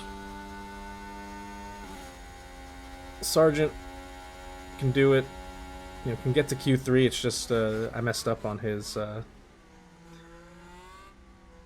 parts there. That was my bad.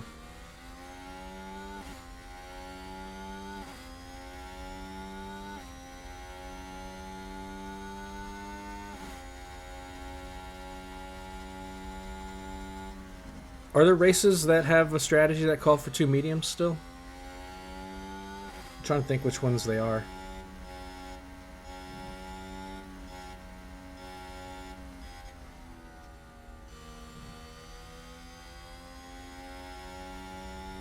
I mean, in that case, you would just do... I would probably run it like... If you need to use all 3 tires, start on the softs, start on the mediums, then go to the hard tire, and then end with the soft.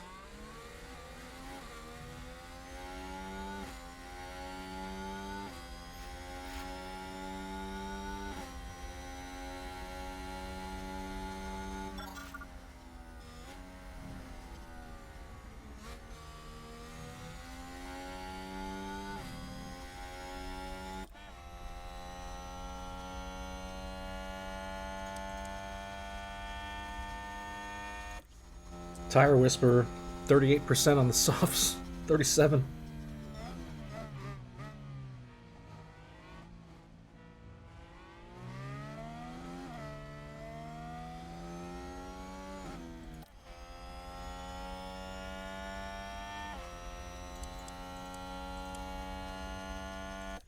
Oh, Norris right behind with the DRS.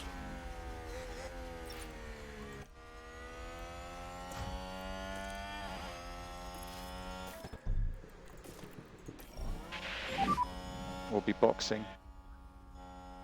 Copy, boss. It's a good job.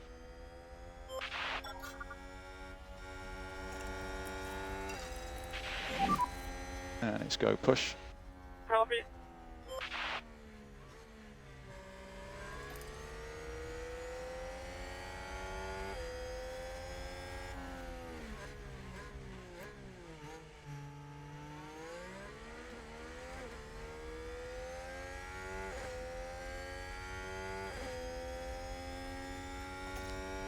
What is it predicting we come out at? P18?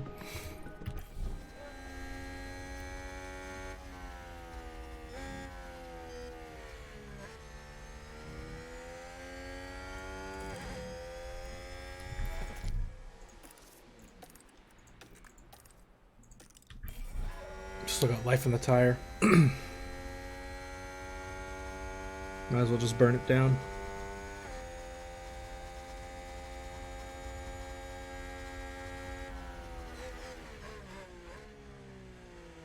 I'm not trying to slow Lando. He can get past me if he's got the pace.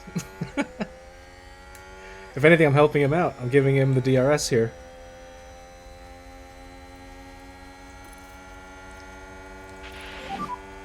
Fastest lap. Oh, but he can't do it. They don't have the DRS delta.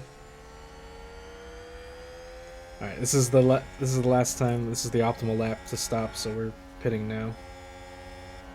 But yeah, Lando's having to lift. Uh-oh, sorry.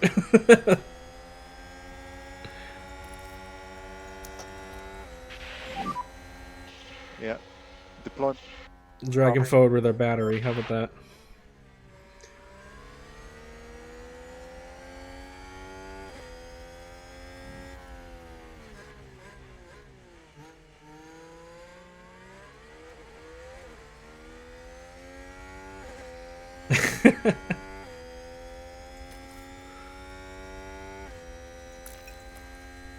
Damn, look at that.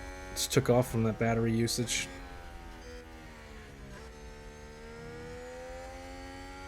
But Lando's still within 1 second. We're gonna give him the DRS again.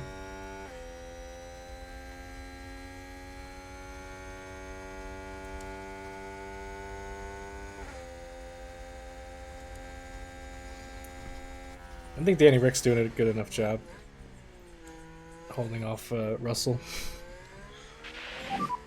Going down the pit lane. Roger. Watch the white line on exit. See, we've ducked into the pits, and then he has DRS, and we're not in front of him. Couldn't get any better than that.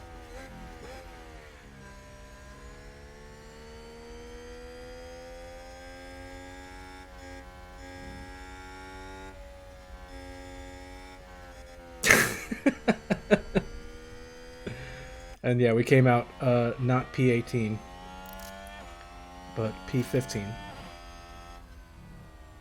So all in all, pretty good.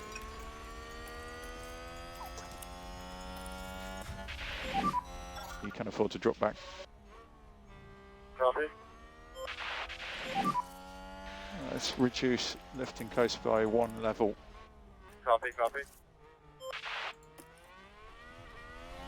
Just want to keep these tires at max pace.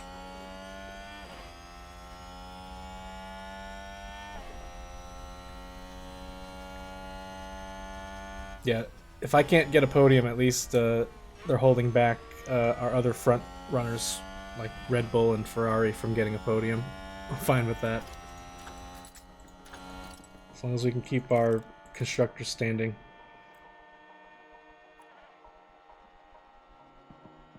Pathetic. 296. About to be overtaken by Mercedes.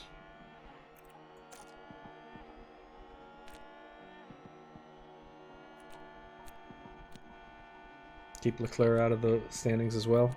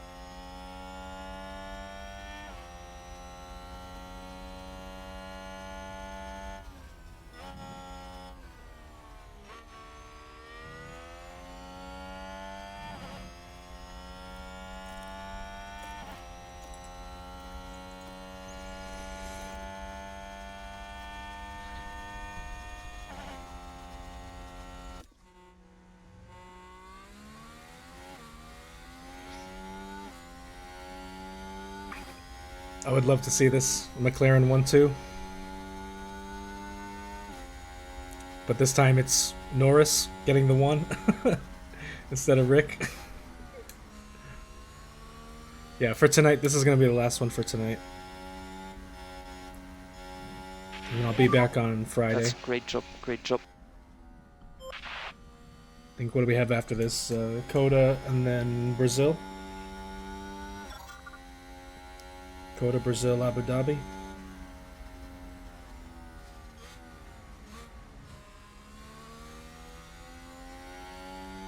Oh, sorry. Coda, Mexico, then Brazil.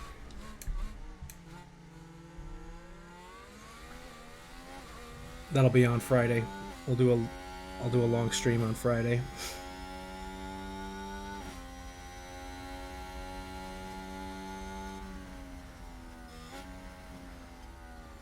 Actually, I might play Coda offline.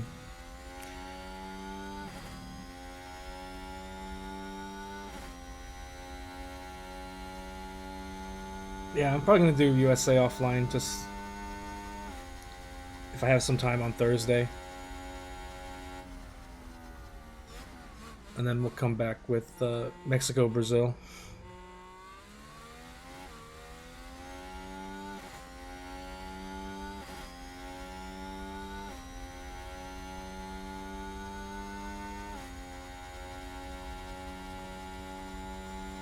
I don't know, I really want to just get to 2026. We did so much research on the car.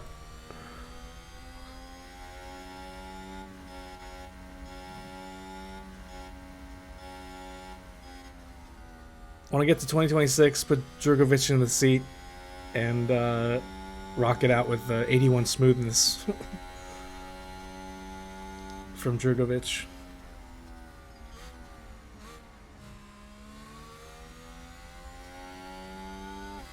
And then if we release Duhan, see if a team picks him up, and then we'll actually have some a little rivalry with our F2 drivers.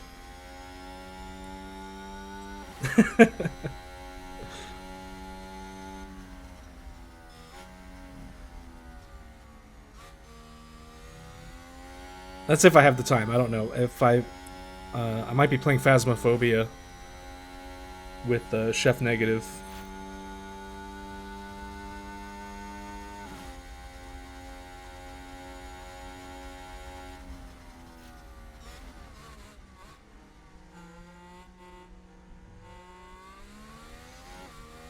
If for whatever reason if I don't have the time and we play Phasmophobia, then I'll just save it then, and we'll do Friday, do a triple header.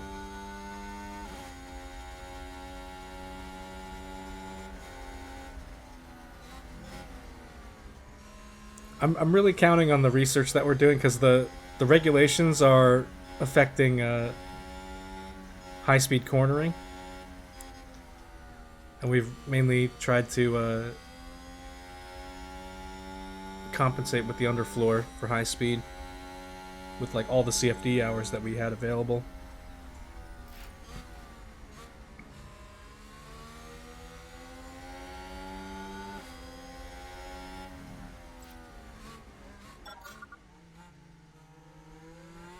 Danny Rick, he ran wide, but he kept it together.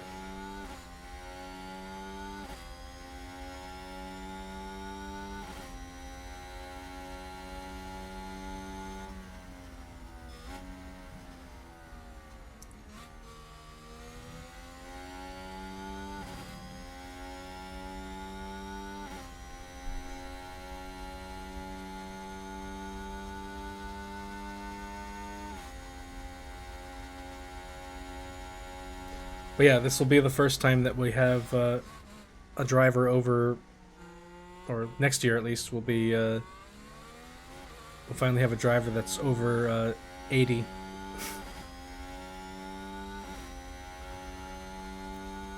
Sargent has, he's pitted once. We're on the 2-stop. We're doing inverted strategy B on Sargent, because normally they do soft, medium. Nice low. On Duhan, we're just doing the regular strategy A, soft, medium, soft.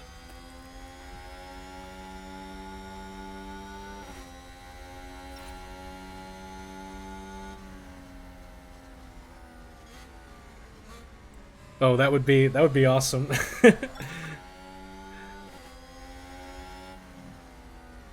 Although I don't know, for whatever reason, McLaren's kept Danny Rick this whole time. Like, and I mean, look at him. It's P2. In this bizarro timeline, you know, he actually stuck it out, and they they had a car, I guess, good enough.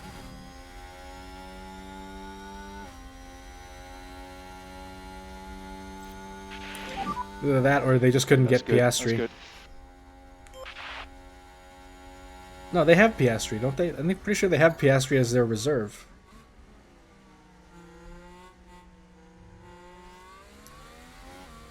In this save game. I could see, if we drop Duhan, I could see him going to Haas or Aston Martin. Maybe even AlphaTauri. Replace Vettel.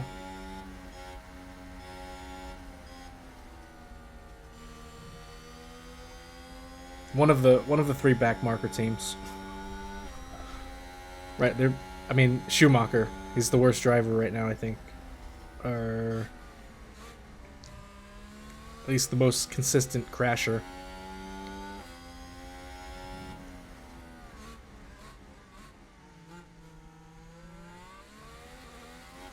Aston Martin drops Schumacher. They pick up free agent Duhan.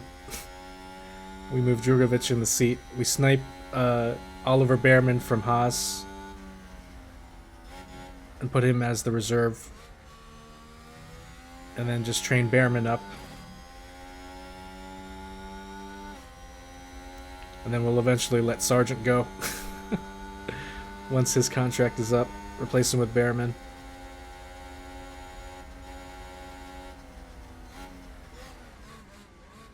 Or we keep Sargent as a dedicated Williams driver. Release Drugovich and take Behrman.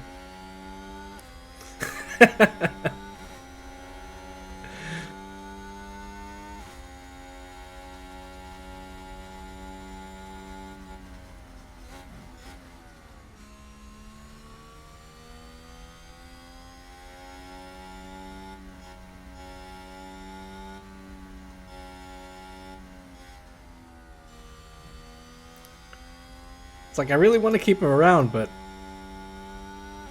all the other drivers have the high growth potential. He's only average on the growth potential. I wonder if next year, or at least in the 2026 season, Drugovich will lower down to average as well.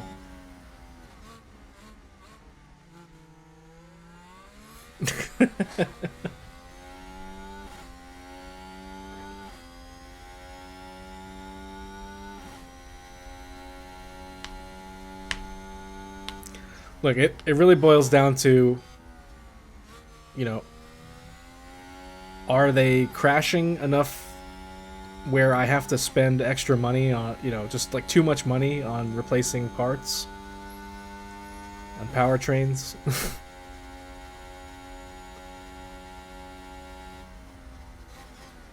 Because, you know, we need to really upgrade some of the last of the facilities. Like, we don't have the final design thing yet. Factory isn't maxed out either.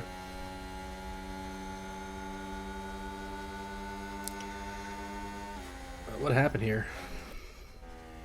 Lando, you fell behind. Is it his tires?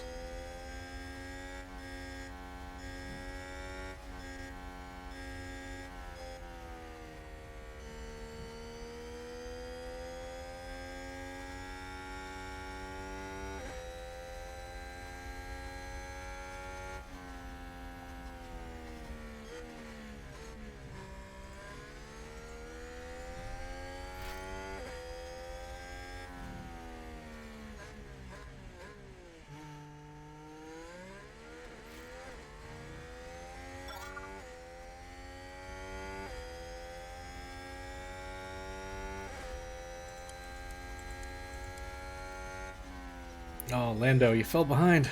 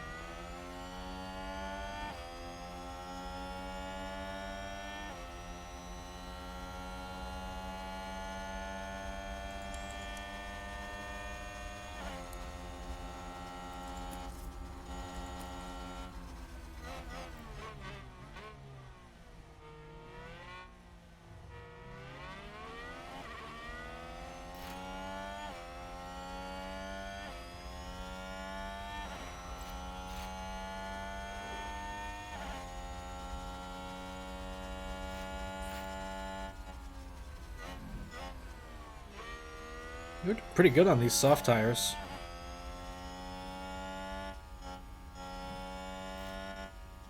I actually think this inverted strategy B is working out better than I expected.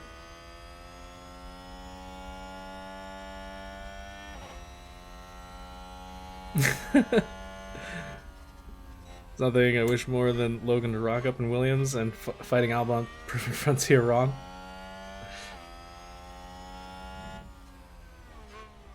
Yeah, it you know, I guess it's really, we'll see what happens with the super license and what the final say is in November.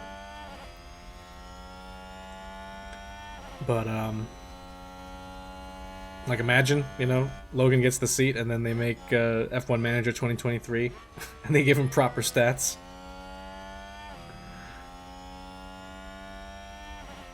Or conversely, they give him like the Mick Schumacher treatment. You know, because he'll be an F1 rookie. Because, you know, Mick's doing good now, but I guess they, you know, the beginning of the season.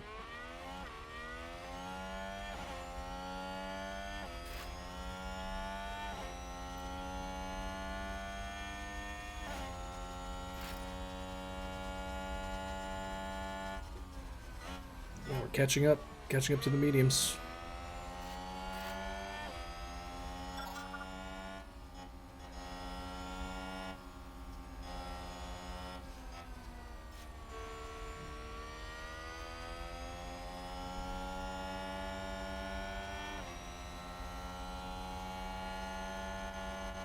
Yeah, I guess when he has a good car, Zhou's pretty good. Same with Bottas. Like, I don't know what's going on with him in the Red Bull right now. But when Bottas was on, like the last season, when Bottas was on Alfa Romeo, he was doing great. Like, I was considering him like the mini boss. Him and Alonso.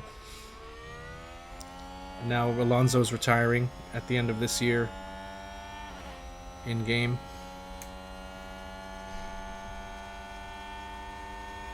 I forgot. I have to check. I have to see if Lewis Hamilton's actually retiring or if he's just a free agent still.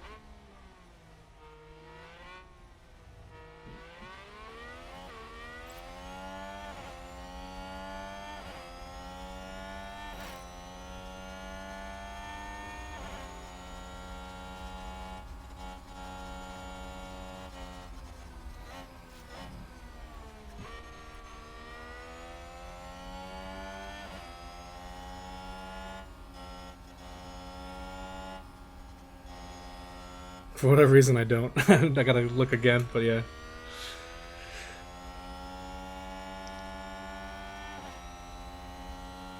I could see that being the reason why no one picked him up. Expensive and now retiring.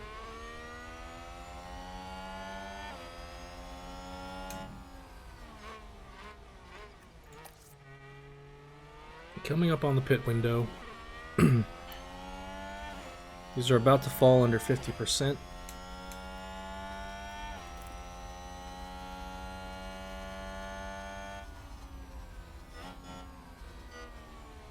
Let's see.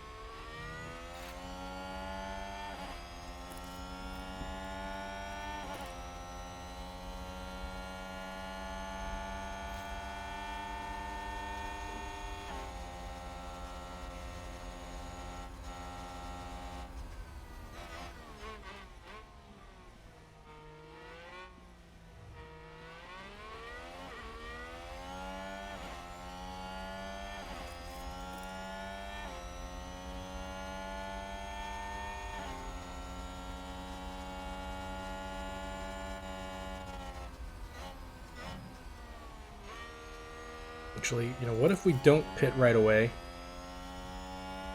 At least we don't pit on our pit window. Let me check something. What's the predicted strategy here? They pit 35 to 41. So at the latest, they'll be pitting at lap 41. That would be right at the end of our pit window, too.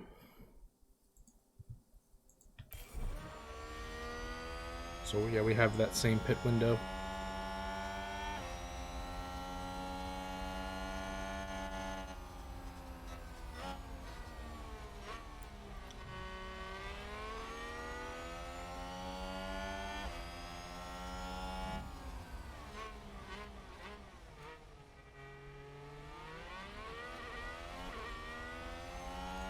Conversely, what is it? 3541 or 3036. So they should have already pit. Yeah, these guys already pit. So whoever's running worn mediums should be pitting pretty soon.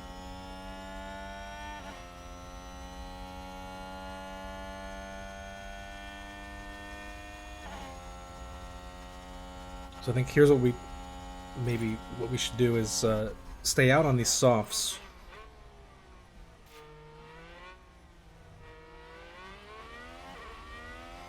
Until they pit.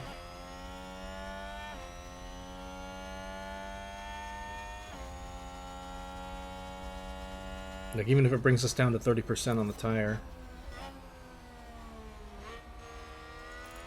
Hold out as long as possible, and then pit, because our sauce will be newer than theirs. Towards the end of the race. Question? I don't know. Just seeing how we can get an advantage, if any, by doing this inverted strategy.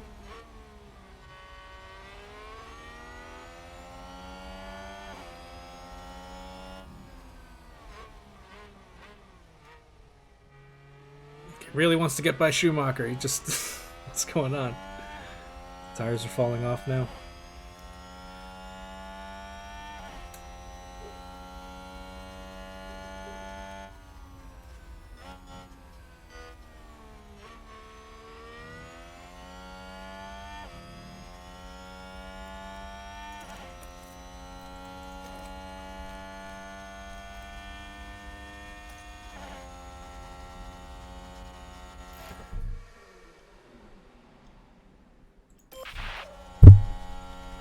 Sorry. For do. Uh-oh. We're not happy with fuel. Copy. I wasn't paying attention to that. We want to leave co, please. Copy.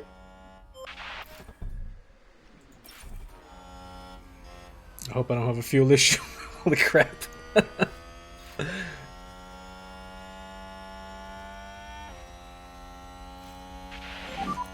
Leave co, increase, please. Copy.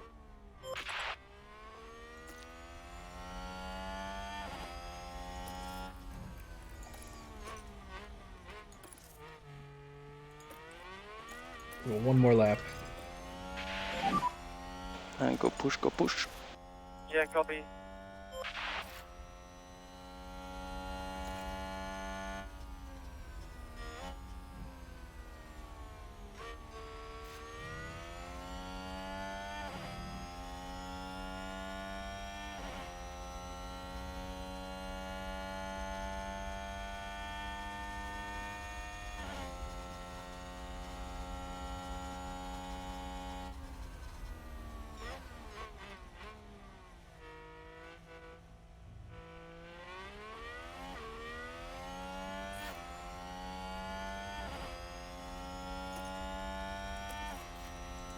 God, I hope I didn't mess up.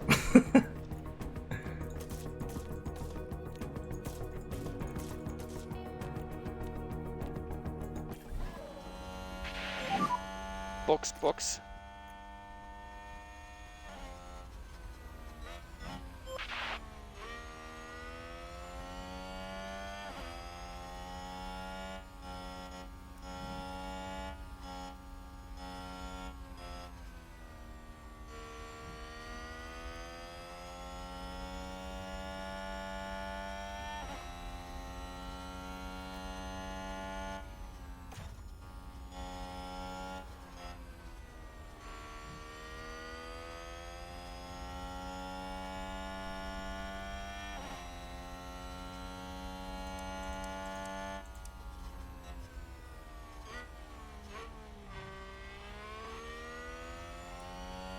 We'll give Lando another boost.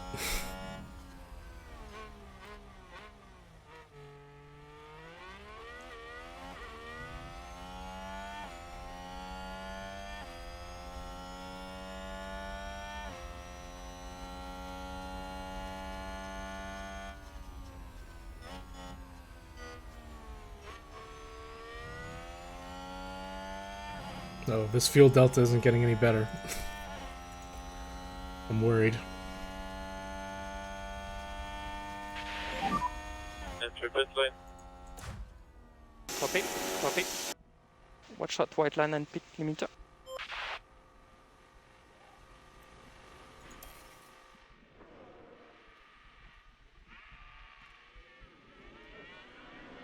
.4.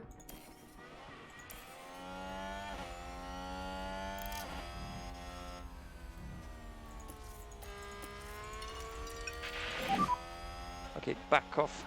Copy.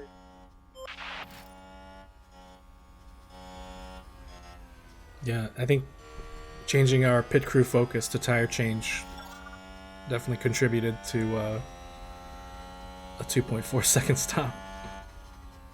It's pretty good.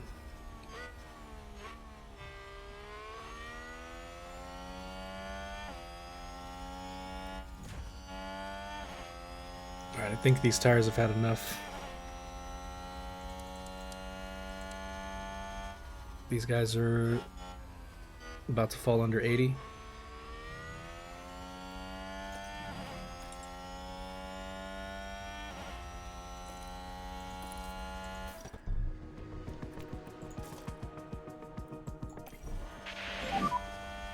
Boxing, is that box? Copy, boss.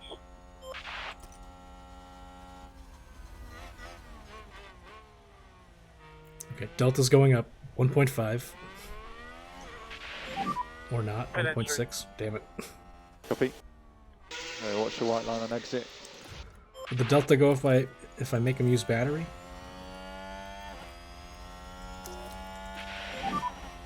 Overtake is available if needed. Copy.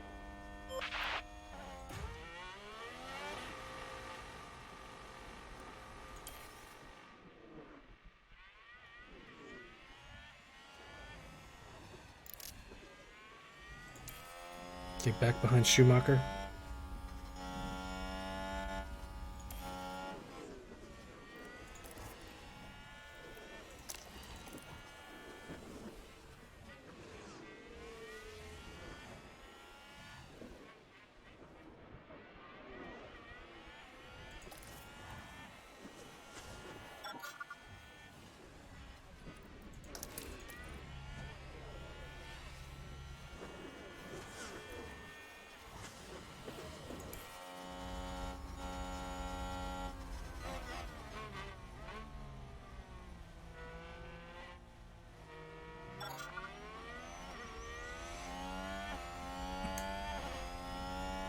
So yeah, it looks like if you can come out on the last stint with more tire than anybody else, it's probably the pretty good strategy.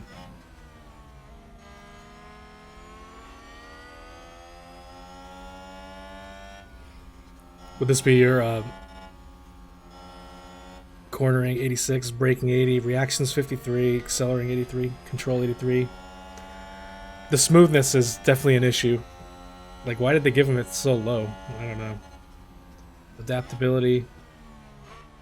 72, overtaking 79, defending 72. Yeah, I think that... For whatever reason, when we picked him up, he had really good reactions, though.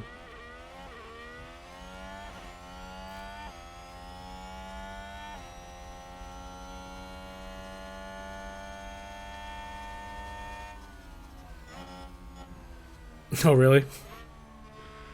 He can't get, like when he starts the race, Check the DRS. Copy.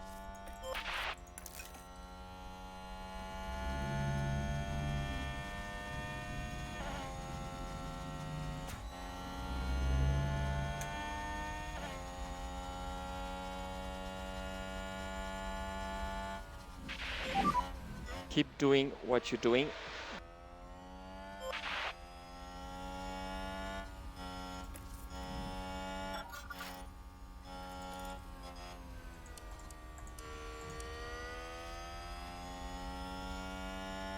if we can get within 1 second here.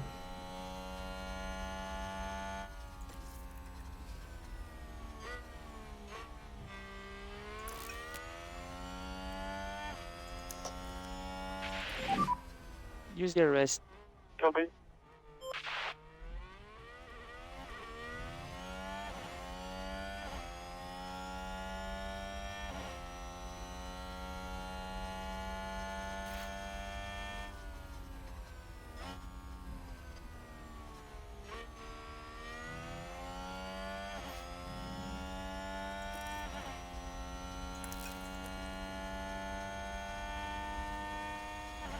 Okay, now we just sit behind Magnussen, get our fuel delta back up for 10 laps. You're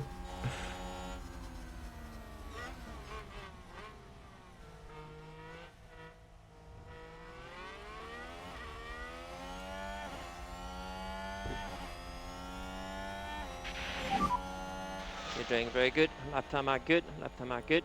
Or just pass him. You're doing good.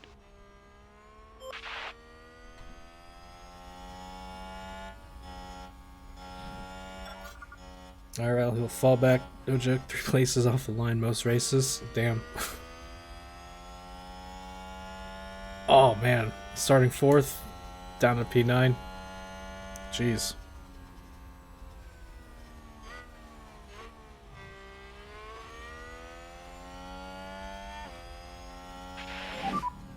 Good job. Good job.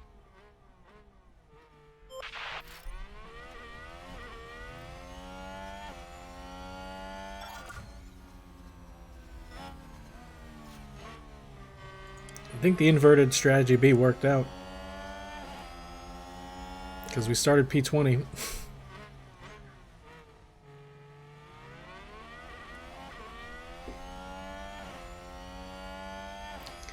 Started P20, but you know we do have a basically brand new powertrain, so that definitely counts for something.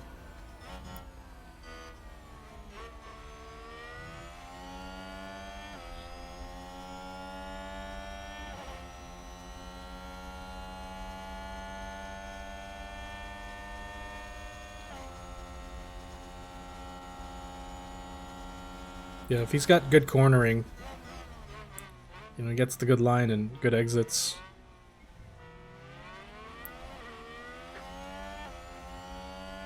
I guess he can overcome whatever reaction deficiencies there.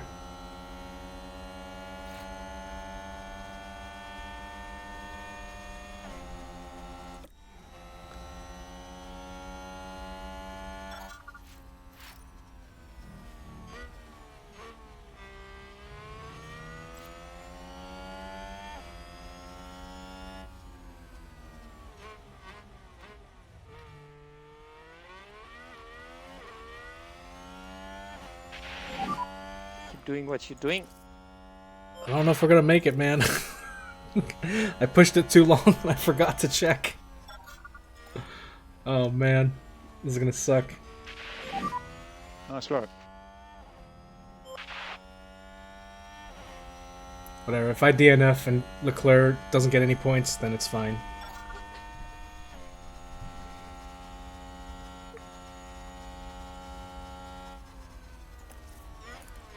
Yeah, it doesn't look like we're getting any fuel back here without having to get behind another car.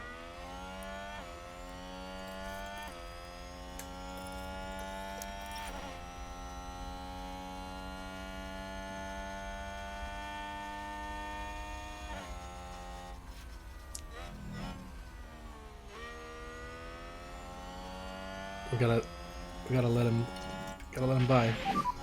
Keep your head down. Just stay behind him.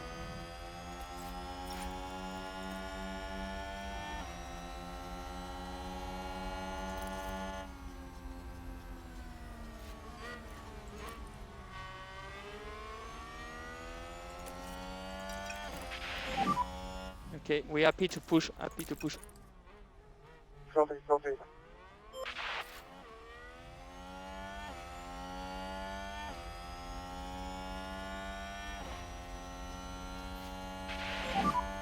Okay, there's a big crash. Copy. Safety car? Yellow flag, damn it. Oh, George Russell, what happened?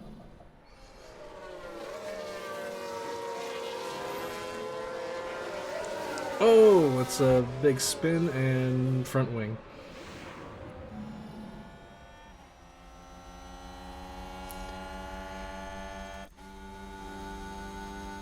What's the damage on him?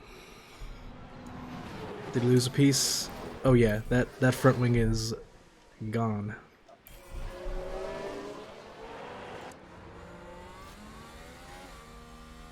Oh, and he's pitting. See ya.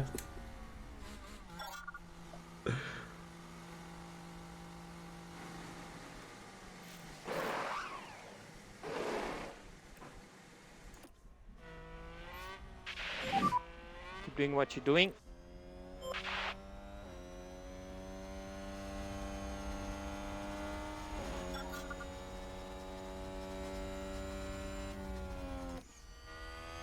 He just doesn't want to stay behind. We're not gonna finish the race if you don't stay behind him, dude.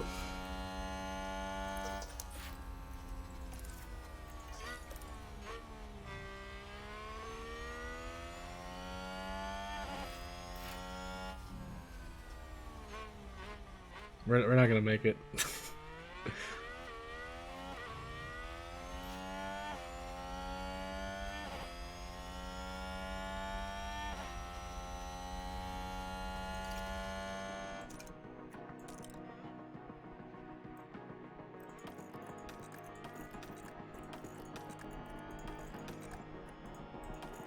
It's like everyone's got 5 laps. Except for me, I got 4 laps. Man. Come on, Mag, get past me. Jeez. Don't you want P4? Just 6 laps to go. Copy. 6 laps to go.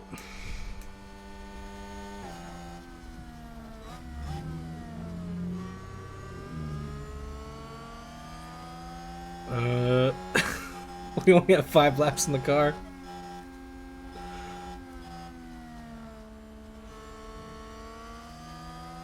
Dude, just get past. Oh my god.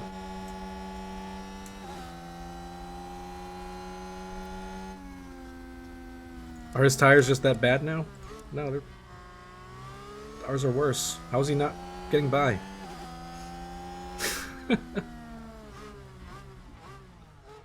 No, yeah, if he doesn't get in front, it's over. I don't think there's any amount of fuel that we'll be able to save now. We should have been behind Magnussen the whole time.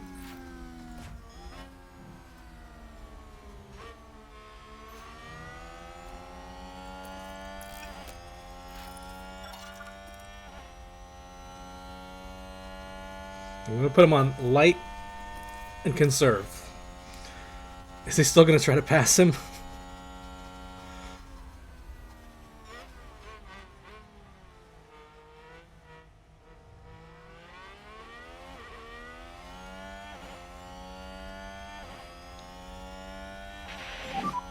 Five laps to go.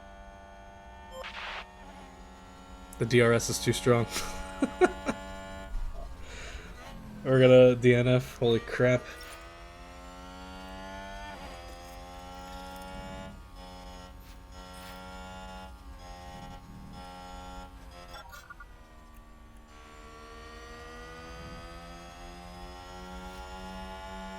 There's only 4 laps. It's like... I wasn't paying attention and I let it go on attack too long. Oh, it's totally my fault.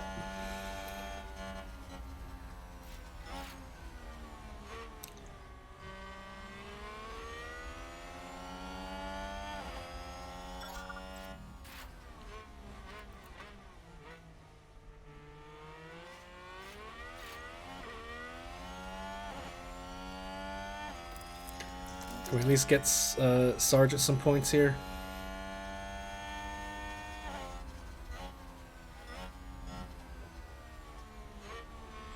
Perez, Ocon, Verstappen. I've got to get by one of these guys, huh? No battery.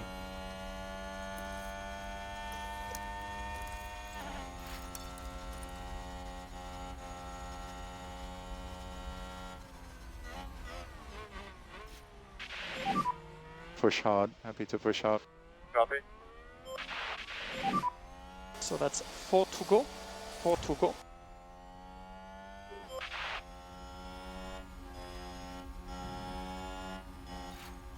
Just shaking my head here. Doesn't want to stay behind.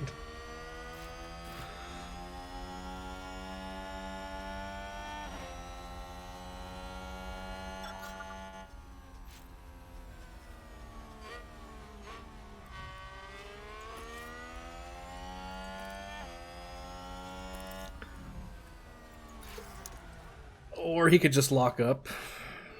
Jesus. Letting me down one more time. Oh man. Hey, but look, that saved us a little fuel delta. It's 1.6 now.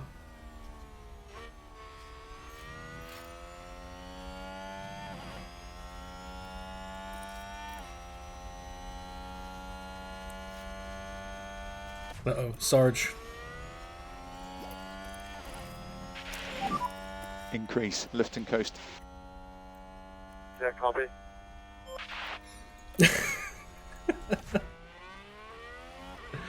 How do you lock up and consider? I have no idea. There's 3 laps left.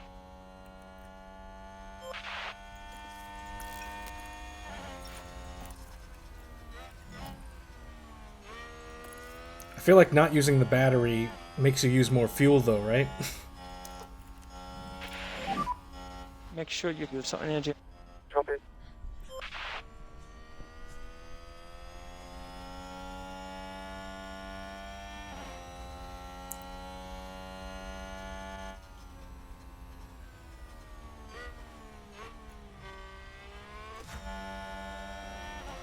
Okay. It's just extra torque. Not necessarily,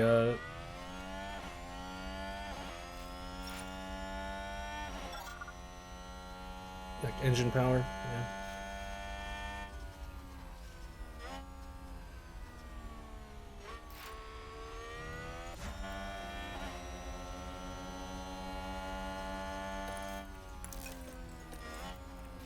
Just keep him on overtake, whatever. He's gonna drain the battery use every the time, overtake. but Yeah, copy, copy.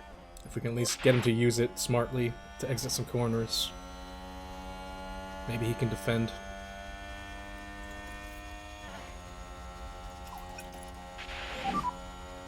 Let's reduce lift and coast.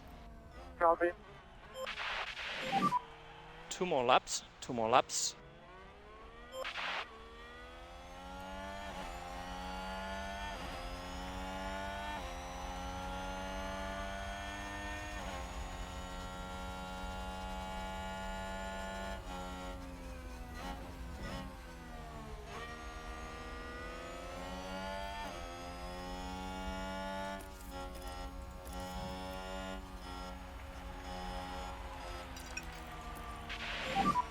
You can afford to drop back. Copy, copy.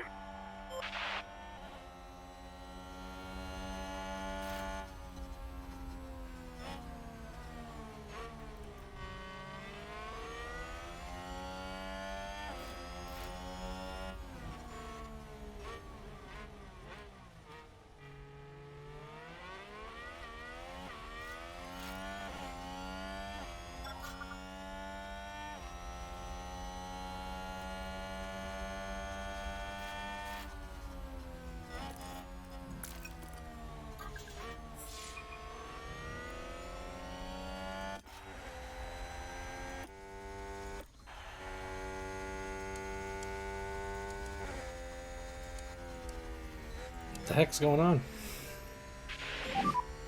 So what DRS? Copy. Danny Rick, P1? Last lap. What? Last lap.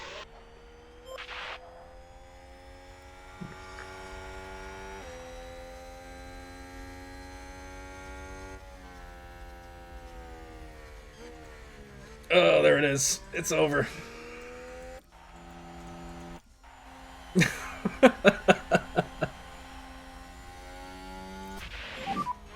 We'll retire the car. Copy, copy. Damn. Whatever, I'm just gonna roll with it. I'm not gonna save scum.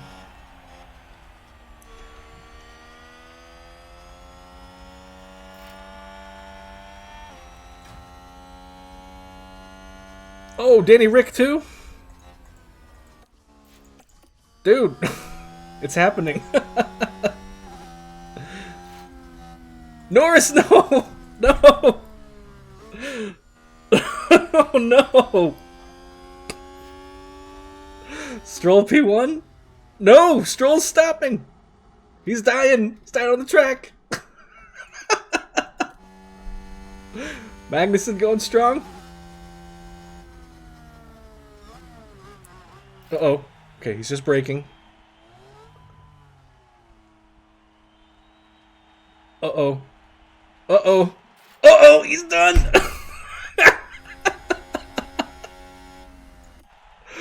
I thought the Renault engine had the best fuel efficiency. What happened? Oh my god. Perez? Perez? Perez, no! Verstappen! Oh my god. Oh, please. Oh my god, Max P1? What the f... Oh, how the hell did that happen? Jesus. That's Sergeant P2! That's the flag. What the fuck?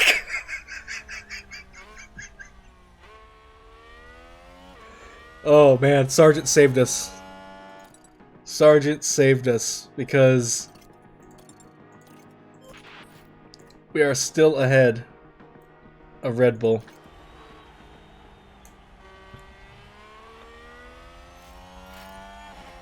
Oh man. That was hilarious. What is this? I gotta screenshot this.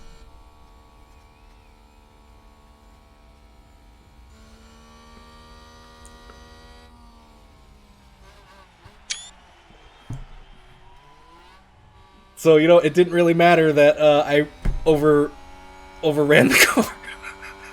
Got all these cars on this track.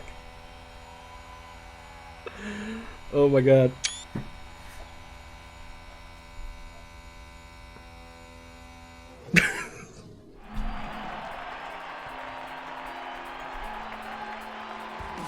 A wonderful result here for the Williams I'm driver. speechless. I don't know.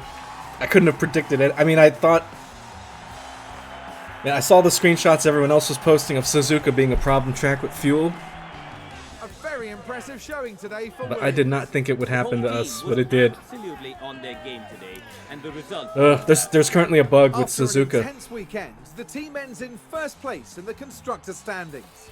but oh my god, we managed to stay in the lead for drivers and constructors. Oh my god. What was that? Mick Schumacher podium, dude! What? I'd be jumping up and down if that were real life. Mick on the podium, holy crap.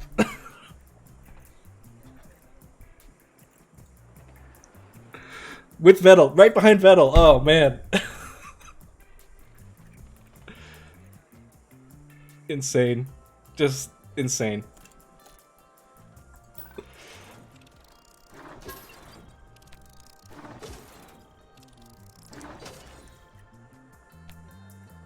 I mean, as bad as that bug is, that was really funny.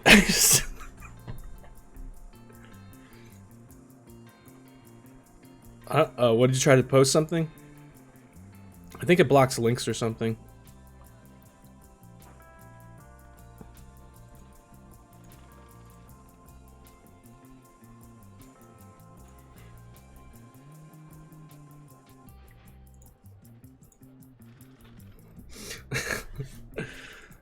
Oh man, what a race.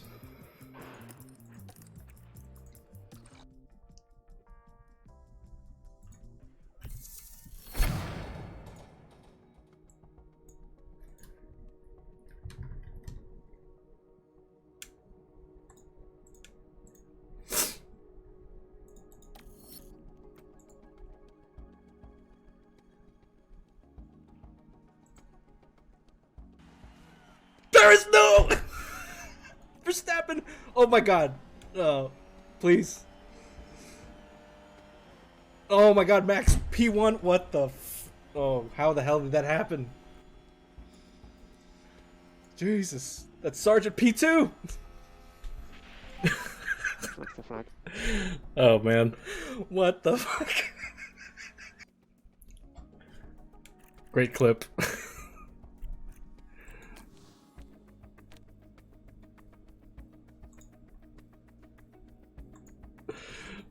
That's one for the records. Just what a bug.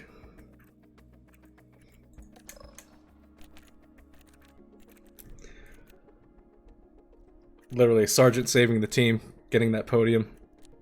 Otherwise, Verstappen would have ran away with it.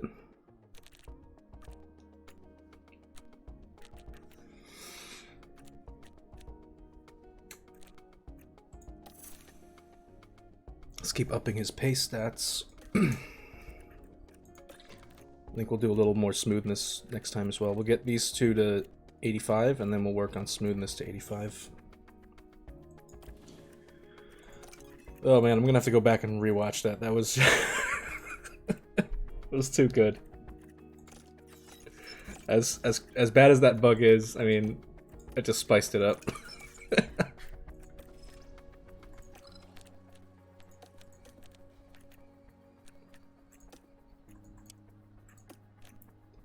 Let's set the performance targets for next time.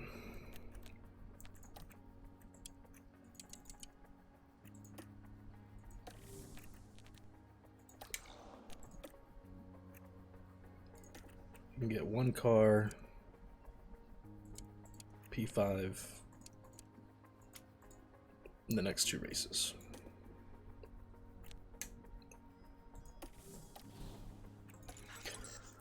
Oh, that was so funny. Let's see, what else do we have left here? Rear wing research with the wind tunnel done.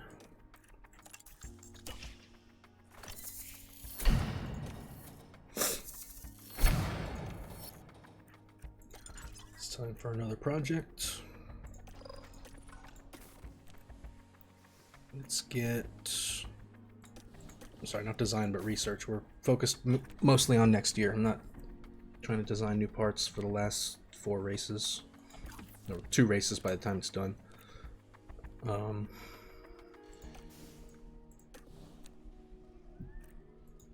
think we do another rear wing, right? November 26th.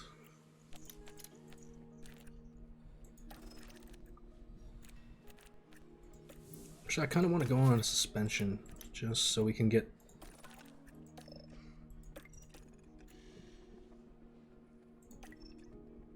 I want to have the brake cooling up there.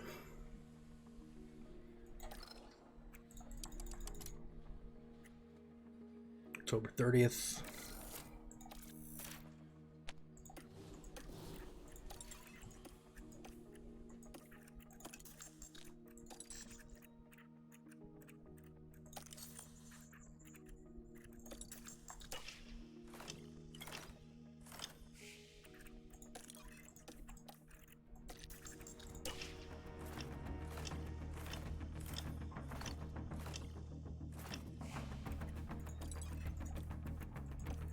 Oh, the race sim is in poor condition. Refurbish that ASAP. Team hub. Refurbish that too.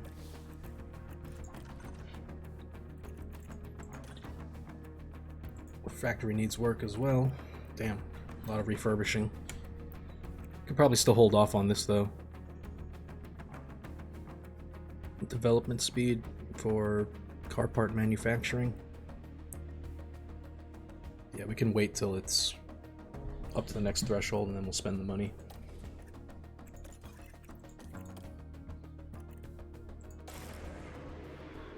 Oh man, I'm still in disbelief. I mean, I saw the screenshots of everyone else saying that it happens, but Welcome to the United it's different when States when it Grand happens to Prix. you. We're in Austin, but there are no wild cowboys on the track this weekend, just some serious horsepower. It's sure to be Hey a Carlos, race to thanks for the remember. follow. Appreciate it. The Circuit of the Americas has it all. Twists and turns. Oh, yeah, that's gonna do it for tonight. If I don't play Phasmophobia tomorrow with Chef Negative, then I'll probably do Coda. And then Friday we'll do